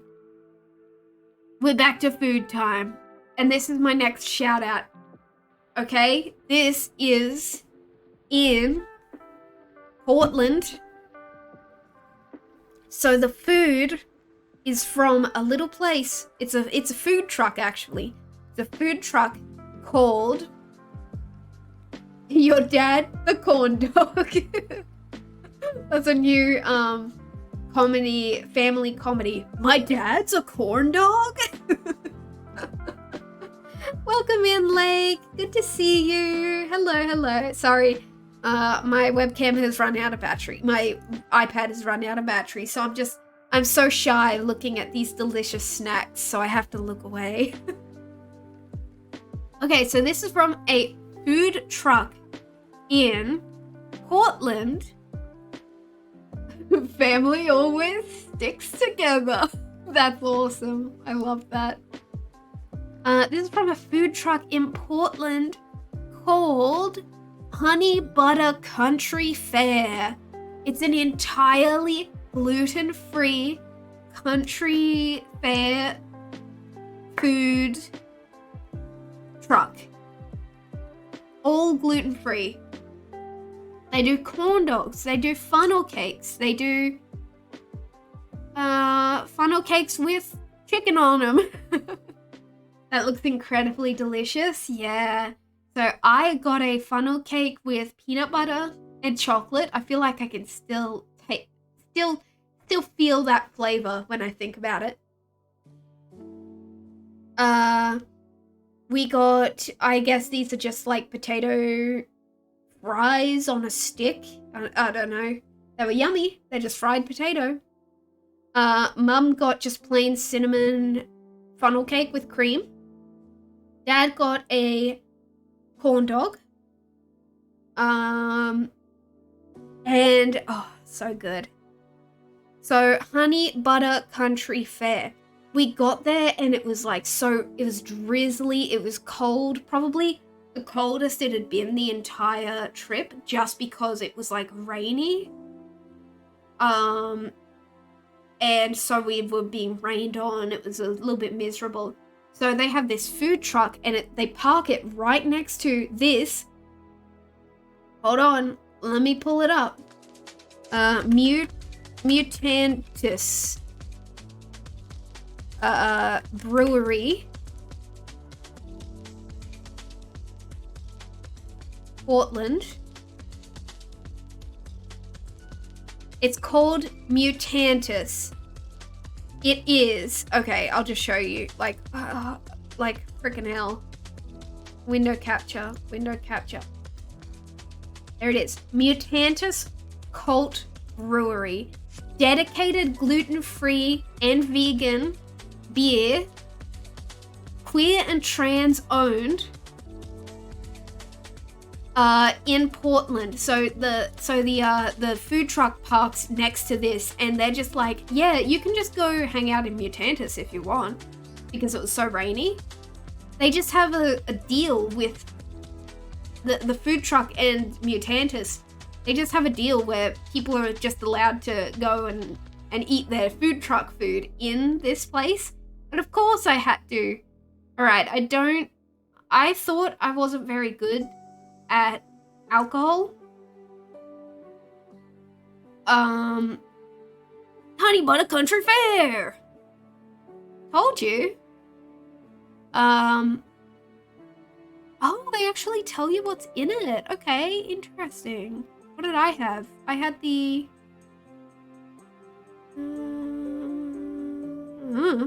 I don't know. Anyway, what fun colors. I know, it was so... The vibe was immaculate. Like fluorescent lights. It was so pleasant. It was really pleasant. I gotta say that it was very pleasant. I got a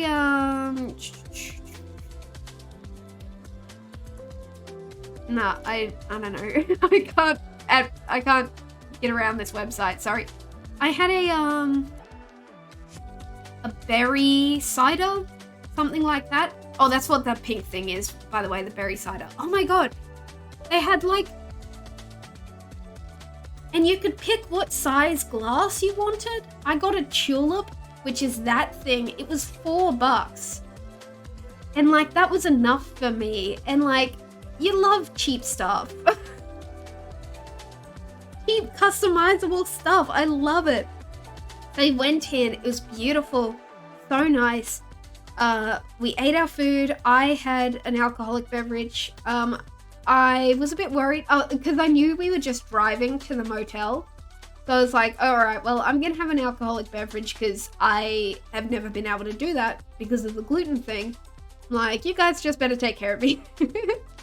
But it actually didn't hit me as hard as I thought it would, which is good. Which means there is something dreadfully wrong with the champagne that I have one glass of at Christmas time at my grandma's house, because that thing knocks me on my damn butt. So what is in that champagne? Weak. Rude. It's that grandma champagne. It's heavy stuff. Anyway, it was so nice. And I went up to the person behind the counter and I was like, thank you. This is such a really nice place. This is lovely. And they were telling me about where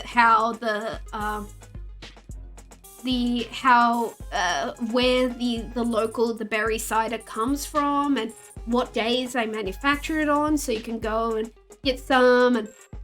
And I'm nodding. I'm like, okay, I don't know if I didn't say this, but I was like, okay, well, I'm obviously not from here. I don't know if you can tell by the accent, but they were so nice. And I'm just like, yeah, thank you. Oh, this place is so awesome. Anyway, that's why I just wanted to address them formally, because, like, damn. And oh, I'm so pissed. They had a big sign that said, coming soon, Cthulhu Sour Lemon IPA. And I was like, but I'm not going to be here soon. If I had just been there at a slightly different time, I could have gotten the Cthulhu drink.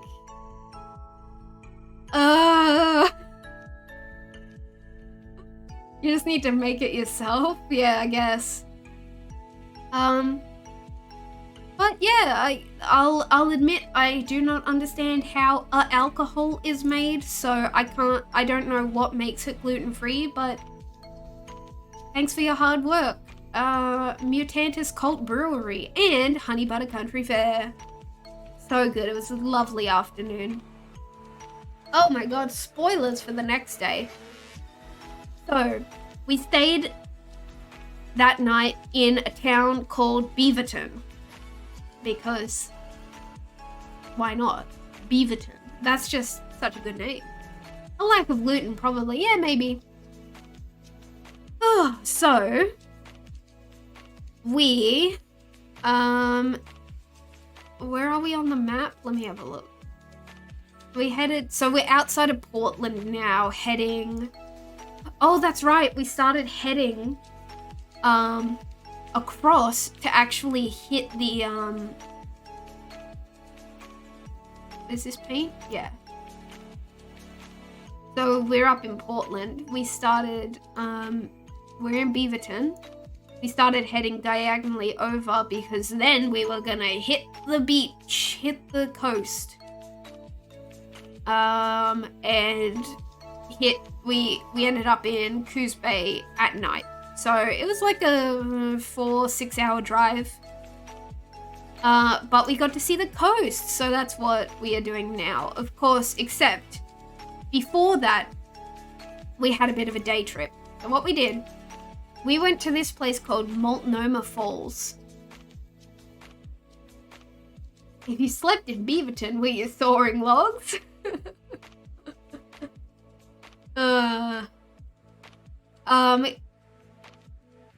It was a plenty decent place to stay. It was a motel style, but it was quite nice. But there was construction like right outside the door. So like you open the door and there was just cordoned off square of shattered concrete. That's just, you know, that's just always fun.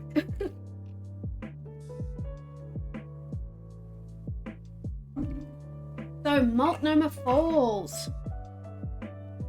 Beautiful. Again, impossible to capture how big this dang thing is. These little people up here. Oh, sorry, let me point out also. Again, with the driftwood.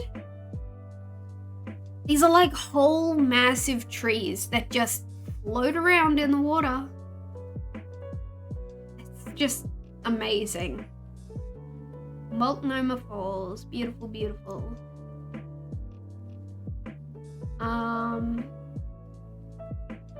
Lovely. Beautiful. I guess I just couldn't get a really good photo, I guess. That's how big it was. I couldn't capture it in one photo. This is because I wanted to show you how big this mountain is right next door. These are little the people walking. Little the people. Yeah. Beautiful. Actually, that's a good photo. I don't mind that one. More photos. Ooh, probably the most drinkable water. Like, that looks good for sipping.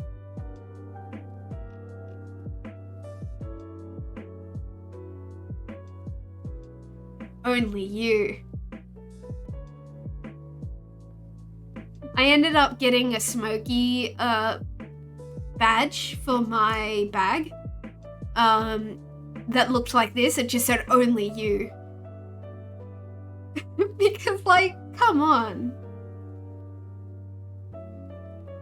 Like, I know what it means. But, like, what if you've never seen Smokey before? Only you. That's why I got it.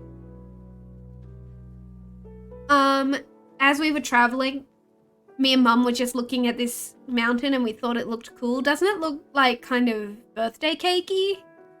Like it looks like a cake, right? With the candles and the layers. So I just had to take a photo because Dad couldn't see it while we were driving. Okay.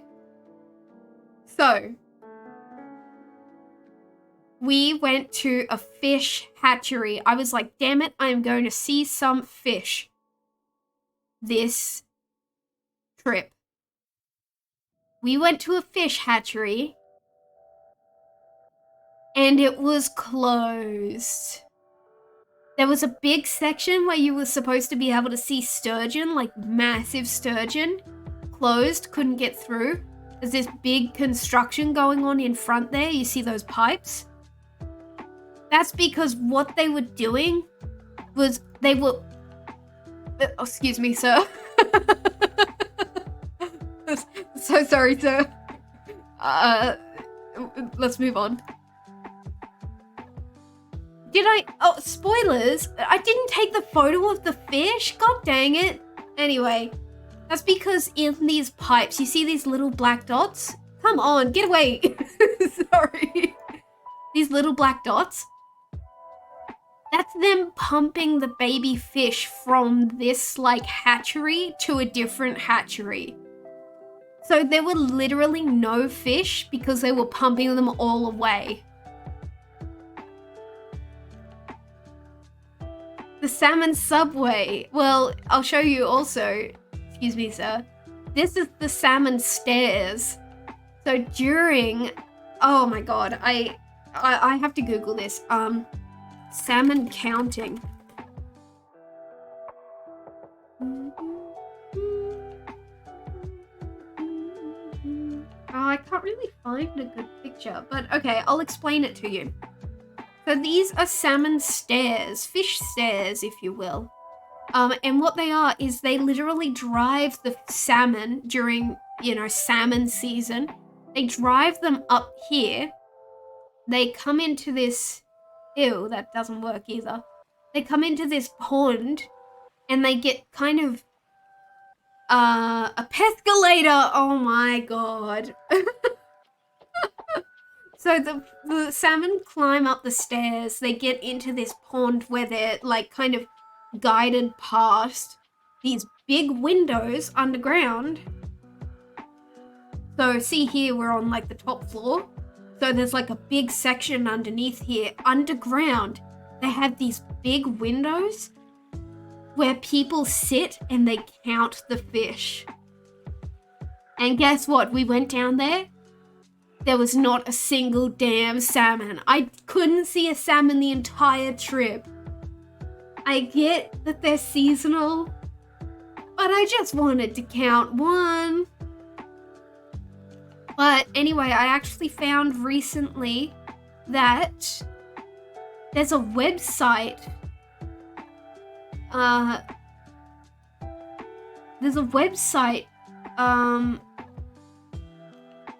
Where you can, I'll have to try and find it again, and if I do, I'll post it in the Discord because it's so important. There's a website from a European country who does a similar process for their fish. Oh no, what it is that, okay, no, similar concept where the fish are transferred into, like guided into this pond. But the thing is that they're trying to avoid any airborne predators from getting the fish. So they have to have this sheltered tunnel for them to get to. But in order for the fish to enter the sheltered tunnel, the door has to be opened. So what they did was they invented a doorbell. But they invented a doorbell so anyone watching the feed of the fish, when they saw a bell, they could activate the door to open. But they couldn't have people 24/7 just watching this door. So they actually put it on the internet as a live feed, and now you can fish doorbell live stream in the Netherlands. The fish doorbell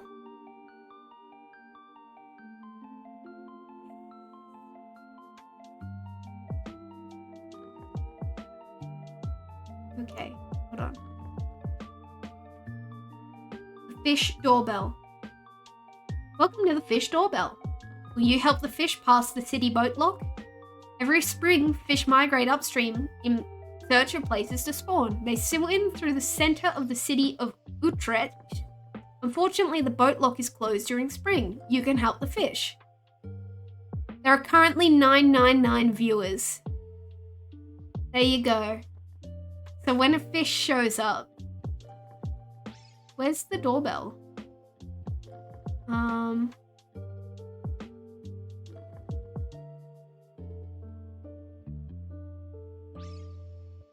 Last time I checked, there was actually a doorbell.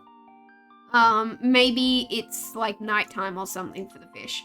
That's a creative solution, yeah. Anyway, no fish for me. That's okay, that's okay.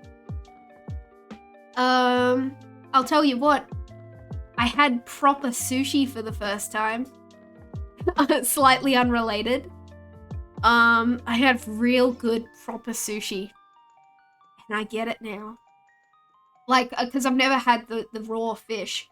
Unfortunately, I could only have salmon, and tuna because all of their other things, they put too many ingredients in them and some of them were glutinous. So I had to go with the real simple ones. No live fish, but really close. Yep. And then this was a trip just for me. We went to the North American Bigfoot Center in a town called Boring. And we met Murphy, the Bigfoot.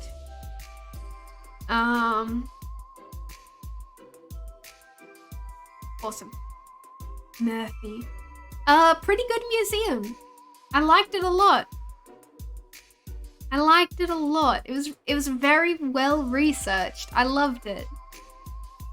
This is a buttocks imprint. That's his butt. Bigfoot's one of your favorite cryptids? Hell yes. It really made me think because they talked a lot about the anatomy of his foot.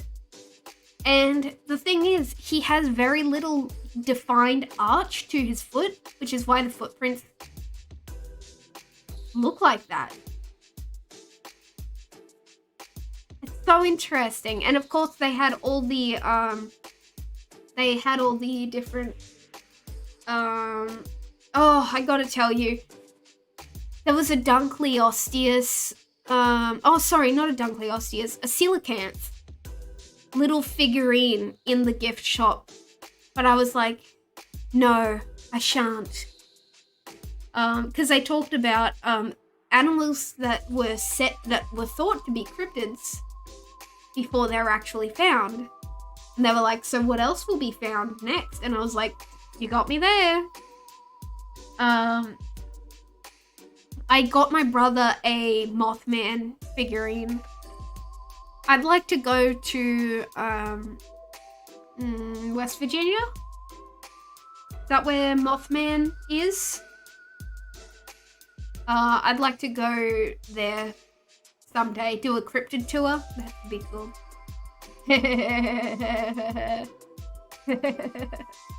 Just a little gag for the Australians in the audience. This was just on the GPS. Look at the top. Brr, woo.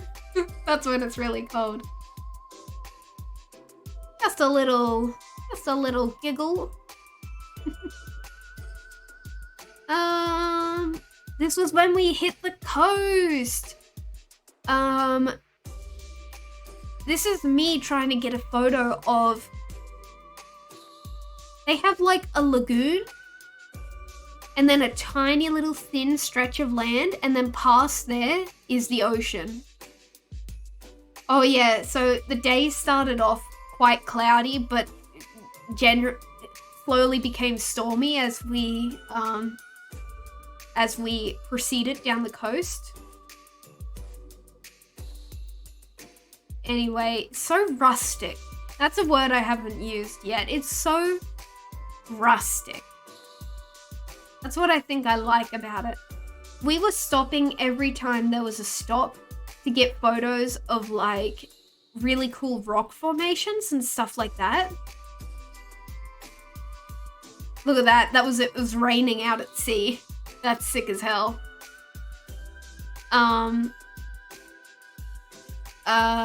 We were stopping whenever there was really cool rock formations. And then we passed by a lookout point where there was like 5 different cars stopped and they were all taking photos. We had a look and it was just like flat ocean like this with no rocks in view. And I thought that's so funny because we're so used to seeing just open ocean where I am. We were taking photos of the cool rocks. Everyone else was like, oh my god, open ocean. We got to stop by one lighthouse just before it closed. It was really cool. Again, very windy, very starting to rain, so it was very blustery. So cool. Very fitting of the mood. And And I just found out the other day that my brother's never watched The Lighthouse. So we're gonna make a dinner one night and he's gonna come over and we're gonna watch The Lighthouse. I think I would not go crazy if I lived in a lighthouse because I'm just too powerful. Lighthouse. Just some cool rocks. Okay, so we saw these things in the water and we never figured out what they were. Anyone know what the hell these are? Are they seals? It's like if you look at one, they're definitely coming out of the water. You can see them like actively coming out of the water. Must be mermaids? I didn't even consider that. And now I'm like, actually, yes, that's mermaids. Yep, actually, I've decided those are mermaids. Oh, jeez. Anyway, yeah, like, I don't know. So weird. They've got to be seals, right? They have like a round head. I think. Because I was like, no, that's just driftwood. But then I was like, but actually... Man, I do not know. Anyway. More rocks. See, how cool are these freaking rocks? I love the rocks. They're sick. I just noticed how green this section is. That must have been rock pools and stuff. That's sick. Anyway, as you can see, the storms are brewing. Yeah, I just thought it was so cool how they have these little strips of land and then they have like a lagoon and then just the ocean. It's very neat. See, that's a lake. That's houses. And then behind that, that's the ocean. So cool. I don't know if you can hear Gus weeping. Gus? What's the matter, bud? This is a bad photo. But look at how these trees are blown by the wind. It wasn't even that windy. That's just how they grow. Even these big trees, they're all facing that way. Like, that's sick. Okay? Highly recommend the Oregon coast. This is so cool. This is so epic. Another lighthouse. I think I got a photo of... Yeah, I got a photo right as the light hit. How cool is that? We were exhausted by this time. We went past a sign that said another lighthouse and Dad was like, you don't want to go to the lighthouse, do you? But the sign also said gift shop. And from that point onward, every time we mentioned lighthouse, Mum was like, oh, has it got a gift shop? Because, okay, Mum was obsessed with gift shops at this point. She bought so many souvenirs for everyone. It was a mess. Oh, this is showing off how bumpy. So this is sand, but they have like sand dunes. It's so rough. It's not like nice smooth stretch of sand and then sand dunes. They have a big dune buggy like culture here. We saw a lot of signs for that. Dunes. Is this famous science fiction movie that comes in 2 parts? Dune? Got an early day tomorrow, so I'll call it a night here. Glad you enjoyed your stay here, Folly. Thanks, Art Man. Thanks for joining in and giving me some American points of view. And I hope you enjoyed my Australian point of view. I had a lot of fun. It was really nice. And have a good sleep. I don't know what this is, man. Folly, what are you doing, bud?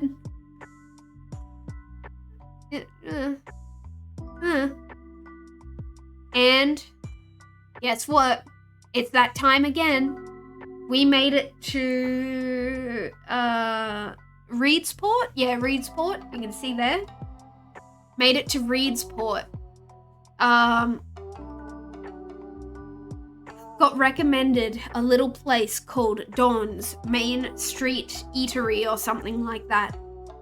And it was like, okay, so the entire time we were looking for that quintessential, like, vintage, like, diner, American diner feel. And while this place didn't look like that, I think this was the closest in feel that we got. We had these like $4 milkshakes and they were awesome. And they had a cabinet of like homemade pies and everyone was so nice. And the meals were cheap and they could make me gluten-free stuff. And it was like a quite a small town. And it was so good that okay, so Reedsport is, let's see. There we go. Reedsport is like about here. And then that night we had a hotel in Coos Bay. So we liked this place so much. We came down to Coos Bay, slept the night. We backed up all the way to Reedsport to go to this place for breakfast and then headed on our way south. That's how good it was.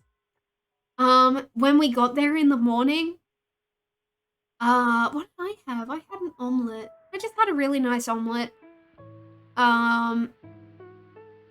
They had $2 hot cocos with a free refill. $2 hot cocoa with whipped cream on top with a free refill, and it was the best hot cocoa we had the entire trip. Honestly, iconic. Unfortunately, oh no, wait, we actually did grab some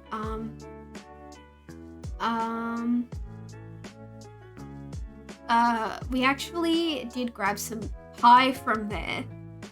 But I had to have a chocolate torte, and it was really yummy. Fish Whiskers, hello! Hello. It's been a while. What do you go by now? Just Fish? Hello, I just came back from a US trip. Yes. Oh my didness. What's didness?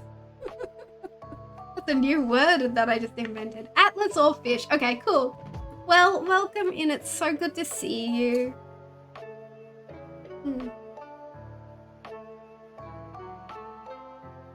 Oh, dear oh dear.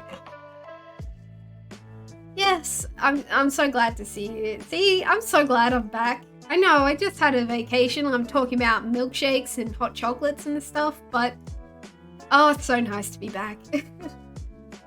Good to see you too. I was excited to see that you were streaming. Ah, thank you. I wonder if it's because I've gone later than I usually would. I don't know. Anyway, yes, it's so good to see you. Okay, so when I said that we went back from Coos Bay to Reedsport, there is one other thing that we went back for. Something very, very important. And that is that the previous day,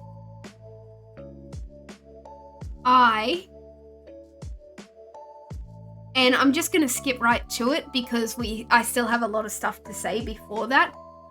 The previous day, I had called up a pie shop and they did gluten-free pies. I had to order one in. They needed 24 hours of notice. So I ordered in a banana cream pie. Hold on, why is it small? Gluten-free banana cream pie. Never had a banana cream pie. And it was awesome. It was so good. Spoilers for the location we went to next, but just ignore that. Look at the pie. Look at the pie. Did I get a... Yeah. Pie so good that as soon as we got home, it was Hydra's birthday was coming up. We made a banana cream pie. So there you go. So it cost like $30 or something, and I think that was with the exchange rate. So that would be 30 Australian. So even cheaper than that. And like this is like an ordered in full pie. So that's awesome. And one of the payments, they were like, there's a $4 dish charge. Dish charge. Charge for dish. And I was like, okay, well, I don't know what that means, but sure. So when I went in there and I got this pie, I realized they give you this big glass dish. The $4 is for the glass dish. And they don't expect you to bring that dish back. I sure hope they don't, because I'm in Australia. And like, we ordered it when we were in Portland, and then we drove like 6 hours, stayed the night, and then picked it up the next day. That's also why we went to get breakfast at that other place, because we had time to kill. So they give you this whole glass dish to everyone who orders a pie like this, and they only charge me $4? What the heck? Anyway, we will return to the pie, but just so you know, chronologically, that's where we got the pie. Because, oh, I forgot about that. I just wanted to, they have a machine where you put in coins and you get temporary tattoos. How long has it been since you've seen one of those? That's what I'm saying about that old time diner feel. Anyway, license sticker mix. Ring bob. Toxic. Courage. Warrior. Game over. Speed freak. I want a fearless tattoo that looks like it's photoshopped onto my arm. That would be so cool. That's wild about the pie and the tattoo gacha, yeah. So I would often take weird photos of things, but they have a story behind them, you know? Anyway, highly recommend. My recommendation, next time anyone sees a good deal for a nice pie, I reckon treat yourself. On me. You always saw those at like grimy little pizza places. Last time I saw one was at my local Video Easy, which, as the name entails, it was a video rental place, and I'm pretty sure they're out of business now. Anyway, more pretty rocks. More pretty rocks. So cool. It just looks awesome. This is probably the only good panorama I got. Hell yes. Also, so smart that all of these coastal towns, they're just built like, you drive down the street, everything is just on your left-hand side. It's just like rows and rows of shops. And then on your right-hand side, it's just the ocean. Like, that's such a good idea. I don't know how to explain it, but it kind of looks like a saloon. Like old-timey, like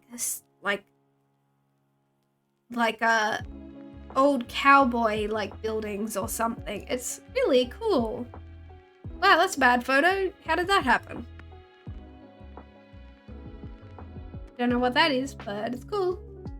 Looks cool. I must have just liked how it's like curving out. rocks. More rocks. This is a bad photo, but like I just wanted to get a photo of these tiny little islands, little rocks formations out, way out on the horizon. It was so cool. The rocks are so pretty. There they are, them rocks. More rocks. That's probably the second nicest beach we saw, but like you can see that it's very gray. But again, second nicest beach we saw. That just looks sick. Very cool. Nice rocks. Nice rocks. Nice rocks. Nice tree. Why? Okay, it's a nice tree. Okay, so then our, was this our second last destination? It was. So, let's come down here. So, remember, we stopped at Klamath Falls on the way up. We actually, oh, it's not here. I promise you around. Oh, I forgot. There was this town called Eureka, and I thought with a name like that, it would be very like old feeling. And we were driving through, and honestly, it was like the most boring looking town, city. It was like it was really like, oh yeah, this is civilization. And then as soon as you turned off the main road, all of the buildings were just these like really nice like 1800s restored buildings. And I'm like, why aren't these on the main road? Like, yeah. And I was like, you would never know if you didn't turn off. The only reason we turned off is because I had found a cafe where we were gonna have breakfast. Yeah, so that's no good for them, but, so was Eureka before we, I don't know. Anyway, around here somewhere, there's actually a city called Klamath. Not related to Klamath Falls over here. Oh yeah, because look, Klamath National Forest. It must be around here somewhere. So, really cool to name all your stuff the same, but that's fine. That's what I noticed a lot. Americans are not afraid to name something the same, even if it's only like an hour away from the other place named the same. Like, guys, it's a little bit confusing. Anyway, in Klamath, which is back in California, I should have said, we passed back over to California and we went to see the Trees of Mystery, which is where they show off all the big redwoods. So, we got to see some big redwoods. Here's Paul Bunyan. Sorry, I don't know anything about Paul Bunyan, but it seems he has a lot of lore going on, so very cool. He has a lot of lore that I haven't read the manga. But these are freaking big. You cannot see how big these are. I mean, right here, that's a light pole. So that's pretty big. Unfortunately, it's impossible to capture how big these trees are on camera. But we had a couple comparison shots with with us in the photo that I had to, obviously I couldn't show you guys, but I do have one magically doctored image that I will show you soon. This is the elephant tree.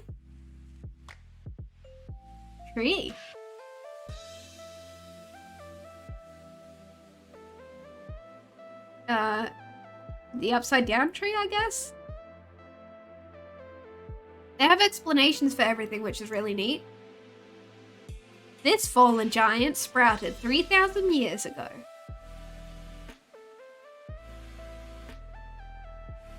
Nature's underpass. You know there's kids who crawl through there, but I'd be scared they'd get stuck. I don't want to be the parent of the kid who gets stuck and is yelling, screaming. These are the trees you have seen in Ripley's Believe It or Not. Did you see it? I mean, they're freaking huge. Actually, this is a good one because you can see with the railing how big this tree is. How else are they fertilizing the tree? That's how they get so big. Big tree. Sitka spruce. Look at those nice ferns. That's beautiful. Seeing the ferns made me, because it started getting, again, I'm talking about the biomes. It started getting, as we got closer to California, it started getting more rainforesty. And I'm like, bro, that's my house. Like, we're in a temperate rainforest climate. There's a big one. That's a freaking big one. I guess I just liked how that one looked. Sequoia sempervirens. California coastal redwood. These nice trees. Trees. 3-in-1 tree. Yeah, I'm still trying to get photos of everything. That's pretty neat.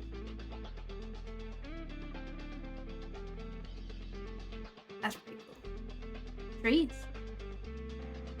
Oh yeah, so they had like a skywalk, I think they called it. So you could climb up and you could walk on these like suspension bridges. So that's where these photos are coming from. Bro, that photo sucks. Oh, I should mention that at this time, it was like an hour before closing and it was drizzling. And both me and Dad had to take off our glasses and we were basically walking around blind because the rain just kept falling on our glasses. There's a place like this in Vancouver too. Oh, cool. It's so cool. Okay, this trip made me like so fond of national like parks and the people who work there, and I was like, man, I should work in a national park. It's just, I don't know, you know, I've always liked stuff like this, but park rangers are awesome. Yeah. And I love when you go to a place and you ask a question and just like a random staff member will just know everything about the topic. Like, that's just so neat. I love people. Look at this spindly tree. This was the cathedral trees, it was called. It was trees dedicated to the guy who built the Golden Gate Bridge. And like how that's pretty cool. I think it's a big marriage place. People get marriage photos there because then they had another setup that was like this, and it was like this is the same like formation that you saw earlier with the cathedral tree. But it's still growing. We're taking bookings for wedding parties when they're finished growing in 600 years. And I was like, you silly guys. The Brotherhood tree. Dedicated to the Brotherhood of Man. See? That's just nice. Love trees. I think this is it. Okay, let me just check that I actually did do what I thought I did.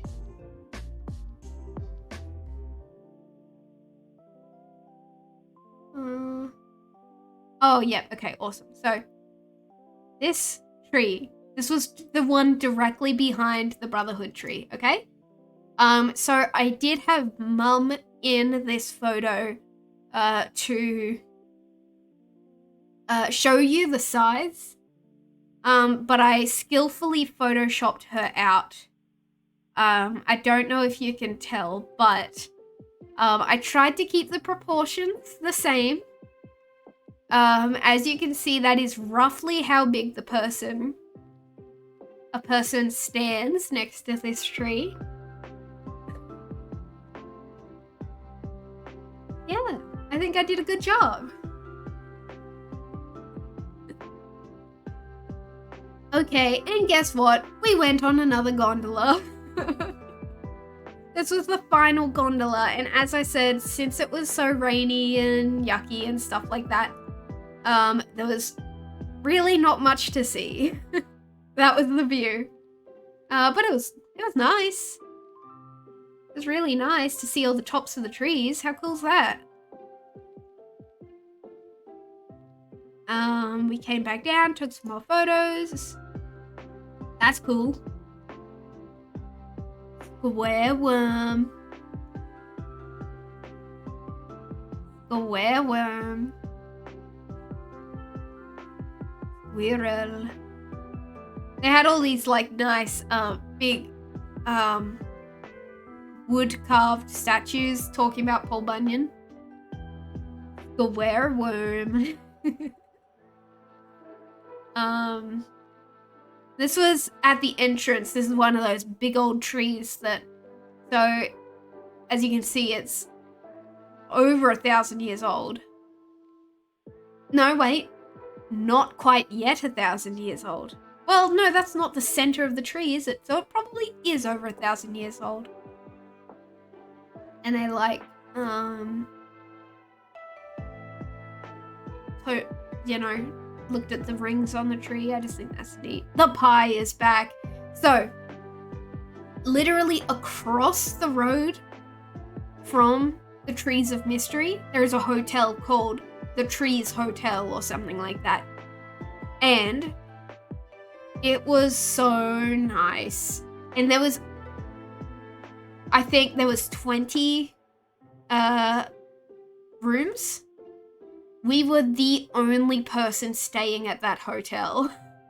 I guess it was really out of season for tourists. We were the only person staying at that hotel. So what I want to point out about these mugs, these cute branded mugs, they give you mugs to use while you're in the unit. There was a sign there, and it said,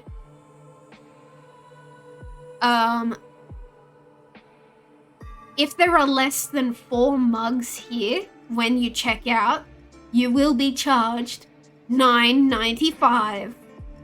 And immediately I was like, only $9.95? And then under that it says, you can buy mugs exactly the same as these in the gift shop for $7.95. And I thought, you know what? I respect it. That's the funniest thing. That they had a problem, and I feel like that was the solution. They probably have not had a single stolen mug since putting up that note. Anyway, pie. Trees. So they have, as you can see, motel trees, there's the trees. Trees of Mystery. It was really cool. Highly recommend it. Okay, so then we had a big honkin' drive all the way down the coast to San Francisco. We literally decided like 2 days prior to this, Mum was like, maybe we should go to San Francisco. So we decided to do like a 6-hour drive. A 6-hour drive to San Francisco. You were there yesterday. Look, I'm gonna say it. I'll get to it when I get to the photos. When I thought of San Francisco, I thought it would be like Los Angeles. What I remember Los Angeles being like from, 15 years ago. San Francisco is really nice. Even though it's such a big city. It's like really nice, really pleasant. But yeah, I'll get to that. Anyway, so on the way,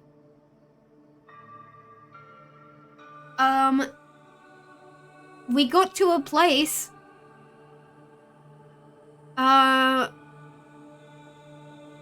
yeah, we saw a sign. It was like, for elk information, tune in to something FM. We're like, what do you think that means? And then we drive, and I'm like, holy shit, elk. I guess this area is there's just elk that live here, because like a minute up the road there was a hotel which was specifically for like elk viewing. But these guys were just outside of that area, so we could pull over and take photos of them. We got to see some elk! Yay! Look, I took a video. Yay! It really is, it has character. Yeah, it's so nice. Elk. There he is. And we bothered him long enough that he went to go take care of everyone. Oh yeah, it was antler molting season for the elk, so we didn't see a whole lot of big antlers, but the spirit was there. We did see one antler shed when we were on the wildlife trek, but the photo was really bad, so I got rid of it. Sal, hello! Hello, it's good to see you. See, this is what I'm talking about with the ocean, and then they just have this beautiful lagoon right before it. See? And we're back to that crystal clear reflective water again. How do they do it? What is in the water in this country? Crystals. They put in crystals in the water to make it reflective. So cool. See, man, what the heck? Now what in tarnation? And spoilers, San Francisco! We made it. We made it. And it was really nice. Oh my gosh, we have a creature feature coming up. Oh my gosh, I almost forgot. Golden Gate Bridge. So many people climbing over the railing of this steep cliff to get a closer photo of the bridge. Guys, just take a photo over the railing. You don't need to climb over there. I cannot believe how many people were picking up their kids and picking them up over the railing and putting them on the cliffside to get a good photo of the bridge. Anyway, bridge. A lot of photos of it, I guess. This is when I stopped caring about cutting out the crappy photos, so sorry guys.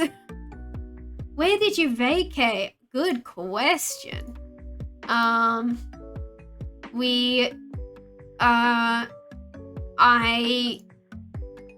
flew over to Nevada, and then we did a big loop road trip all the way up to Canada, to Vancouver in Canada. And then we came all the way down the coast to San Francisco, and then we went back to Nevada. It was really fun. San Francisco sounds like a font. Yes. Yes, it does. Anyway, cool hills. View of Alcatraz and stuff. Oh, there's a really good series of photos. Are you ready? Bird spotted. He's gone. This is what it felt like to take photos of most animals. As soon as you get closer. You were just in San Francisco for a concert. You went to the venue at bottom of the hill. Which I'd highly recommend if you were to come back. The staff is so nice. Heck yeah. What was your concert? Let me know. That's one thing about San Francisco. Very hilly. I think it's cool. Bridge. Wouldn't you believe it? Bridge. Ooh, that's a good panorama. Alcatraz. Because we didn't know how close we were going to get to these places, so I was just taking photos of whenever you could see stuff like that. I mentioned how I liked how the rocks look. There's some cool rocks. How cool are these rocks? Are you kidding me? That's the coolest rocks. Okay. Australians, do you know what this is? I could only take photos out of the moving car. Maybe if you look over here, you'll see a tree. I don't know if you'd know the band Wild Party, but it was them. Buddha, Trixie, and Bloody Bananas were the openers. Lovely names. The second is Wild Party's drummers band. Oh, it's so hilly. You used to go to school in San Francisco. Oh my goodness. It's a eucalyptus.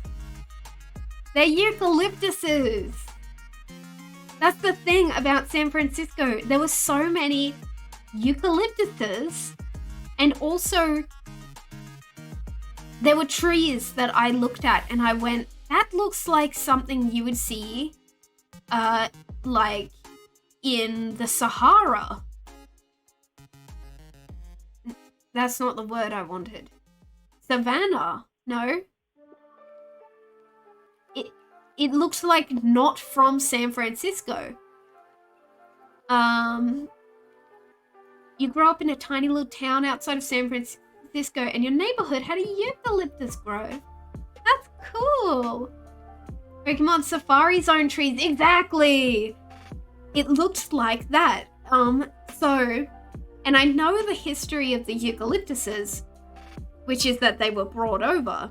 So I'm guessing they brought over a lot of different tropical trees and planted them all around, which I think is really neat. Except for the fact that eucalyptuses explode when there's bushfires. Moving on. Okay, this is it, guys. We gotta put the music on hold, okay? Because this is really important. I knew these. So if we went to an old like nuclear site or something, I don't know, Dad was leading the way. And we were walking along this path to try and get to a lighthouse. We did not end up getting to the lighthouse because the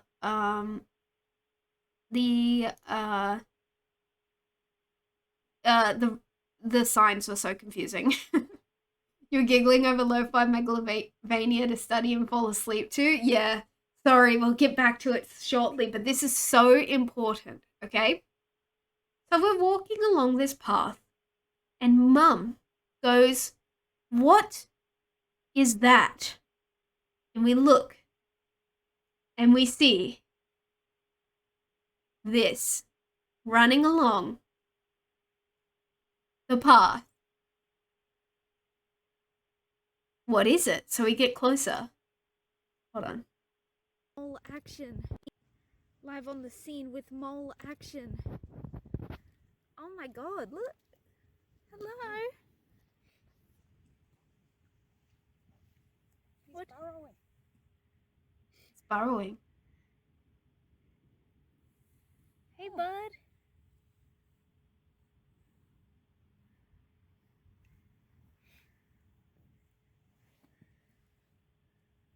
Can I get around him? Camera noises. He's looking for worms and grubs.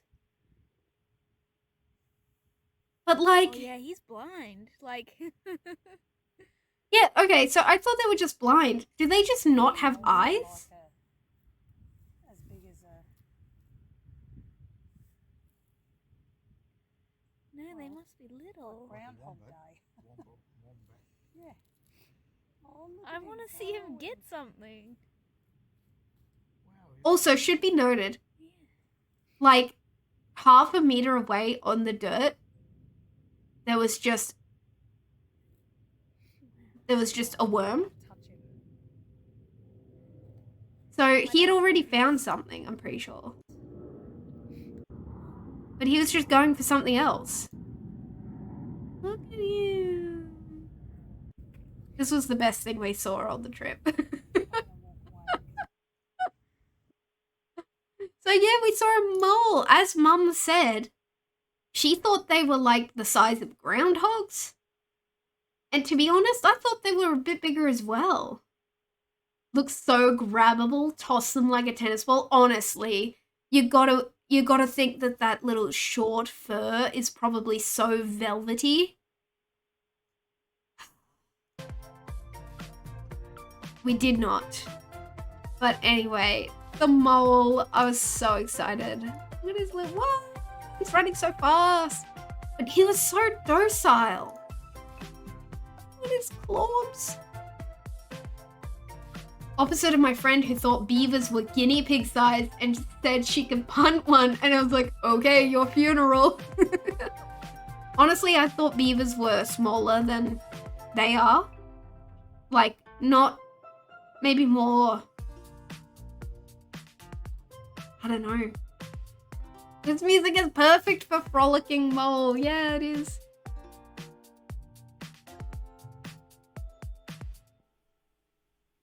Hell yeah. So as we were, because at that point we were like, we don't need to see the lighthouse. We've seen all we need to. As we were turning around to return to the car, there was a lady and two kids, coming down the path. And we said, oh, just watch out, there's a mole over there. And she, I don't think she spoke a lot of English. She like kind of looked over, she kind of saw it, and she said something like, what is his name? And Mum was like, mole. And she's like, mole. And then so they ran over and they were looking at it as well. It was so delightful. But yeah, they really just go about their business, and they had to have, it had to have felt our footsteps. I guess he just didn't care. He just wanted that worm. Anyway, mole, best friend. And that was the path we were gonna take. We were looking. We couldn't find this lighthouse. That was the path we were gonna take, so we were just like, we saw a mole. Then we spent the evening at Fisherman's Wharf. No, wait, Pier 39, I believe it was. Again, this is so nice. Also, it helped that it was like literally golden hour. Cause like, just everything. So beautiful. Even these buildings, I think, look so beautiful. And we saw the seals. I'm so glad we got to see the seals. We do have some seal honks. There's seal. Here we go. Here you go. Yeah, they do. Also, I'm pretty sure I remember seeing a sign at the entrance of the pier that said no dogs. And there was definitely a dog barking in that video, but I couldn't find it. Well, we don't need to hear it. Seattle next? I did Seattle. We did that on the way up. I'm curious to see which way you went back to Nevada. Oh, yes, I have a story about that. Seals. Wow. Wow. So cute. Why did I keep this one? There was one of the water. I guess I was too lazy to delete that one. There we go. Aww. Sea puppies. One of your big ass freaking seagulls. Alcatraz. That's a good photo. Okay.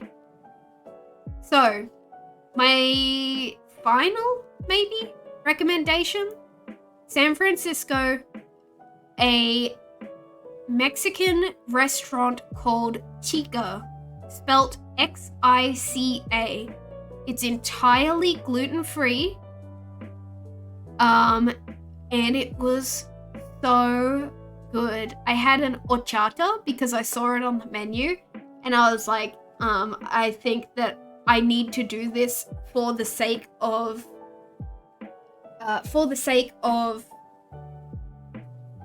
Isaac and Chibi. They need to know that I had an horchata, and it was really yummy. I recommend it. Very yummy. Yeah. So Chica, X-I-C-A. I think it's near Pier 33 or something like that. So good, all gluten-free. So yummy. So yummy. Gluten-free Mexican food, yeah. It was so good. And as I said previously, because it's all gluten-free, I got to try everyone's meal. I had chicken tinga, which was really yummy. Mum had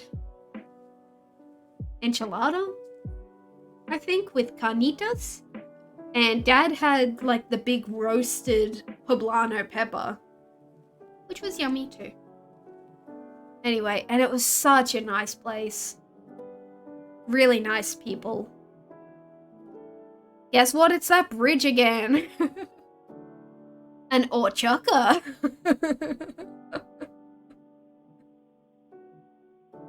That's a Geodude. An orchaka. Bridge. We actually walked the bridge.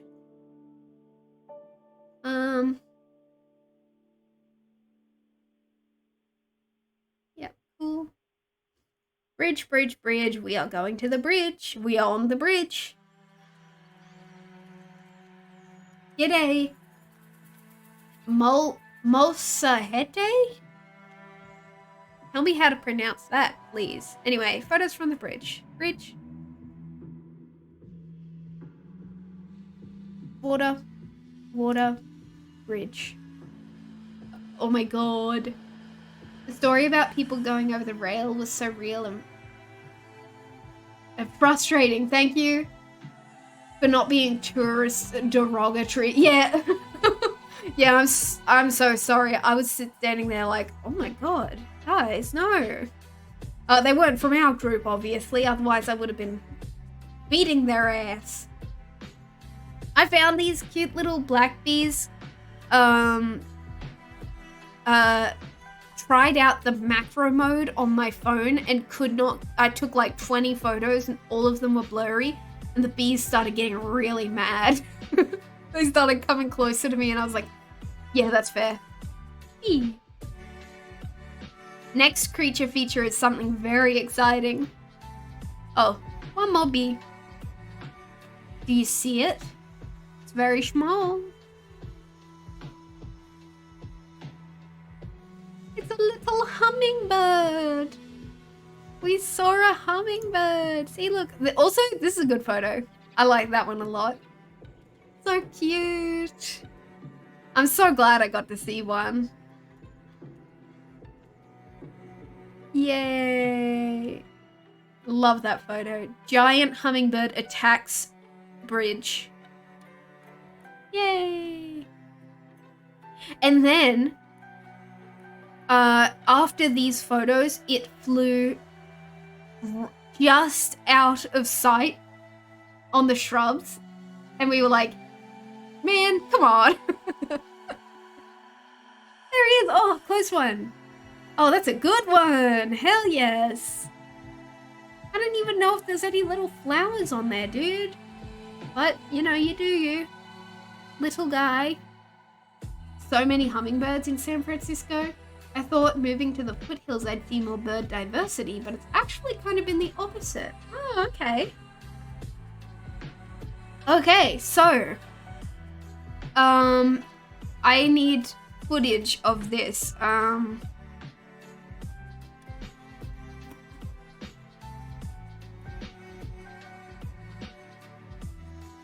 So 2 days before we were set to travel 2 days before we were set to travel from San Francisco back to Reno, this path through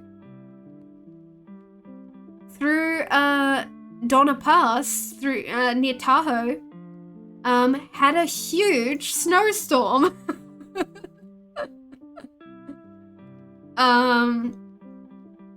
So when we passed through, it was finally clear, but I will show you what it looked like the day that, you know, this is what it looks like. The trucks were stuck. Guys, this is such a bad setup for a bar. Whoever made this website.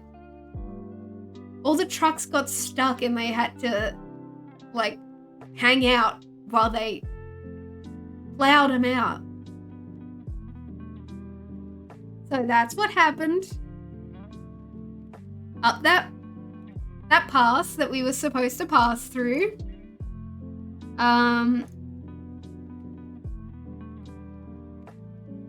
So this is what it looked like when we passed through the blizzard. You used to go to Stowe Lake and Pine Lake to birdwatch. You actually helped clean up Pine Lake in 6th grade for a school thing. That's lovely. You must have been here when my partner and I were in Legoland. Where's Legoland? So, it was hard to capture how high the snow was on the side of the road. But use your imagination, everyone. I mean, that looks like a tree. That looks like a tree. So, yeah. So yeah. Snow. It was all safe to drive when we went through, but I just tried to get some photos of the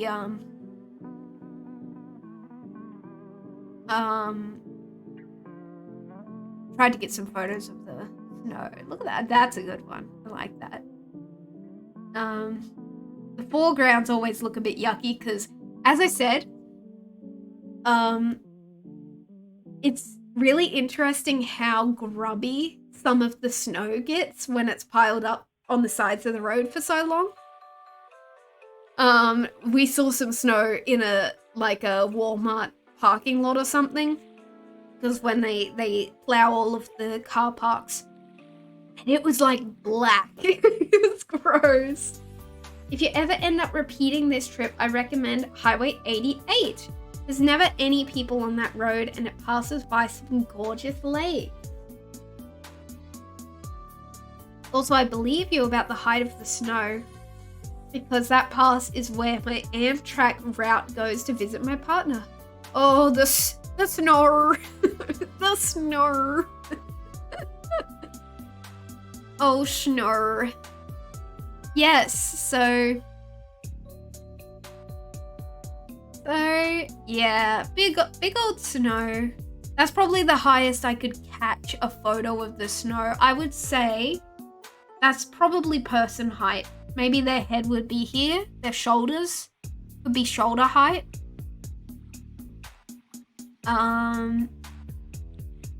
Yeah, I mean, there's a sign.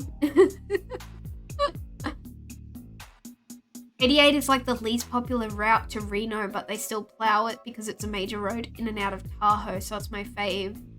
Oh, maybe that was the road we took, because we took a trip around Reno. No, sorry, we took a trip around Tahoe at the beginning, so we might have jumped onto that route a couple times, but Tahoe was beautiful. It was wonderful. No. Another sign. This was some good snow on roof and icicle action for mum. There we go. So that house is a little bit under the weather. Did you pass by a Silver Lake or Caples Lake? Oh, I don't know. Maybe Silver Lake. Of course, I'm guessing the amount of times we saw a sign for places called Clear Lake. Again, they love to share names.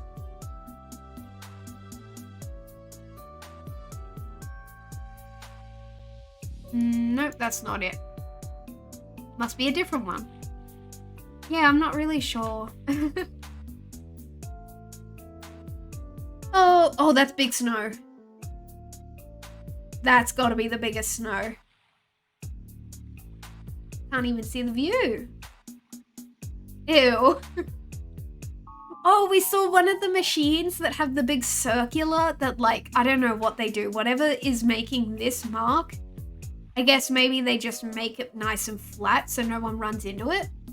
We saw one of them, they had their blades stuck in the snow. It had broken off. No.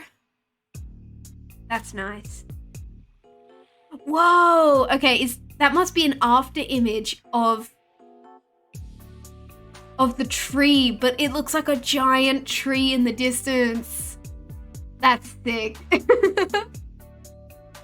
It's on Carson Pass, not close enough to dox myself, but I go up there and around Tahoe a lot. Heck yes, well, enjoy it. Enjoy it for me, because that place was so beautiful. Oy, okay, I'm getting to the end of my... For those of you who weren't here at the beginning of the stream, I did catch a cold at the end of the trip, and I'm just getting over it, so my voice has been a bit funny. Biome change again.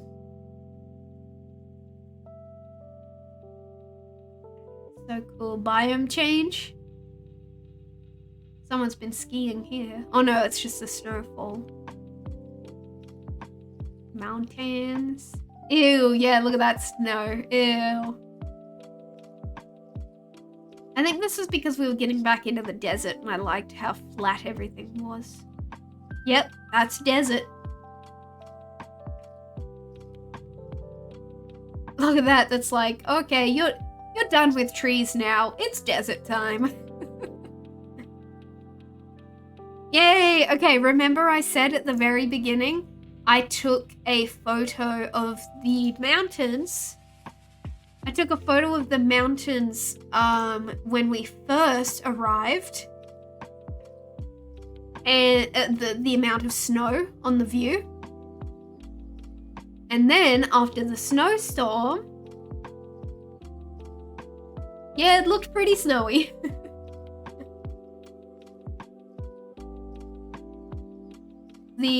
the photo is, well, you can see at the bottom there of the mountains, that's all like desert. Whereas here is still all snow. Neat. I'm glad I got a photo of that.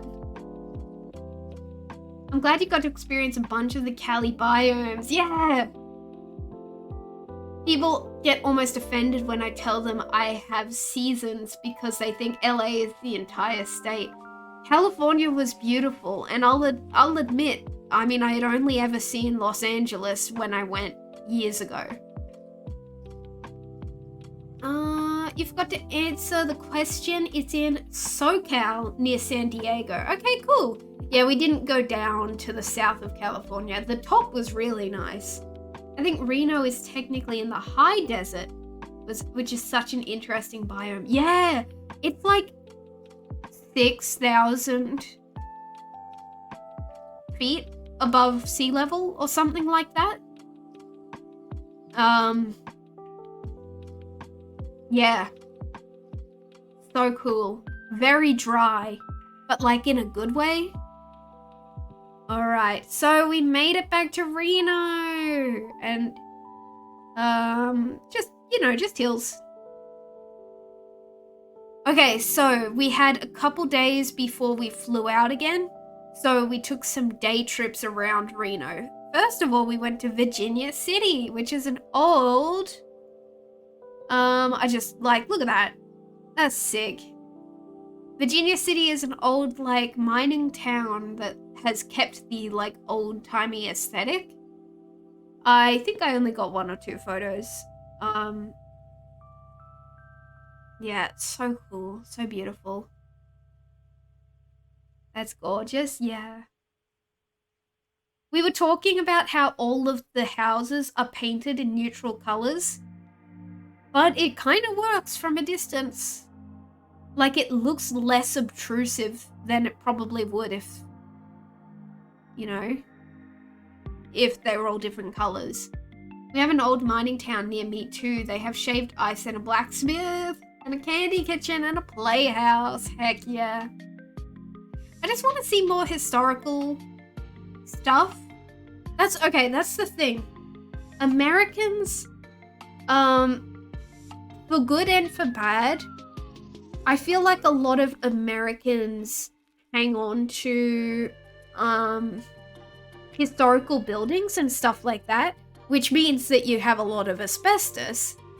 But that means you can just buy a house sometimes that is from like the 1700s. Whereas I feel like maybe it's just where I'm located. Again, this has made me want to travel so much more. I want to travel more around Australia. I think I need to do a historical tour. Find out some of the old stuff. I think that is genuinely an ordinance that's in place in those areas. I know in Tahoe, even the McDonald's looks like a cabin because they want it to all be in accordance with the environment. Oh, I should have thought out that McDonald's. Sometimes it works, but sometimes it's just a bit like, I mean, it would probably feel a bit bland living in the area. You wouldn't be able to have a nice bright house. Museum. Yay! So these are all the, what are they called? The Sierras. The Sierras. You know the for bad part? We had to stop going to your favorite camping place because they weren't renovating the cabins and they were getting in worse condition while the prices were also getting higher. That's something I like about San Francisco are the neon and pastel houses. Yeah, the houses were so cute in San Francisco. Okay, so we made it to Virginia City. Again, out of season for everything. A lot of stuff was closed. And you could imagine that it would be awesome, but probably very touristy. during peak season, but as you can see, it's like, well, they definitely hadn't changed the walking paths since the cowboy times, because the amount of times I was like almost tripping over this uneven pathway. They have like these old saloons. There was a house I'd always see on the way to school that had a simple little panda face painted on in white. Oh, that's so cute. Now, did I get any?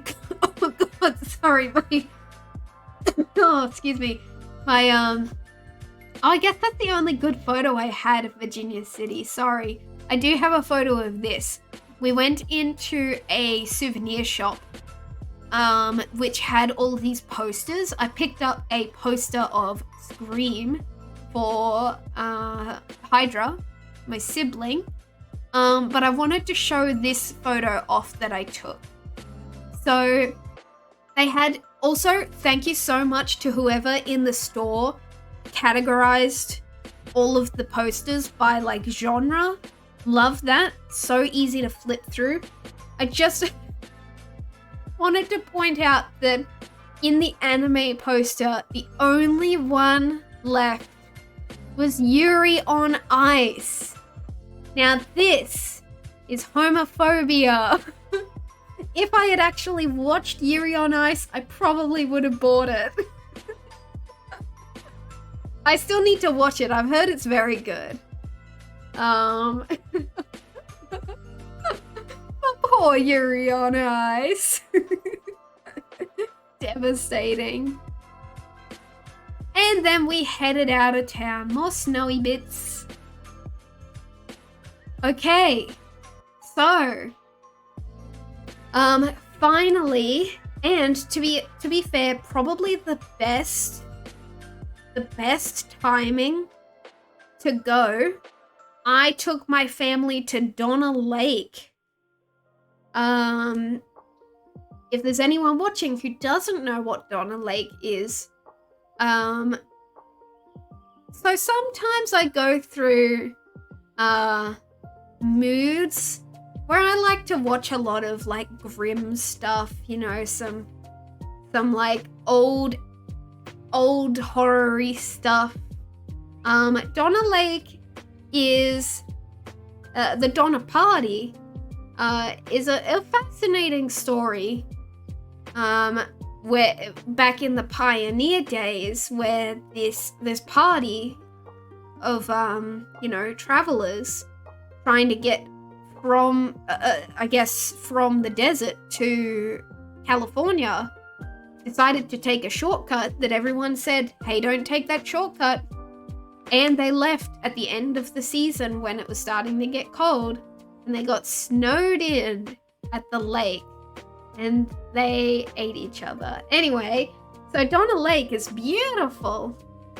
And I thought it was very suitable that we go after this snowstorm, because it was kind of like poetic timing, right? Directly after this big snowstorm that we go.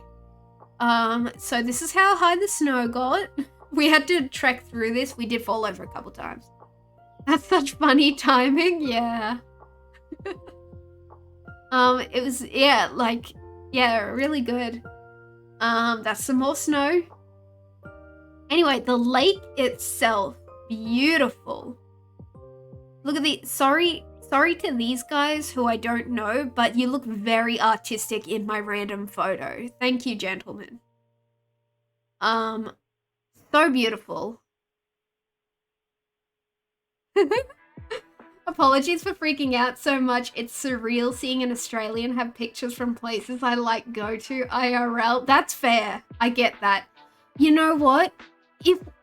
This is so devastating.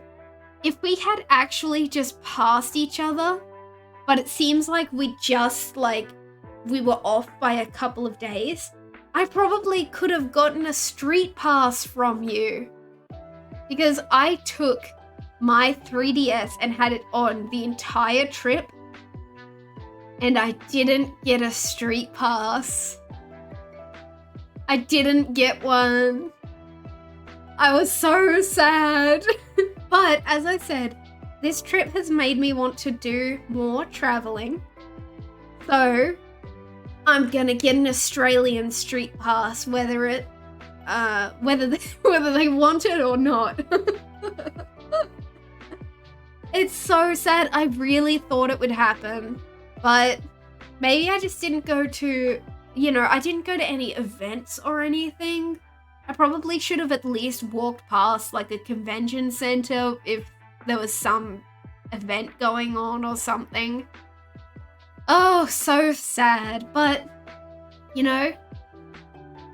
there's greater things in life than a street pass. But, that just means that I will have to go traveling more often and take my 3DS. I forgot, is Street Pass something you have to turn on, or do you just pass someone whose 3DS is online? You've been bringing yours everywhere. It came to the concert with me, and you did a tepig soft resets between sets. Heck yeah. It can be in sleep mode. The 3DS has to be on, I think. It doesn't have to have like an internet connection, because I think it's like radio waves or something. I don't know how technology works. Anyway, sorry to these people whose houses I've taken photos of, but we'll go through them really quick. I just really needed to show off how big the snow got. Like, look at this. This person's bin is under there. Thank you, people who's... I'm guessing this is probably their holiday home. They probably... Unless they're bunkered in there and they're snowed in. And we didn't help them. You should check if you got any. Heck yes, let me know if you did, okay? That would be so cool. So, what I was looking forward to... Again, look, this lake is beautiful. And it was very... Okay, I was expecting a little bit of, like... A little bit of cheeky history. Like, signs saying, like, if you know, you know. But, unfortunately... It was very, like, holiday. It was very much a holiday town. And no one really addressed the elephant in the room except for the museum we went to. And they didn't want to be cheeky about it either. I was hoping I could get some merch that was a little bit cheeky. But they were very respectful about it. And the museum was great. The museum was really like, I was like, dang, this is good. I actually talked about the railroad, and they talked about the history of like highways and stuff. I didn't know that between the 20s and the 30s, in the 20s there was like 8,000 cars in the world, and then in the 30s there was like 200 million or something like that. That's kind of makes me want to learn about the history of cars. Like, I should have asked my dad. Bonded a little. And we did plenty of bonding. I'm good. So funny that you came right after the time where weather services were stressing. We are not joking. This is a blizzard. Buckle up, folks. I feel like they'd maybe have cheeky signage over the pass. Yeah. Oh, to go back to the 20s exclusively in reference to how many cars there were because the rest of it was bad. Yeah.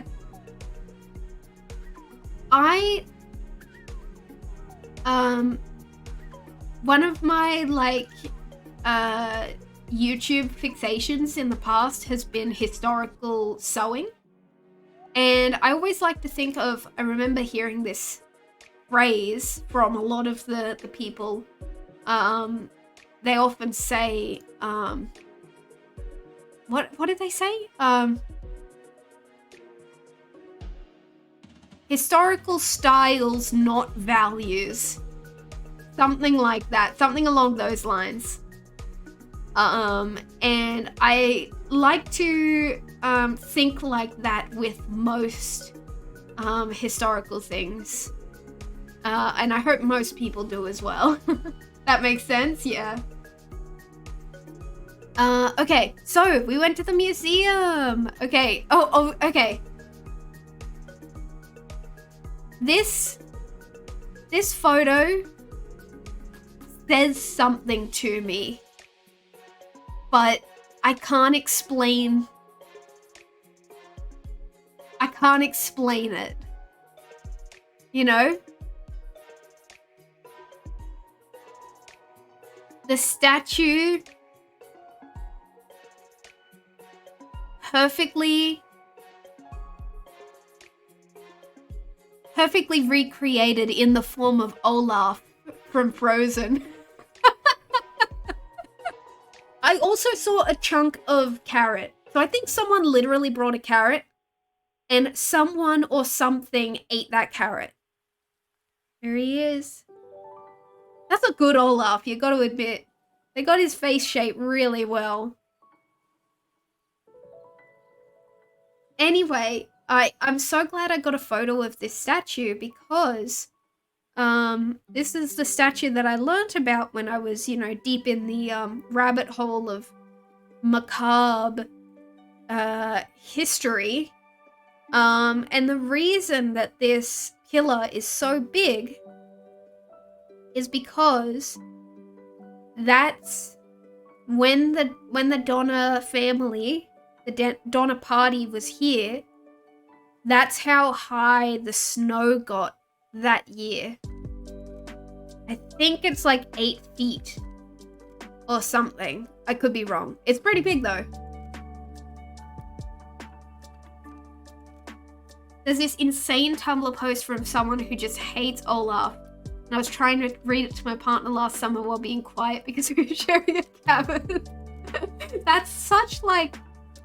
That's very like primary school sleepover behavior.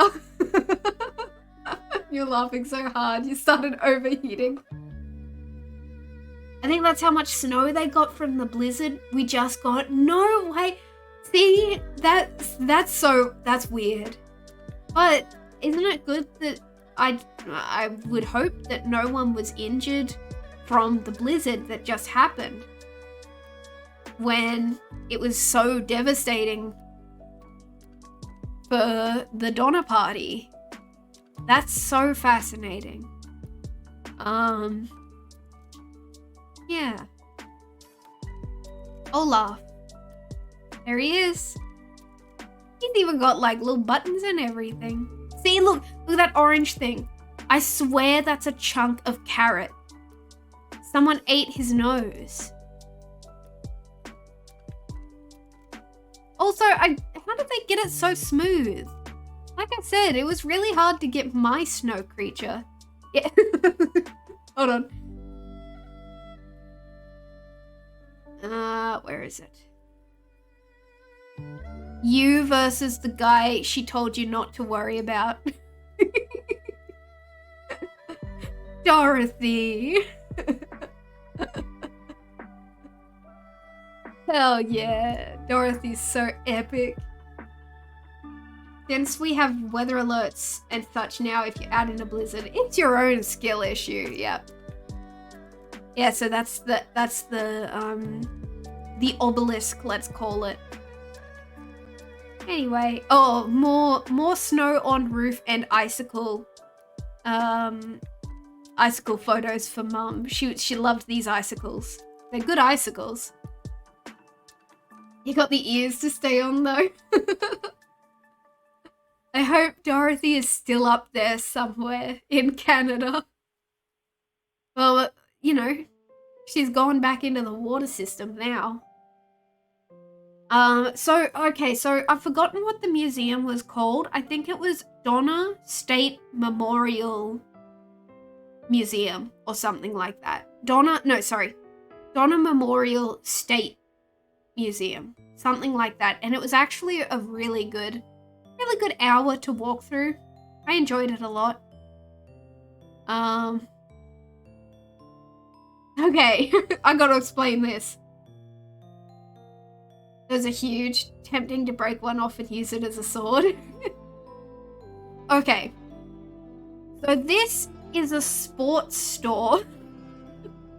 This is very wrapping up the America trip for me.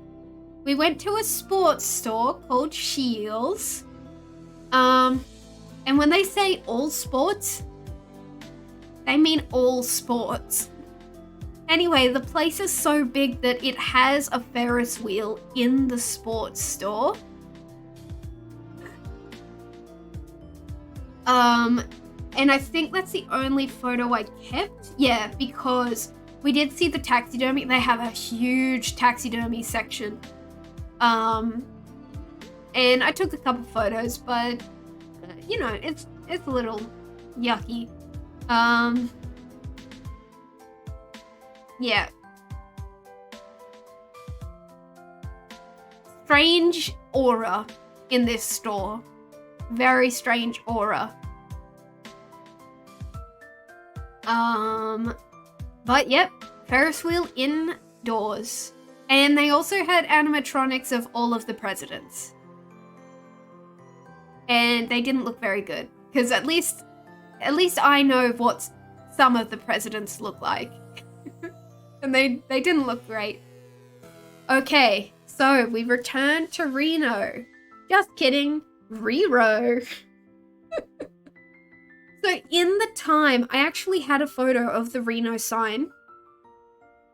When we were first there, the Reno sign wasn't broken.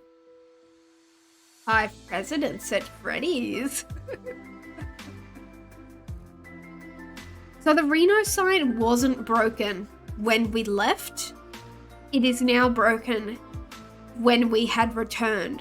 But remember, there was someone else who was broken when we left. If you remember, 6 hours ago at the beginning of the stream, they fixed the clown's face. He got his face back. That was the biggest,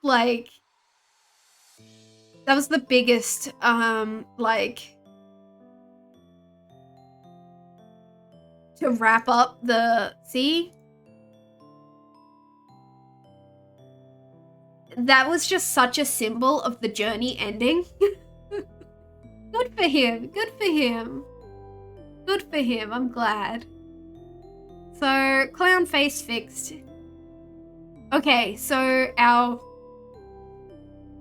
maybe second last day in Reno, we went to the markets. Hell yeah, love a good farmer's market. Bought some good stuff. Everyone support your local farmers markets. And we got a couple geese, yeah, that's cool. Oh, we got a couple ducks, that's nice. Oh, some more ducks, that's very nice. 50 million ducks! 50 million ducks in the world! Hell yeah! Ducks, ducks, ducks. This is where all the birds were. The entire time when I was not seeing many birds, they were hanging out here. So many ducks. So cute. And I love that you guys have the mallards. The ducks we have are wood ducks, and honestly, they look very similar to how the female ducks look. Brown.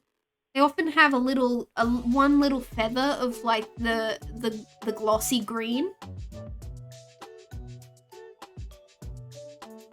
Did I have anything else here? Oh, just some visuals of the area. Okay. Ducks. Fish. The river. Wood ducks are so cute, yeah. Again, just a really nice river, but I'm just obsessed with how fast the rivers are. Like, anyone come to Australia, you'll see that our rivers are not like this. It's really cool. Oh, here's some ambient noises. Oh yeah. 10-second river to study and relax to. So cool. Very nice. Can I get an amen? I think this was maybe the day after the passing of Akira Toriyama. And you know what? This one just had to stay in my photo album. Reese's Puffs Goku. Thank you, Goku.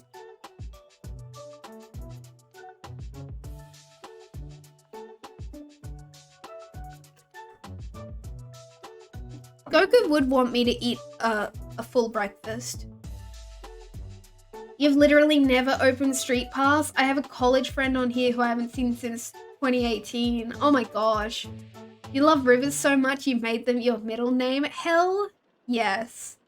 I love it. Very good. Rivers is good.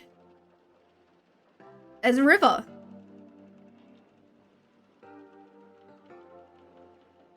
It's just so cool, man. I gotta go see some rivers. I'm gonna go find some rivers. This one was really shallow, this river, but still running so quickly. That's why I took a photo of it. We did walk through the casinos.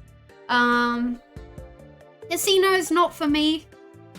Not a vibe for me. I do appreciate how gaudy they make them look though. They really spare no expense. They really, what I remember from, oh, well, there you go.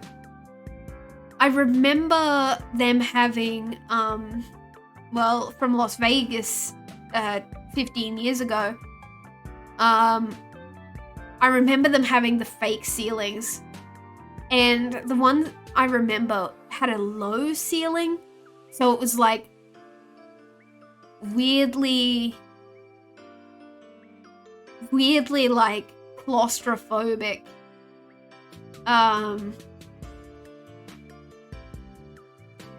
Yeah, I don't know, man, casinos are weird. Hey, I mean, like, they're nice to walk through sometimes. Just troubling.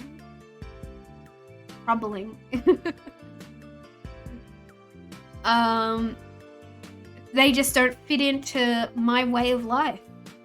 Anyway, yeah. This one had a full mining rig inside it. So, again, amazing how gaudy they make casinos. A full mining rig. And you know I got that thing on me. I finally tried a Baja Blast. It was pretty good. It was pretty good. Kind of tasted a bit like a regular Mountain Dew with combined with like a Solo. Solo is like a real like lemonade type thing.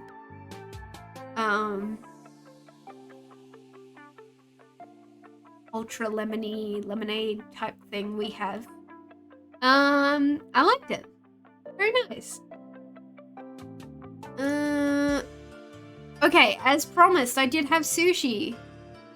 Look at the wasabi they give you.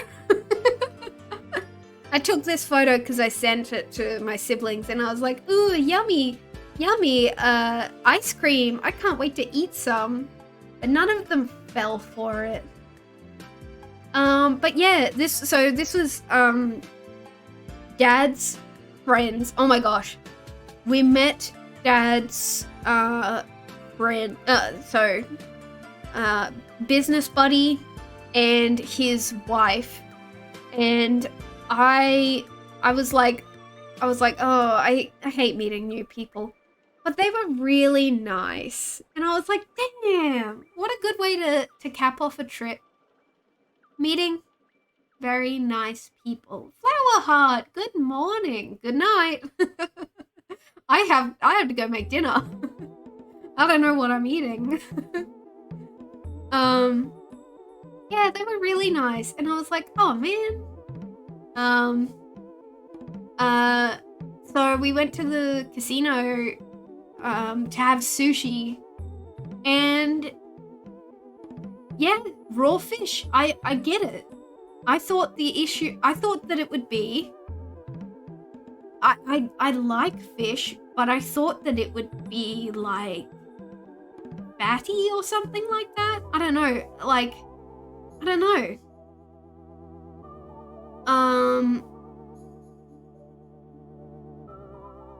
But it's very easy to just bite into raw fish. And it really isn't that. Tuna, for example, doesn't taste too different to like tin tuna. It was yummy. I would have liked to have tried more things, but as I said earlier, the only like sort of plain things they had was the nigiri, which is the little oval of rice with the fish on top. All of the sushi rolls, they had too many ingredients in them, and I couldn't have the imitation crab because it had weed in it. I couldn't have anything fried. So I had to go simple, but it was yummy. I like it. I'll have to have more sushi more often.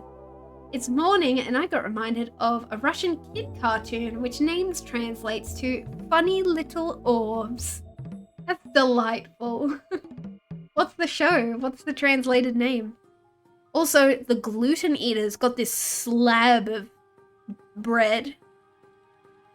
So, and they didn't even eat it all, the bastards. Yeah. The cartoon gave you an existential crisis. Russian kid cartoon, funny little orbs. I don't know. I don't know. Never heard of it.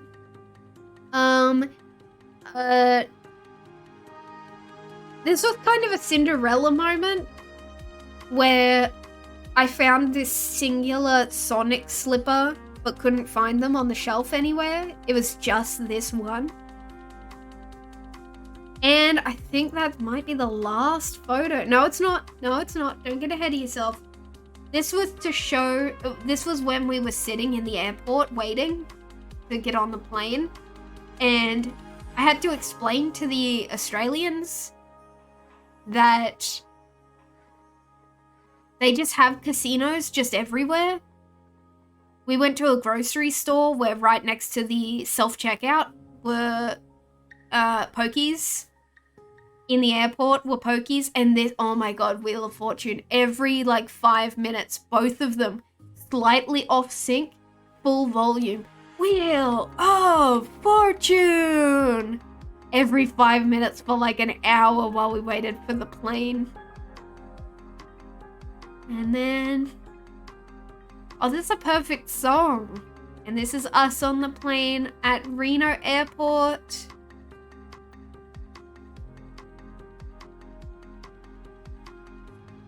And then this is us leaving Reno.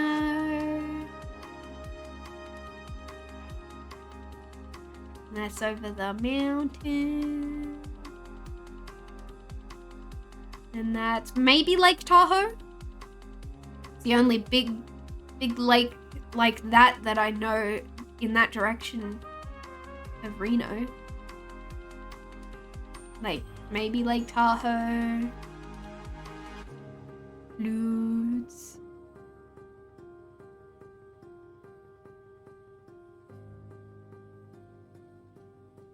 And I was tired, and I was like, I was like, man,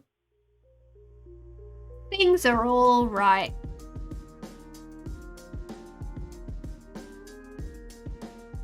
Look at that. That's neat.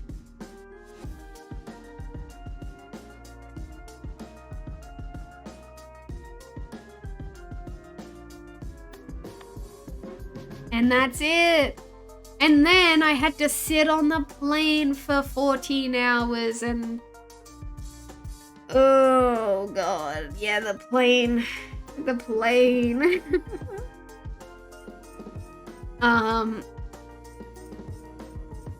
Oh yeah, and then the plane, we had to sit on the tarmac in San Francisco for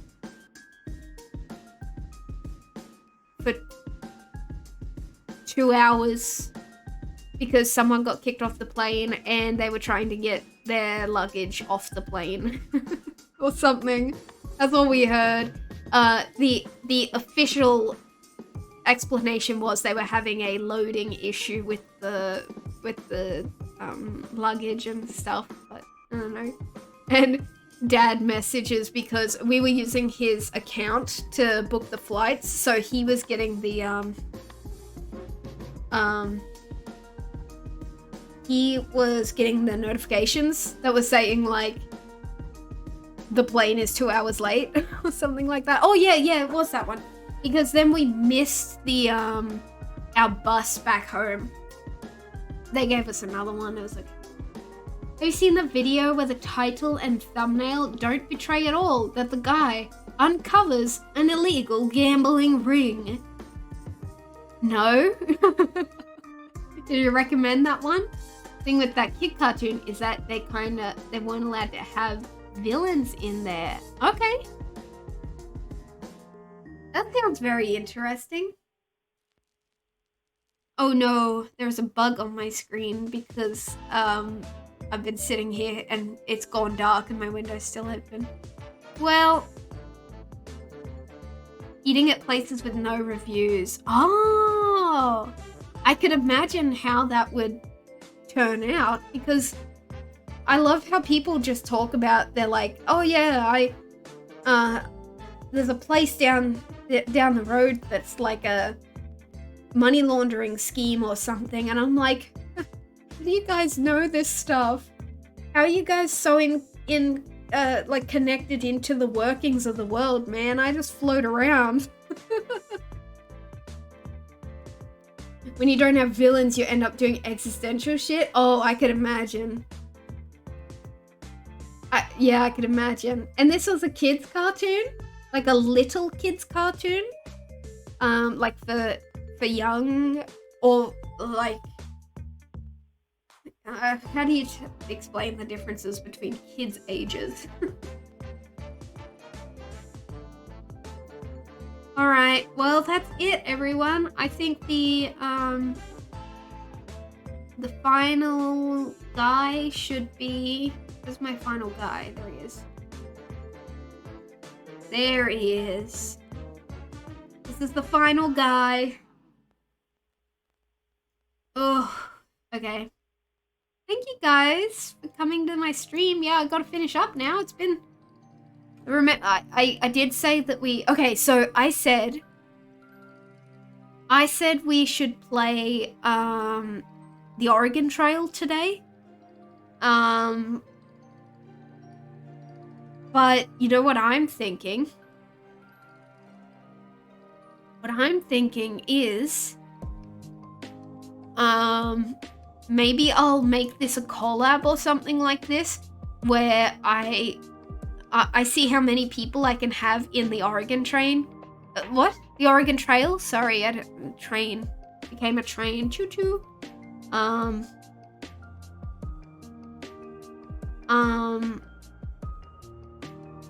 The Oregon Trail. I'll get some of my collab buddies as members of the party, and I'll see if they get dysentery and die. I wonder who would willingly sign up for that. Thank you so much for sharing. This is my first Twitch stream in a while that I've joined of my own volition and not to chat while my partner watched it on the TV. Oh, heck yeah. Oh, I haven't watched a Twitch stream on the TV in so long. That's a good feeling. When you're walking around the house, you got a Twitch stream on the TV. Thank you so much. It's so good to see you. Yeah, it's very nice to see you. And thank you for enjoying my slideshow. I'm looking forward to the future of the stream. Now that I'm back, I can start playing some longer form games because I was only playing some shorter form games before I left. I can start working on new stuff. I'd like to make some tweaks to my model. We were talking about adding new redeems, stuff like that. Like one episode of where the character got stuck on a planet that recreates stuff from memory, fell asleep, and when he woke up, he saw his home. But actually, it was the planet recreating his friends from memory. He realized it was all false when he saw that outside the home valley was still desert. And this was a kid's show? That's devastating. That would have messed me up. Stuff like that scares me. Oh my goodness. Yeah, I used to be so scared of stuff like that. It was a good slideshow, thanks. You have to sleep now, but you're also glad we got to chat again. Good night, good night, good night. And I hope you enjoyed your trip as well that happened simultaneously to mine. And I wish you a future street pass. For 6 years old, oh my gosh. Yeah, that's very intense. Alright. Alright, gamers. Alright. Suckers. I haven't called you guys suckers in so long. Thank you for still being my suckers.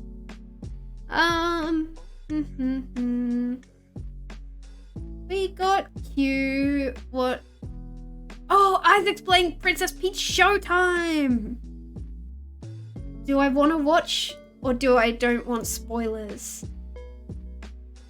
I mean, I think him and I are the only people who were hyped about Princess. Oh, you can customize her dress. Oh, hell yeah.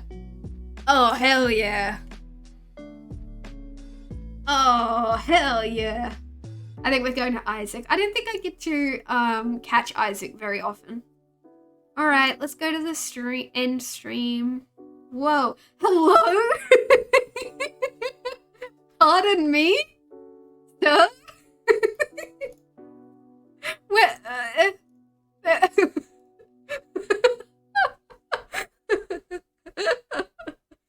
Scary jump scare.